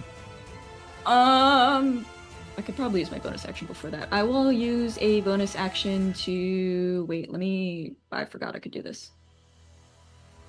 Nope, I can't do this as bonus action. I'm just chilling. Okay. All right, then. Desiree, it is your turn. You've got Saskia ahead of you. You've got Croak, who's run up ahead. What would you like to do? Actually, could my steed take a held action to headbutt if Desiree comes close enough and runs past me? Sure. I don't know what her state of mind is. As long as we're all good with the PvP, then yeah.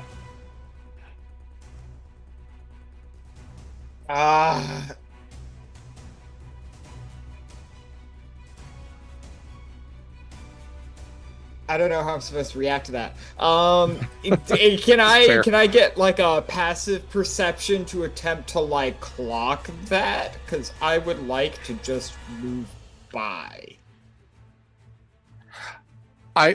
What I will say is, because we're still in turn order right now, I think it is pretty clear that Saskia, I don't know if you have to give verbal commands or not, but I think telepathically, but telepathically. I'm not looking great. I think that Saskia, it's pretty clear Saskia banished you in the first place. Yeah. And this goat is like maybe like, smoke coming out of its nostrils, kicking its hoof. Yeah, there's a level of like, I shouldn't fuck with this. Yeah. Yeah. Okay. Well, movement.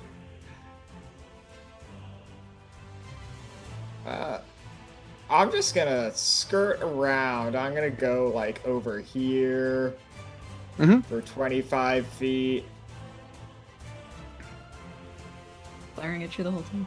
And then, like, dash and go over here for, like, 35.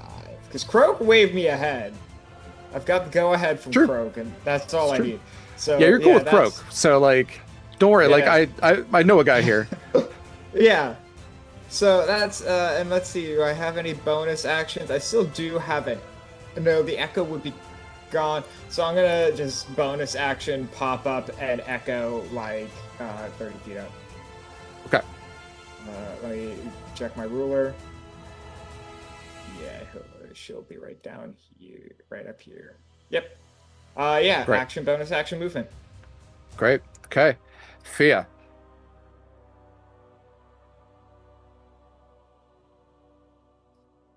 You're muted, bud.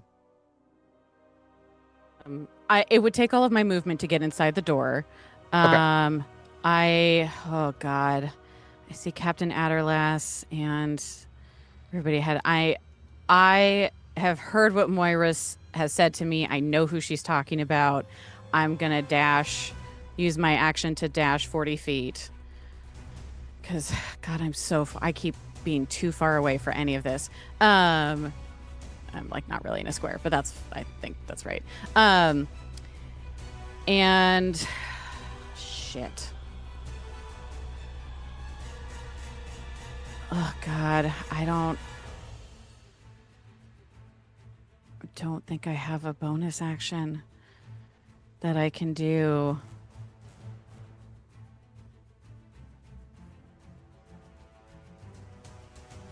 Other than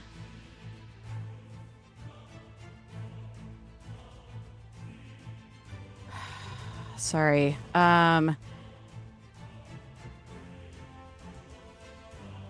Yeah, that's all I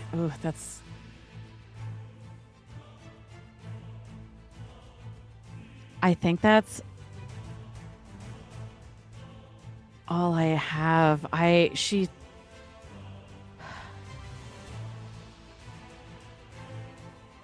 think she shouts out, Desiree, if you love me at all, you will think very hard about what you're going to do. The acoustics are just right for that to echo out, ironically enough, to the echo. Coincidentally, that's not irony. I know what irony is. I've listened to the song. All right. I guess I leave this to LD and Alex. Would you like to make that like persuasion sort of thing, or like is that a role you would like to do, or do you just want to leave that to role play? I'm okay with either version. I guess, Alex, is there any convincing Desiree at this point? I think it depends on what it is specifically we find. Fair enough. Yeah. Okay. Then we will leave that as is. Mm-hmm. Croak, it is your turn. Okay. I think Croak is going to move into this chamber. So Yeah. we're going to full 30 feet. Now that I'm inside, can I get a better look at this form that's in this astral looking thing?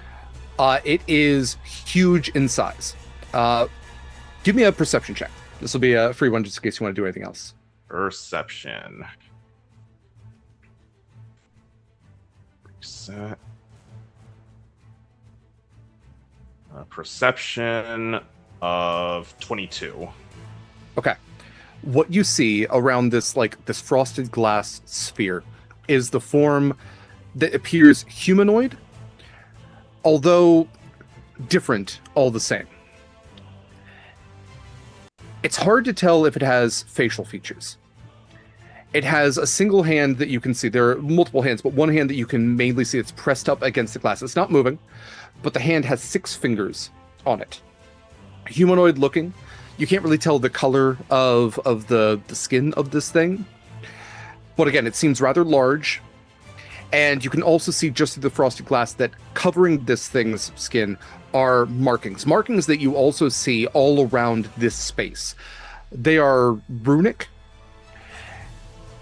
You see them marking the yellow rings, the golden rings around this object. And as you're also looking, it seems like this is a device of some kind.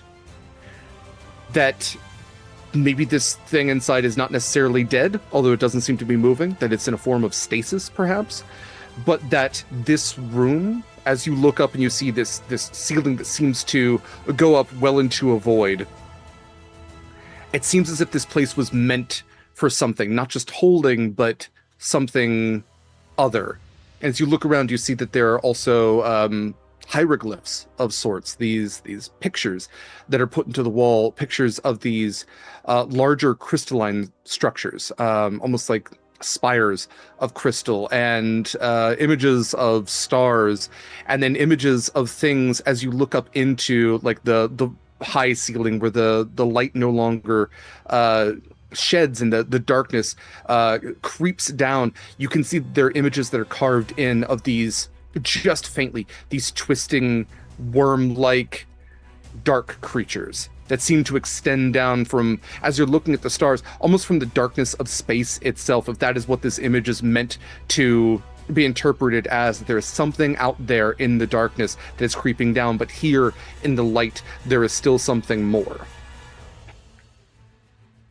That's what I'll give you with that. Okay. Do I see any like levers or pulleys or anything that looks like it could be interacted with? The rings themselves have mechanisms to them.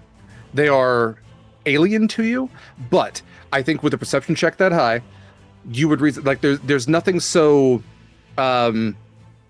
nothing so contemporary as a lever or a switch or a button or like a switchboard, but it does seem like there is something that you could manipulate here to affect something.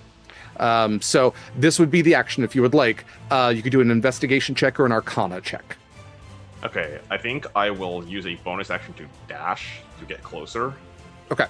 I will go now about here. And then I'll use that action to do the investigation. Right. Okay, investigation. That is a 27. Okay. Looking at the rings themselves, there seem to be 3 things that could be done, 3 primary things that you could affect. By moving the rings, by shifting parts of them, you're not 100% sure what those 3 things are, although you can determine that there are 3 specific outcomes that you could affect here. So we will call those option A, B, and C. Okay, so I know there's 3 options, but not what Yes. each option is. It is unclear what each of those options would be. You have this creature inside that seems to be, what I will tell you is this seems to be a device to metamorphize, is maybe a word I will use, that This is meant to be. It seems to have magic around it of the whatever polymorph is, transmutation. There seems to be a sort of transmutation concept here. And beyond that, this has two primary functions. Okay. So, seeing as I am currently alone in this space, I will just look at these. I'll look at the structure. Yeah. All right. Adderlass's turn. He has movement speed of only 30, so he is going to go dashing. And he will run up right there. That's about all that he can do. He will run up next to Saskia, and he will just look over. Can your friends be trusted? Some of them. Fantastic. Sorry, he's German. Fantastisch. Next up is Anubia. Bear with me a moment. My roll 20 is being uncooperative. You're fine. You're all good. The idea that my roll 20 still is doing that. The idea is that when Anubia, because I think Anubia probably, upon getting inside, this is probably the first time she'll actually lay eyes on Dez since she came back from the banishment. Yeah. Anubia's still a little miffed, considering the events at the beginning of the fight, where Dez was like, "Hey, I'll join." Essentially, was like Dez sort of walking forward, almost in consideration of Adderlass Jr.'s offer. Mm-hmm. And Anubia took that personally. Fair. So the idea is, if I can get my thing back up, please. Anubia was going to essentially use her movement and her dash action to essentially get right up next to Dez, the original, not the Echo. And then she was going to expend a focus points to use Flurry Blows. Okay. She took that very personally.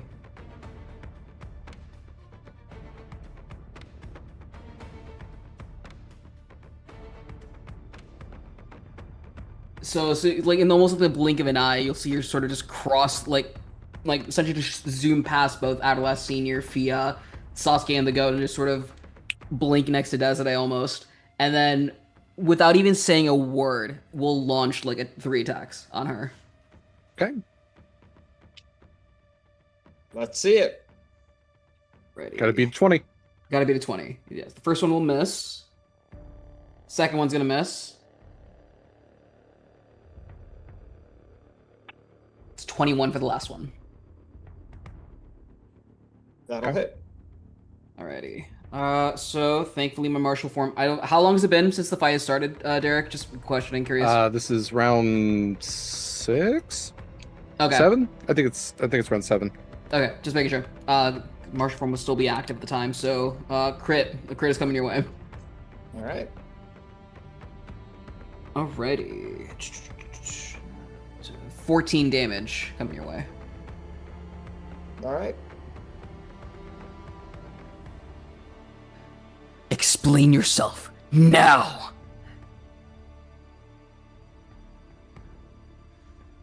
I say nothing as this first strike whiffs from, I assume, the acceleration. The second one, I realize what's happening and I dodge. The third one just clocks me across the face.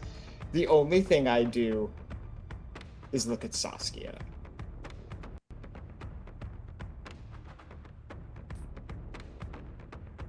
Okay. Well, Saskia, it's your turn. Okay, so Adderlass Senior is forging ahead. Where exactly is Adderlass Junior on this map? Or is he still hanging out? He's not. He's misting. Oh, he's just misting? Yeah, he is retreating back to his crypt, which you imagine is probably in the fortress itself. I will try to stay within daylighting distance of his ass. I can say that he's hanging out by the door just to see what happens. He's got 2 hours. He can move. He's fine. That's just true. Yeah, I'm just gonna maintain daylighting range. I have not spent my reaction, so I have not. Same thing. Held action, daylight. I am actually not looking at Desiree. I am watching Adderless Senior to see what happens. So I'm actually kind of. That's it. I don't know if my goat can hold a move at all. But yeah, I think I'll just... Yeah, probably. Yeah, I mean, we did it for last turn. Yeah, my goat will just hold an action, hold a move that if Adderless Jr. tries to get away out of my range, just to run at him. And that's it. Got no interesting bonus actions. Actually, fair enough. Yeah. Can I, since I am fucking distant ass, could I just sort of try to take... I'm too far away to get a sense of what this is, but I can bonus action quick search. Can I try to like understand what the general space here is? Like, is there any other like exits if we need to get out really, really quick, or is there like any other like... Probably yeah, not, I mean, but... I'll tell you as you're looking around, this seems to be one way in, one way out. Okay. Well, I say that. You say that.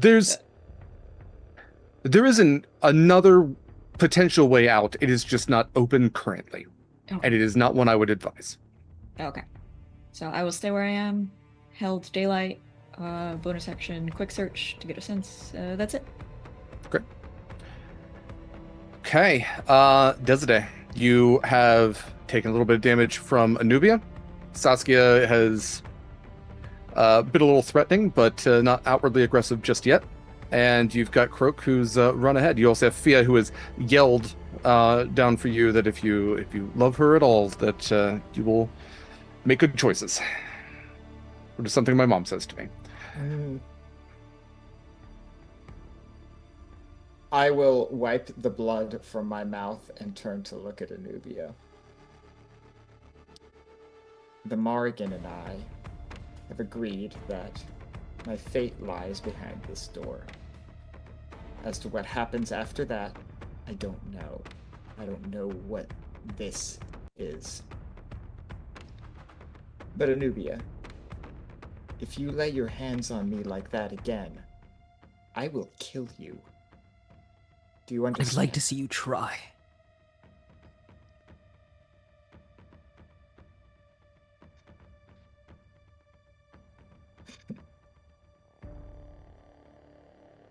I'll continue on.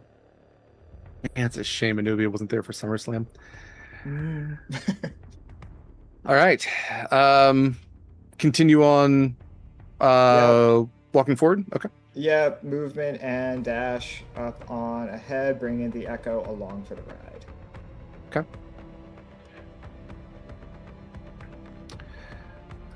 All right. Fia. Did I hear that conversation between Anubia and Desiree? I wasn't Could I being hear quiet it? about it. Huh? I wasn't being quiet about it. Perfect. Neither was I. Yeah. Beautiful. Yeah, and you were 50 feet away. I see. right. 55. I still think that's enough to. Yeah, great. Okay. Yeah. I will do my full dash, take my full movement and dash to go 80 feet. Mhm. As I do, as I pass Anubia, I kind of want to do like, I'm not saying she didn't deserve it, but let's focus on Croak and helping him with whatever's up ahead, shall we? And then I would like to continue to I don't have a bonus action that I can use in this moment, but I will again call out to Desiree. Desiree, your fate was never behind this door. Your fate was always with me. I am the one who brought you back. All of this, whatever grand scheme you thought you were trying to pull, it's never been about that. It's about us trying to do some good in this world before we go. And the fact that you got a second chance, thanks to me, means that we can keep trying to do something right. And I'm still working on that. Your fate was never behind this door. Here we are.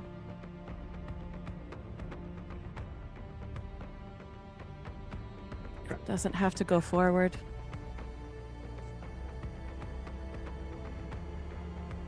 I think we both know it does.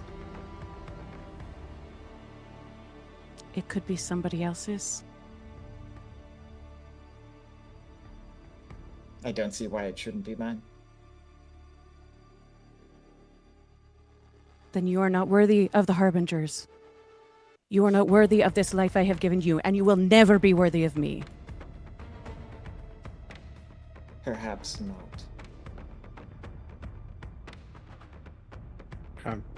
I do want to say real quick before we get to Croak's turn, I appreciate you all sticking around. I know we've gone a little long. I think we might take a break here, even though we're getting, I imagine, pretty close to the end, and maybe about 15 minutes. So we'll take just a quick one because we'll have gone another hour and a half. So I do appreciate you all sticking around. As always, we are raising money for the Trans-Latina Coalition, and we are still doing our giveaway for the $50 gift card of Long Dog Dice. It's code Harbies.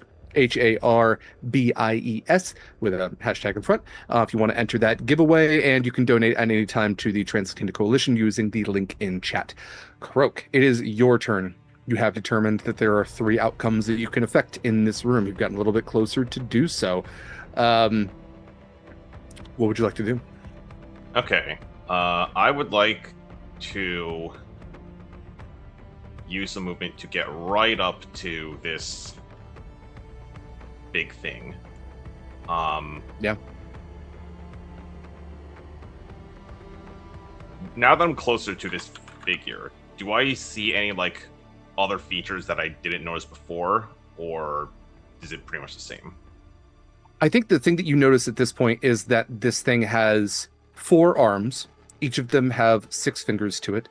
Its skin is gray. At first, maybe that was a trick of the light and the kind of frosted glass around this thing.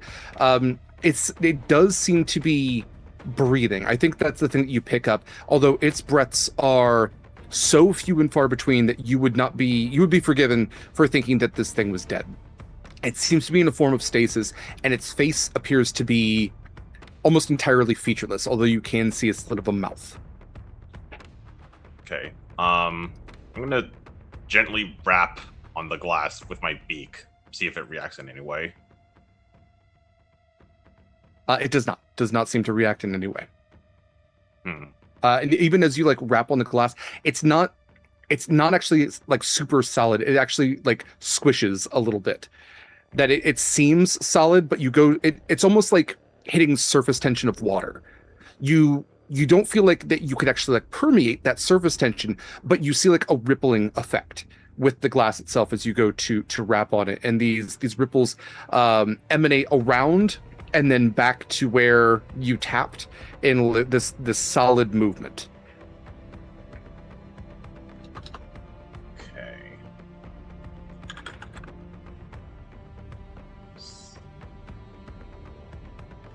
What do I have here?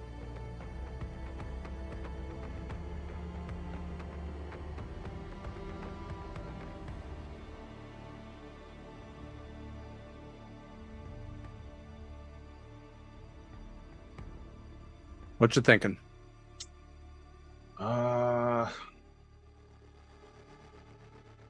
Okay, so I know that one configuration has like a transmutation signature to it. I would like to see if I can somehow figure out what the other 2 configurations would do. Okay. This will be specifically Arcana. Okay.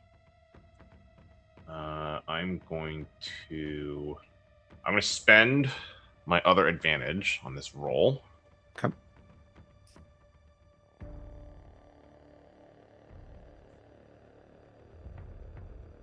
Okay, that is a 19. Okay. A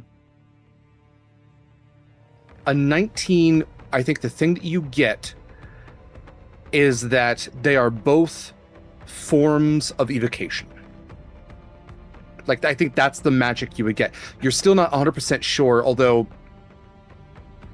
they don't necessarily seem harmful. Evocation often gets a bad rap because it's, the use of elements and everything. But it seems as if, again, this place has a purpose, that all of these things tie together in a certain way. Yeah, it's a pretty high check because of how alien this thing is. But with the 19, that's what I will give you for that. Okay. Okay. Seeing as that's all he can really figure out on his own, Croak's just gonna kind of lean against this structure and wait for the others to catch up. Yep. All right, then we will go to Adderlast Senior, who is going to continue his movement forward. He will run past Desiree, or not Desiree, I'm sorry, run past Anubia and go, it's a pretty good punch, actually. Not bad. And he will then run past Fiach. Romance troubles, am I right? He will get about right there, and then he will use his Shadow Step to teleport an additional 60, which will pop him right there next to the gate, and he will gasp as he looks in at this inner chamber. That is going to be it for his turn, and we will go back to top of the order with Anubia.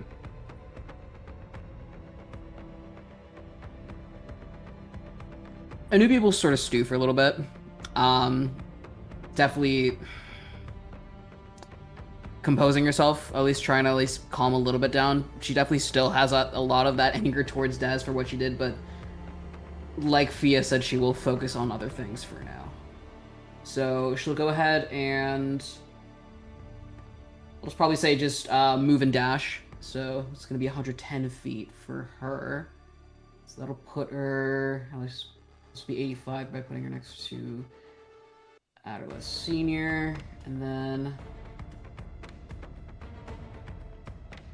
it's 25 to get in. So take her back to the beginning of the stairs inside. She too is definitely sort of awestruck by just what exactly she's seeing in this giant antechamber. So yeah, but that'll be it for her. Fantastic. Saskia. If it seems like Adderless Jr. is going to hang around, and he's a bit of a... I sense I move faster than him anyway. Saskia is going... Can I select both? Yes. To move... why is this not showing my movement?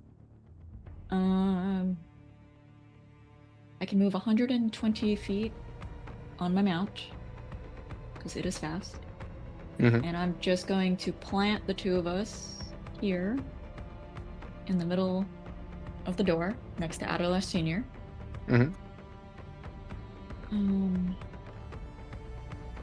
He seems capable enough of getting there by himself, so I don't gotta do anything.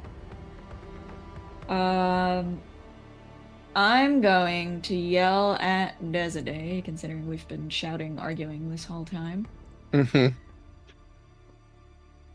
So what exactly is it you intend? Somehow I'm trusting the vampire here better than you. What are you doing? I don't even know what it is we're looking at here. So I'm going to find out. And then there's, 6 of us in here? We'll figure out what to do with it. Oh, it's like a That's we it. now. Look around. It's we.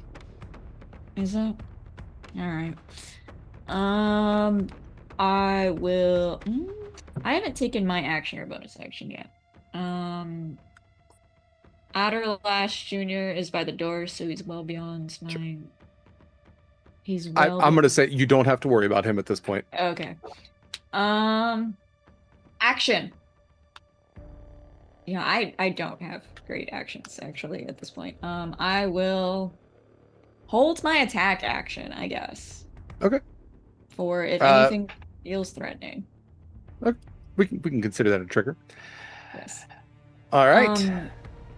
Actually, I will bonus action Spirit Shroud on myself. It calls forth spirits of the dead, float around me, blah, blah, blah. The most important thing is any creature of my choice that I can see that starts its turn within 10 feet of me has its speed reduced by 10 feet until the start of my next turn. I will say this does not affect Outerlast Senior. And can I say it affects Desiday until I get a better read on what precisely is happening here? Yeah. And that's it. Okay. Des, it's your turn. Sorry. It sure is, and the way seems impassable.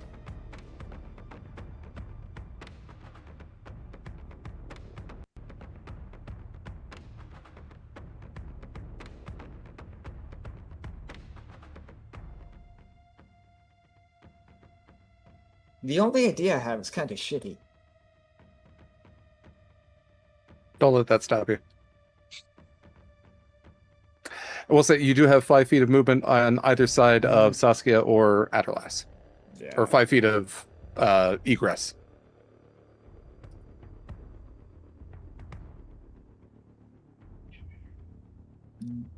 Where can you go? Not far enough. Well. Alright, I think what I'm going to do is I'm going to put the Echo here. Okay.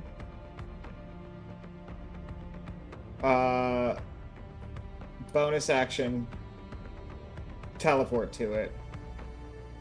Technically switch places, but I'll delete it later because I'm moving anyway. And then move. How is the Spirit Shroud going to affect me here? Because I'm just going to try and move. Your speed is reduced by 10. Reduced by 10, so 20. I'll move 20 for my movement. And then 30 for action dash. And I'll have to conjure another Echo on my next turn. Okay. I want to ask this. I want to give you all the turn order if you need, but if we are not going to be in active combat right now, would you all like to go out of turn order and deal with this? I'm chill with that. Okay. I'm cool with it. Great.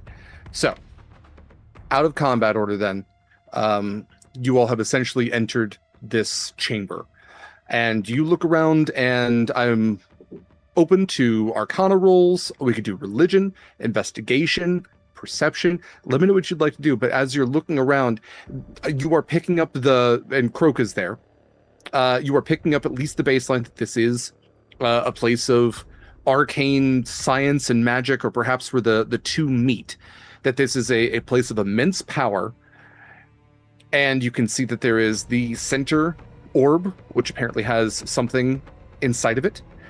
And you can see that there are the 3 other orbs around that all seem to be part of the contraption.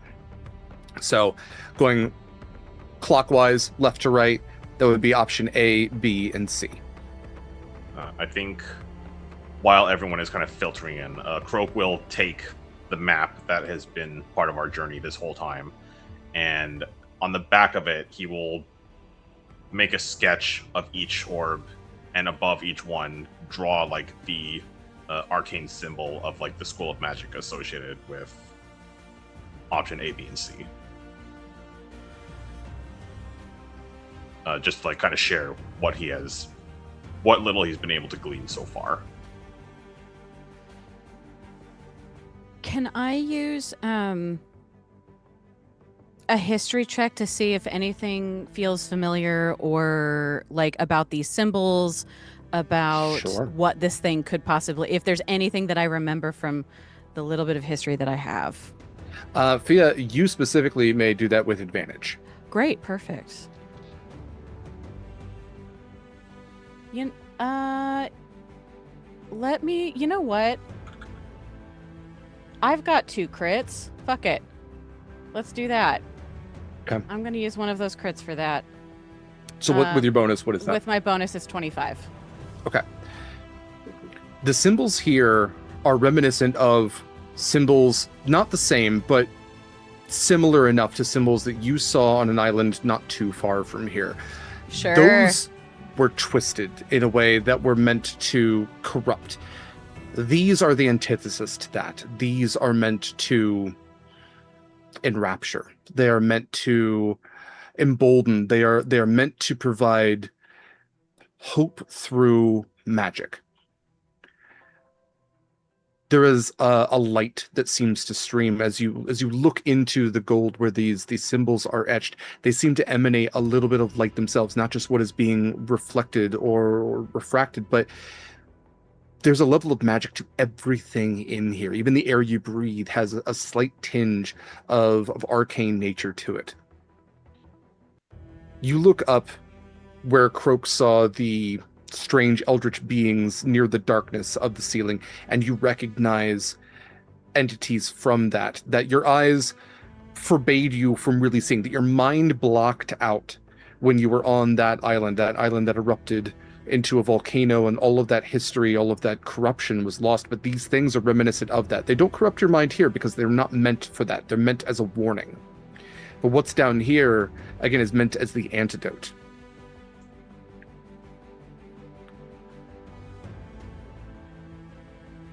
I can't remember if you have interacted with an Elder Shard before. I can't remember if the Horizons Call crew have told you about that. I think they might have.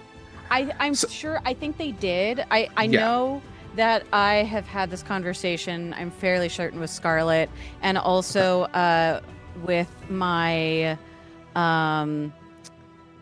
I imagine this would have been covered maybe somewhat when I walked the stars with Acacia. Sure. I feel like that's related. In that case, when you walked the stars with Acacia, there was a song there, the language of the elders. That is subliminally what you are hearing here. And as you look towards the symbol of that crystalline structure, you recognize it, at least by description, if not something you've seen, as an Elder Shard. And as you look down to the symbols beneath, you see symbols, almost hieroglyphs, of entities that seem to be reminiscent of what is inside of this sphere. And there is energy, streams of light that are channeling from them into the crystal. And I think from what you've picked up from talking to the Horizons Call crew, you know that the shards that protect your world, the Elder Shards themselves, are made of pieces of Elder. And I think there is enough to piece together in this moment that, Fia, you realize that even though you have walked amongst the stars, you've never actually seen one. And perhaps nobody living ever has, but you are, as you look into the sphere, you see what you believe to be an Elder.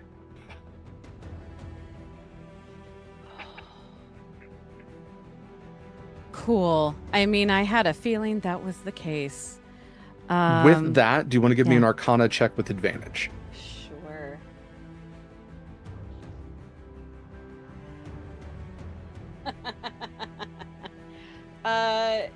Can I use one of my advantages for a reroll on top of that?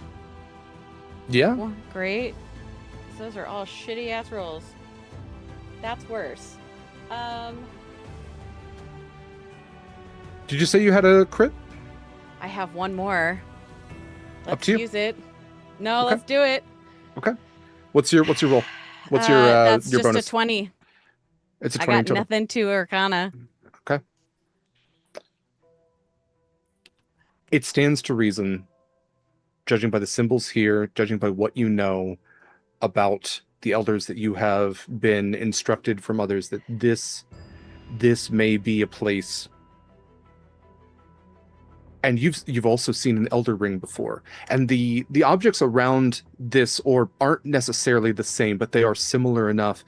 And I think what you are piecing together is that this space is where elder shards are forged.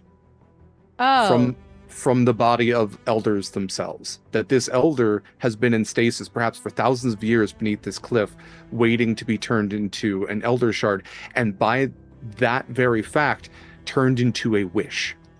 Adderlass wasn't wrong. The stories weren't wrong. There is a wish inside this mountain. It just isn't fully formed yet. So you stand before a living being, where if you choose the right option, it will be reformed as it was intended to be, perhaps, if you want to interpret it that way, into an Elder Shard, a wish. Do I think that's what the transmutation is? I think it would stand to reason. Yeah. And if I could also just give this, since we've got an extra hour and a half and everything. Sure. Yeah. I think it also stands to reason that the evocation, at least one of them, that shard's not going to get itself off this world on its own. Mm-hmm. It would take a lot of energy to shoot something like that beyond what is essentially the atmosphere. Right. Oh.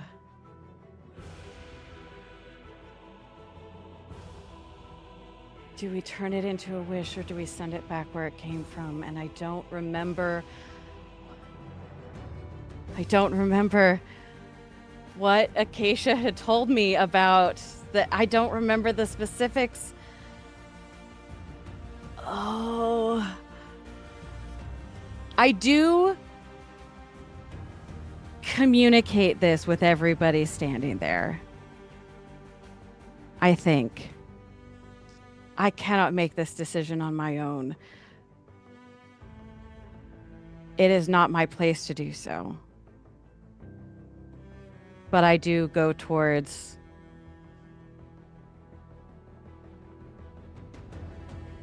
because I can't tell what the other two do.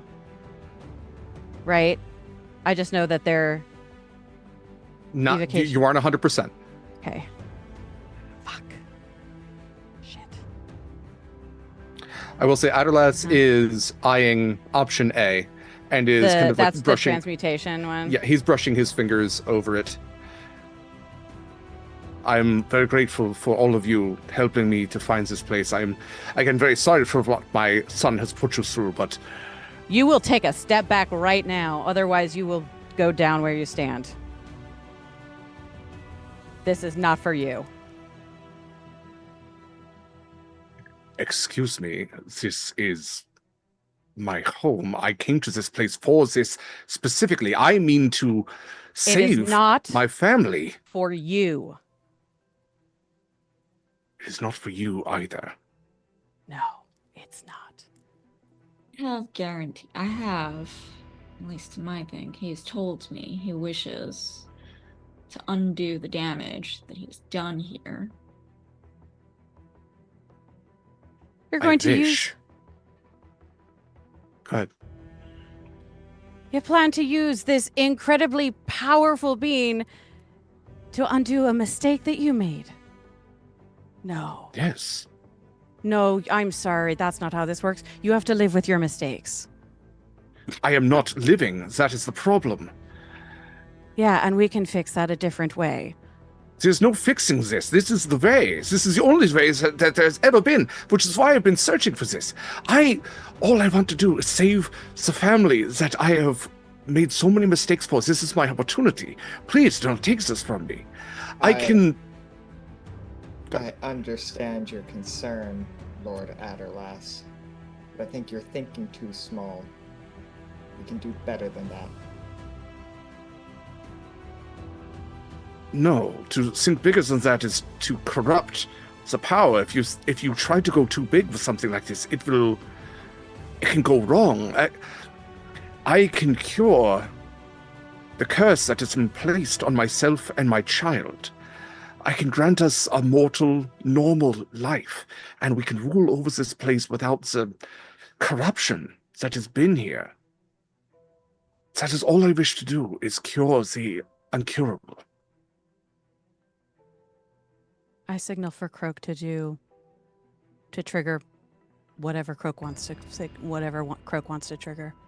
Can I also say, like, I mean, I'm not going to be, I'm not moving. I'm just saying this out loud. It's like, what's the point of having magic if you can't fix any of your mistakes? cynical otherwise, isn't it? And I'm not interrupting any action. I'm just saying that. Okay, so whatever Croak thinks. I'm gonna. I know that this frosted glass is actually like kind of pliable. If I press hard enough, does my finger start to like go through? Give me a strength check. This is gonna be pretty high. Okay.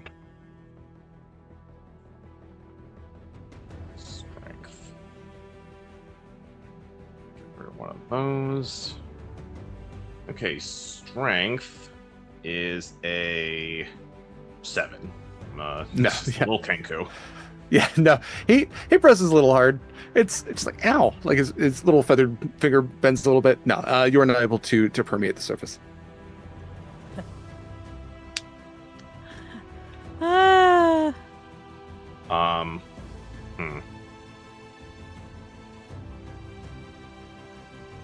I think Croak looks around at this impossible place. This place where like wishes are literally made. And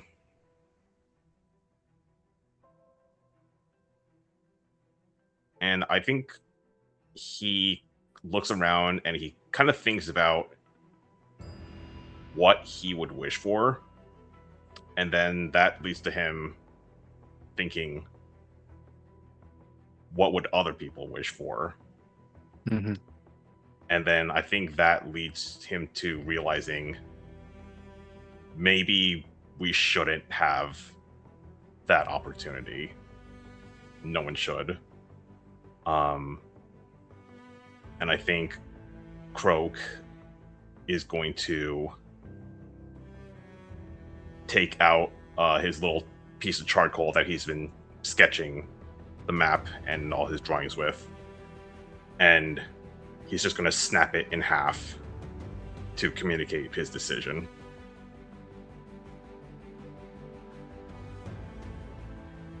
Do it.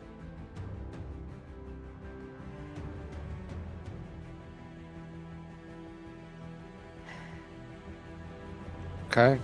Are you, if that's your choice, Fia's giving you the go ahead, are you going to do it? Yeah. I think if Fiach has indicated which one will. I still don't know which of the two. Unfortunately, it's Okay. Then in that case, I would like to use my remaining crit to figure out which option would either shut down or destroy the Starforge. What's your Arcana bonus and your Investigation bonus? My Investigation bonus is plus 10. My Arcana bonus is plus 0. Okay, let's use Investigation. You look at option A. You reason that that is the one that will transmute this elder into a shard. Option B is the one that will launch it through this mountain, potentially destroying the mountain around you. Perhaps not. Perhaps it's magical of sorts, but it will propel this thing upwards at a great force, and it won't be immediate, but you will all need to get out of there rather quickly. The third option appears to be a contingency. And as you look up again to those dark things lurking in the shadows, you realize that there is a danger to a place like this. And you reason that in case of invasion, this is to collapse this place. Not shooting it upwards, but collapsing it forever beneath the weight of this mountain, that nothing will find it, that its magic and its power will be lost. This place destroyed and everyone destroyed within it. And likely the keep atop the cliff also gone, perhaps, maybe part of the town. At the very least, the town will have a later sunset, as it will likely take a lot of the form of this island with it. Okay. Yeah, I think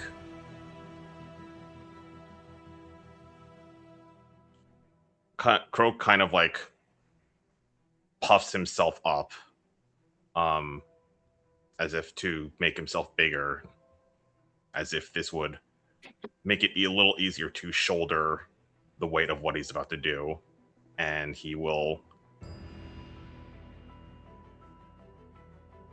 while the others are like engaging with Adolescent Senior, make his way to option C and activate it. Okay. Croak, you walk over to the eastern, on this map at least, orb. You're cunning enough to figure out things, puzzles. This appears to be like a puzzle. The rings interlock with one another, and the symbols seem to glow in a certain pattern that alerts you that you're doing what was intended for this machine. But it's also, as you align those rings properly, and that orb begins to thrum and glow with intensity, you start to see that those symbols, those runic symbols, begin to glow softly, one at a time, coming from almost the top where you can't see, but then slowly you realize it's a countdown. I need you all to do a dexterity saving throw as you start to feel the ground rumble beneath you, and this place, a large part of this island is going to collapse here. So you are now all essentially running for your life. If I could get a dexterity saving throw from everyone, please. I got a nat 20 for a total of 26. God, you know what, Saskia? 24. You were the one I was worried about, but fuck, I'm really glad. 24 for me. 24 for Fiach. 24 for siblings. Ah! 9. Shut the fuck up. There is no way. There is How? no way. How? Stop the thing. You've got. Huh. You know what? I'm not going to say anything. It's fine. Do you want to use any rerolls or anything? Gosh. I mean, I could. It would be dishonest to pretend I couldn't. Let me flip a coin here. If it's odds. All Desiree has are crits. No advantages. All I have are crits. No advantages. All you have are crits. It's crits or nothing. Let me flip a coin. If it's heads, I crit. If it's tails, I accept our fate. Okay. At this point, you can't see her, but the Morrigan is extending a hand downwards. As the ground rumbles beneath your feet and you go to stumble, a hand is extended towards you, and this coin flip will be whether you accept that hand or not. Oh, that's dastardly. Yeah. Thank you. Oh my god.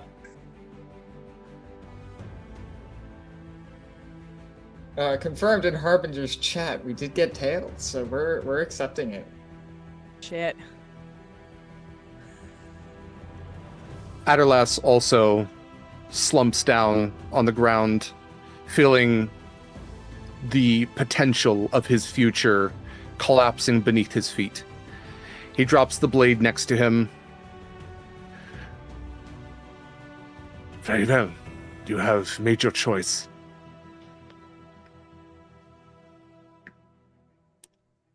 I suppose if I was going to be buried anywhere, it is the place of my greatest mistake. You all run from this place. Fly. Some of you literally. Desiree, the ground rumbles beneath your feet and you stumble. And just as you go to reach the gate, a large part of this mountain falls in front of you, blocking your way. All of you look back as a dust cloud emanates out from behind this mountain collapsing around you. You are able to run, barely missing as stalactites fall and large chunks of this temple collapse. The ground cracks beneath your feet and you are able to narrowly dodge through these fissures that are created. You run out of the doorway that was opened by Desidee's blood. You run out of the temple covered in the blood of so many others, past the heap of bodies left behind by your Kenku companion and your Kenra companion. You run through the prison and outwards. You run upwards, up that spiral staircase, upwards into the main chamber of the castle, of this keep. The door is left wide open. You can see that there is the causeway just in front of you. The encounter you didn't have was the zombie T-Rex and 2 zombie ankylosauruses and zombie tabaxi, who all fall off of the bridge as the ground beneath them quakes. And you look out onto that plunge that Nico made and survived. And you realize that there is one way out here as the castle is collapsing. The glass is smashing and shattering under the weight of all of these tremors. You make it out. We've all determined that you can make it down hundreds of feet of a cliff. I'm not gonna... There's enough bullshit you all can do for that. I grab Croak's shoulder so he can fly. Can we say that we also got Moira on the way out? Yeah. Yeah, Moira's with you all. Yeah, no, Okay, you great, didn't just run by her and she's like, hey! Yeah, no. You get Moira. You were able to make it out to the Halcyon, still docked where you left it, beyond the secret entrance where you met the kobold vampires. You make it onto the ship and watch as this large cliffside, this portion of the island, the keep atop it, collapses within itself, imploding downwards, and it creates this massive wave that spreads out into the city itself and smashes several of the buildings closest to the dock and the shore. It reaches almost to where the Owlite Inn would be, but stops just short. You see birds squawk, and you hear them squawk and see them flee out of the jungle. And there is this dust cloud and the smell of surf and stale air all mixing together as you have now opened this bay into the greater part of the ocean. The tide is now ripping and roaring with it. And you all now stand on the Halcyon, and perhaps for the first time look around and realize that you are a Harbinger short. Thea is not... has assumed one of the forms of dread and is just collapsed. She is in all white. Feathers are torn, the dresses are torn, and everything is pale and white, and the hair scraggly. And she just lets out the wail of the banshee, just utterly bereft.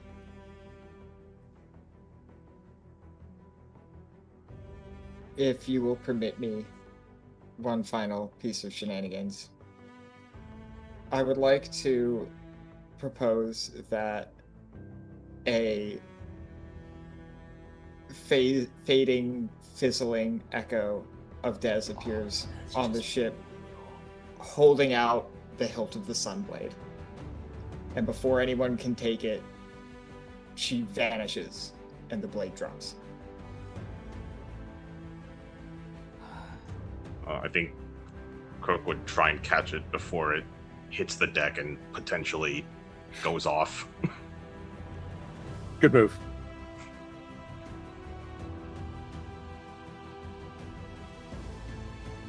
Captain Zara looks to all of you. You are all who made it? I see. We sail for home then. And we will have many days to mourn.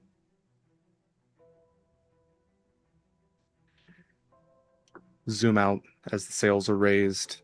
The ruins of Castle Hollowvow left behind, along with the town of Esperanza and whatever fate the citizens have now.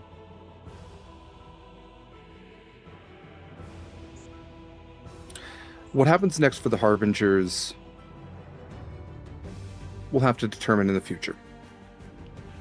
For now, they have succeeded in their mission. They've rescued Moira. They've felled vampire lords and werewolves and doppelgangers and survived hags and feral vampires and worse.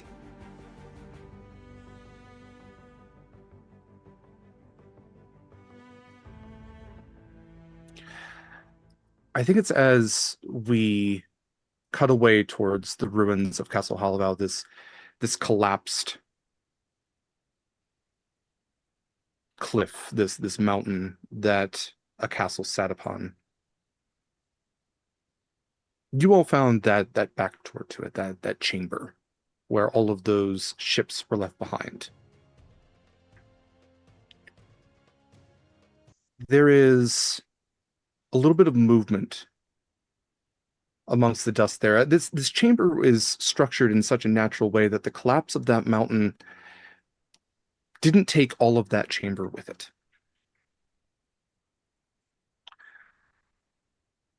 Walking out of that space, out of the dust, out of the rubble,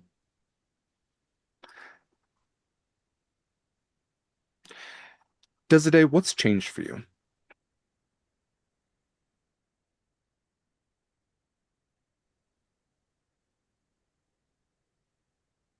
I think the biggest thing that has changed is that Desiree realizes that the Morrigan's power over fate is not nearly as absolute as she had once believed it to be. Desiree once believed that the Morrigan was fate itself, that the Morrigan chose what the fates were. And she's learned that that's not the case. And right now,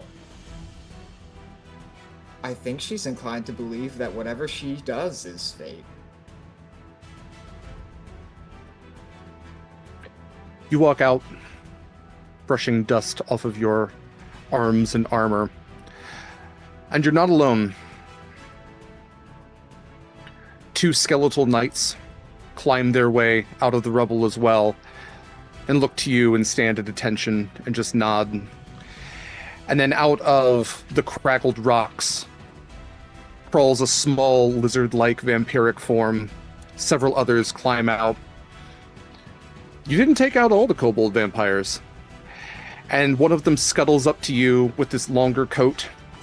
He stands and he puffs up his chest and he goes, "Captain?" Oh my Captain. God. A ship is prepared. The tide is all wrong. The sea is not in your favor, but your ship awaits.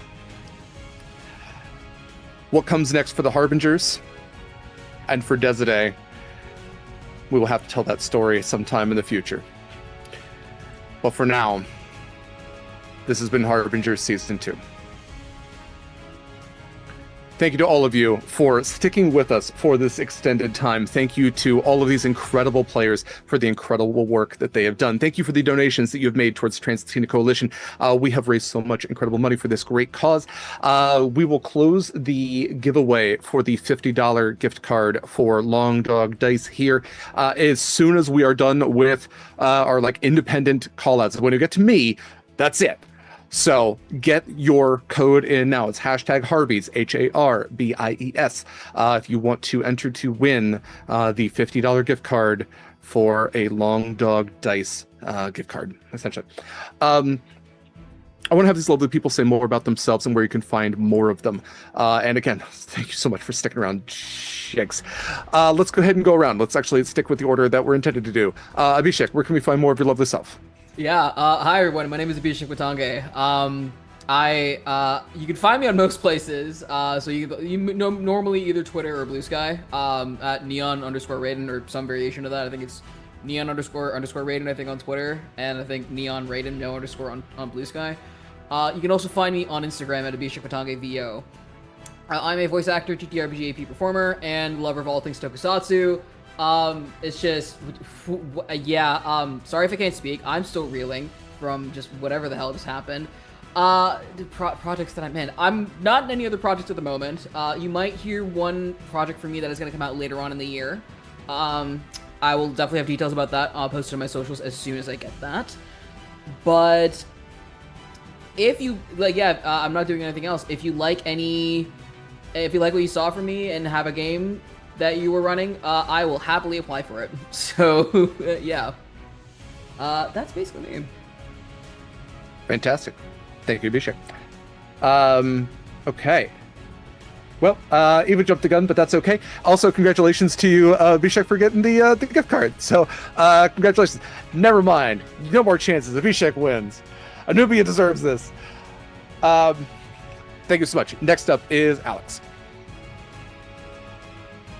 Good evening, everyone. My name is Alex. I don't really do much else on the internet. As you can see from this evening, it's probably a good thing. I have had a blast playing Desiree, now Kobold Pirate Captain, and I will continue seeing y'all around on this here Twitch channel and associated Discord. Wonderful. Next up is LD. Oh my god, hi everybody. I'm LD, or Lady Dame. I have had the immense pleasure of being the many times over emotionally traumatized Fiach of the Rowan.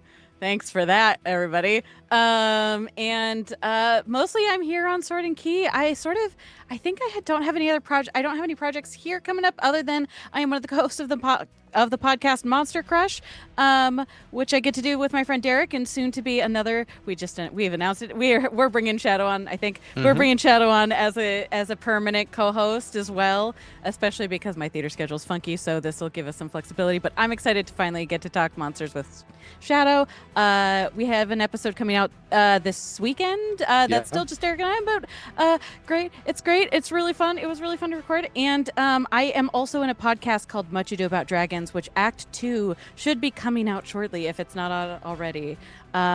We have several sessions coming up. That's a Shakespeare themed D&D podcast, which is really fun, and we are about to incorporate a brand new player that many might be familiar with from the Sword and Key community that I'm very excited about. I'm also an affiliate for Friday Afternoon Tea, so the gay tea shop in the Pacific Northwest, and the only place that you can find both Sword and Tea, the official tea for Sword and Key, and also Smut Tea, which I helped create, and also Imzati, which I also helped create for those of you who love slow burn Star Trek romances.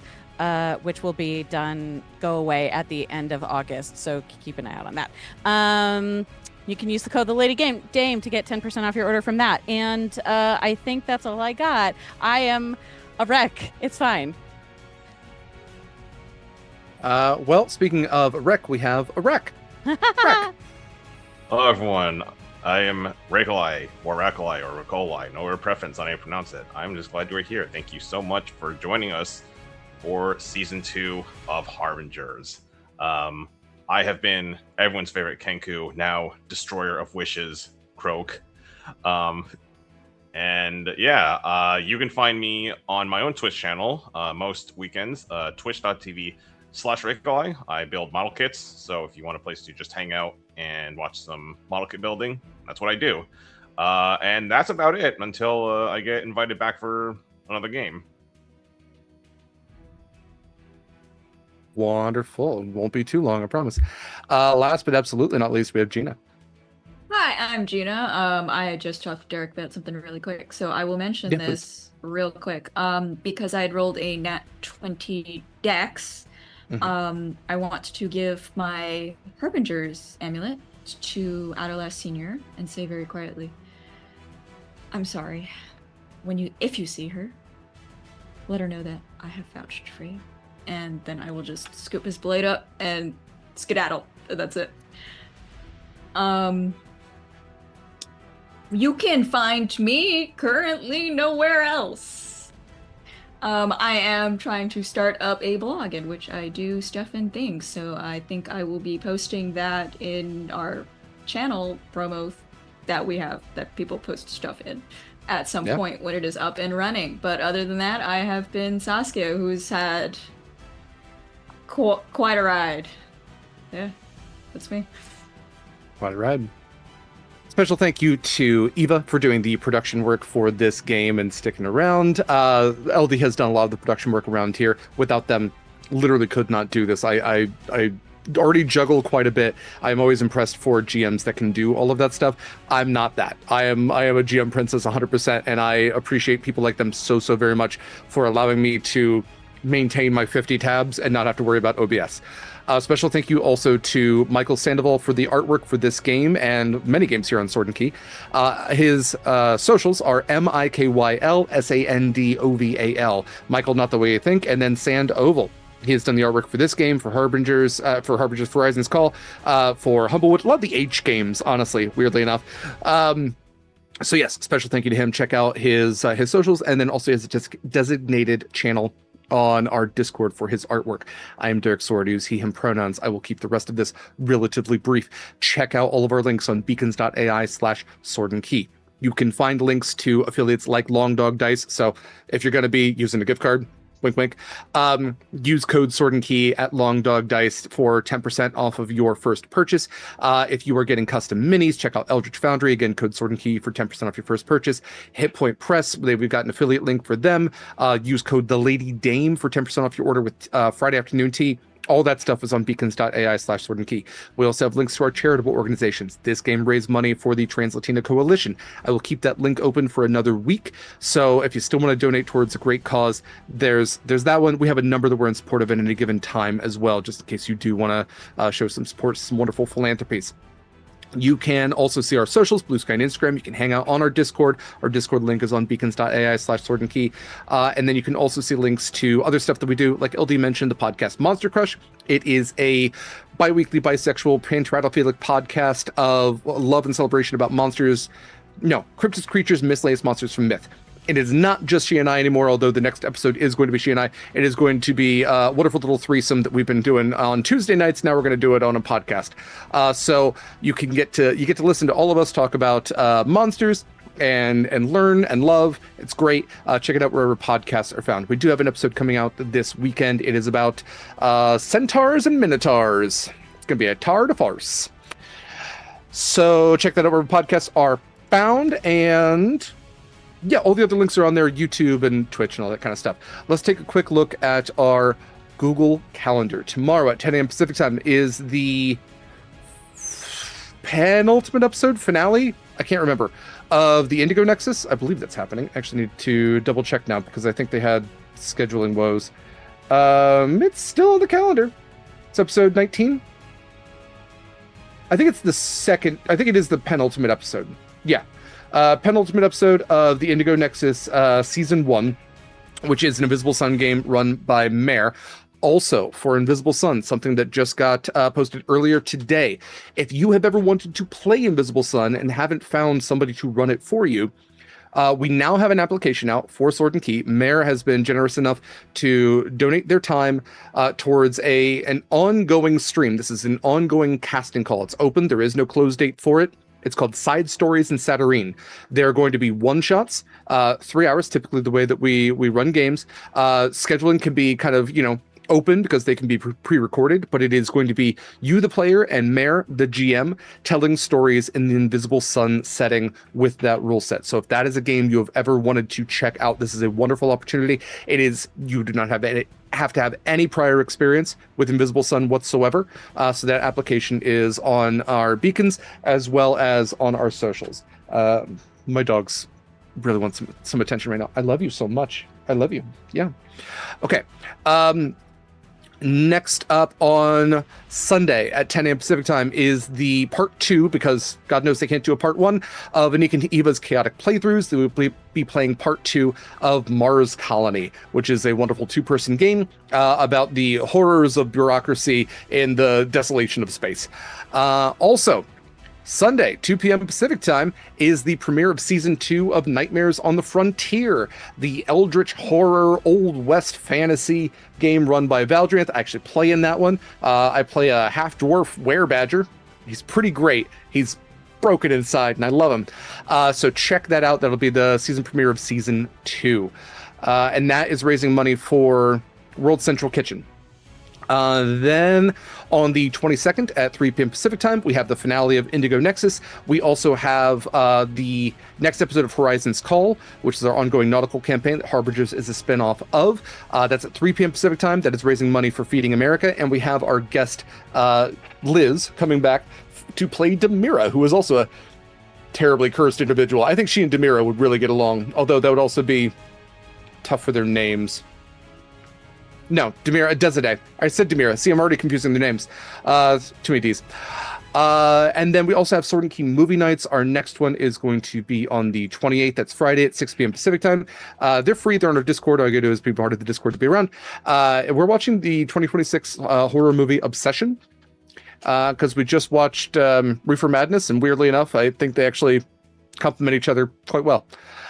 Okay, I think that's going to be it for now. Oh, I should also say we have an Indigo Nexus Q&A coming up. So if you ever wanted to ask questions about Indigo Nexus, that's coming up at the 29th. We have an application to submit questions for that, which is posted on our socials and our Discord. So if you have any burning questions about that Invisible Sun campaign, great time to get those answered, get those questions in sooner rather than later. All that said, let's end there for tonight. Thank you so much for hanging out. Thank you so much for joining us. Take care of yourselves. Take care of others. Fair winds, following seas, big stick. Bye, everybody.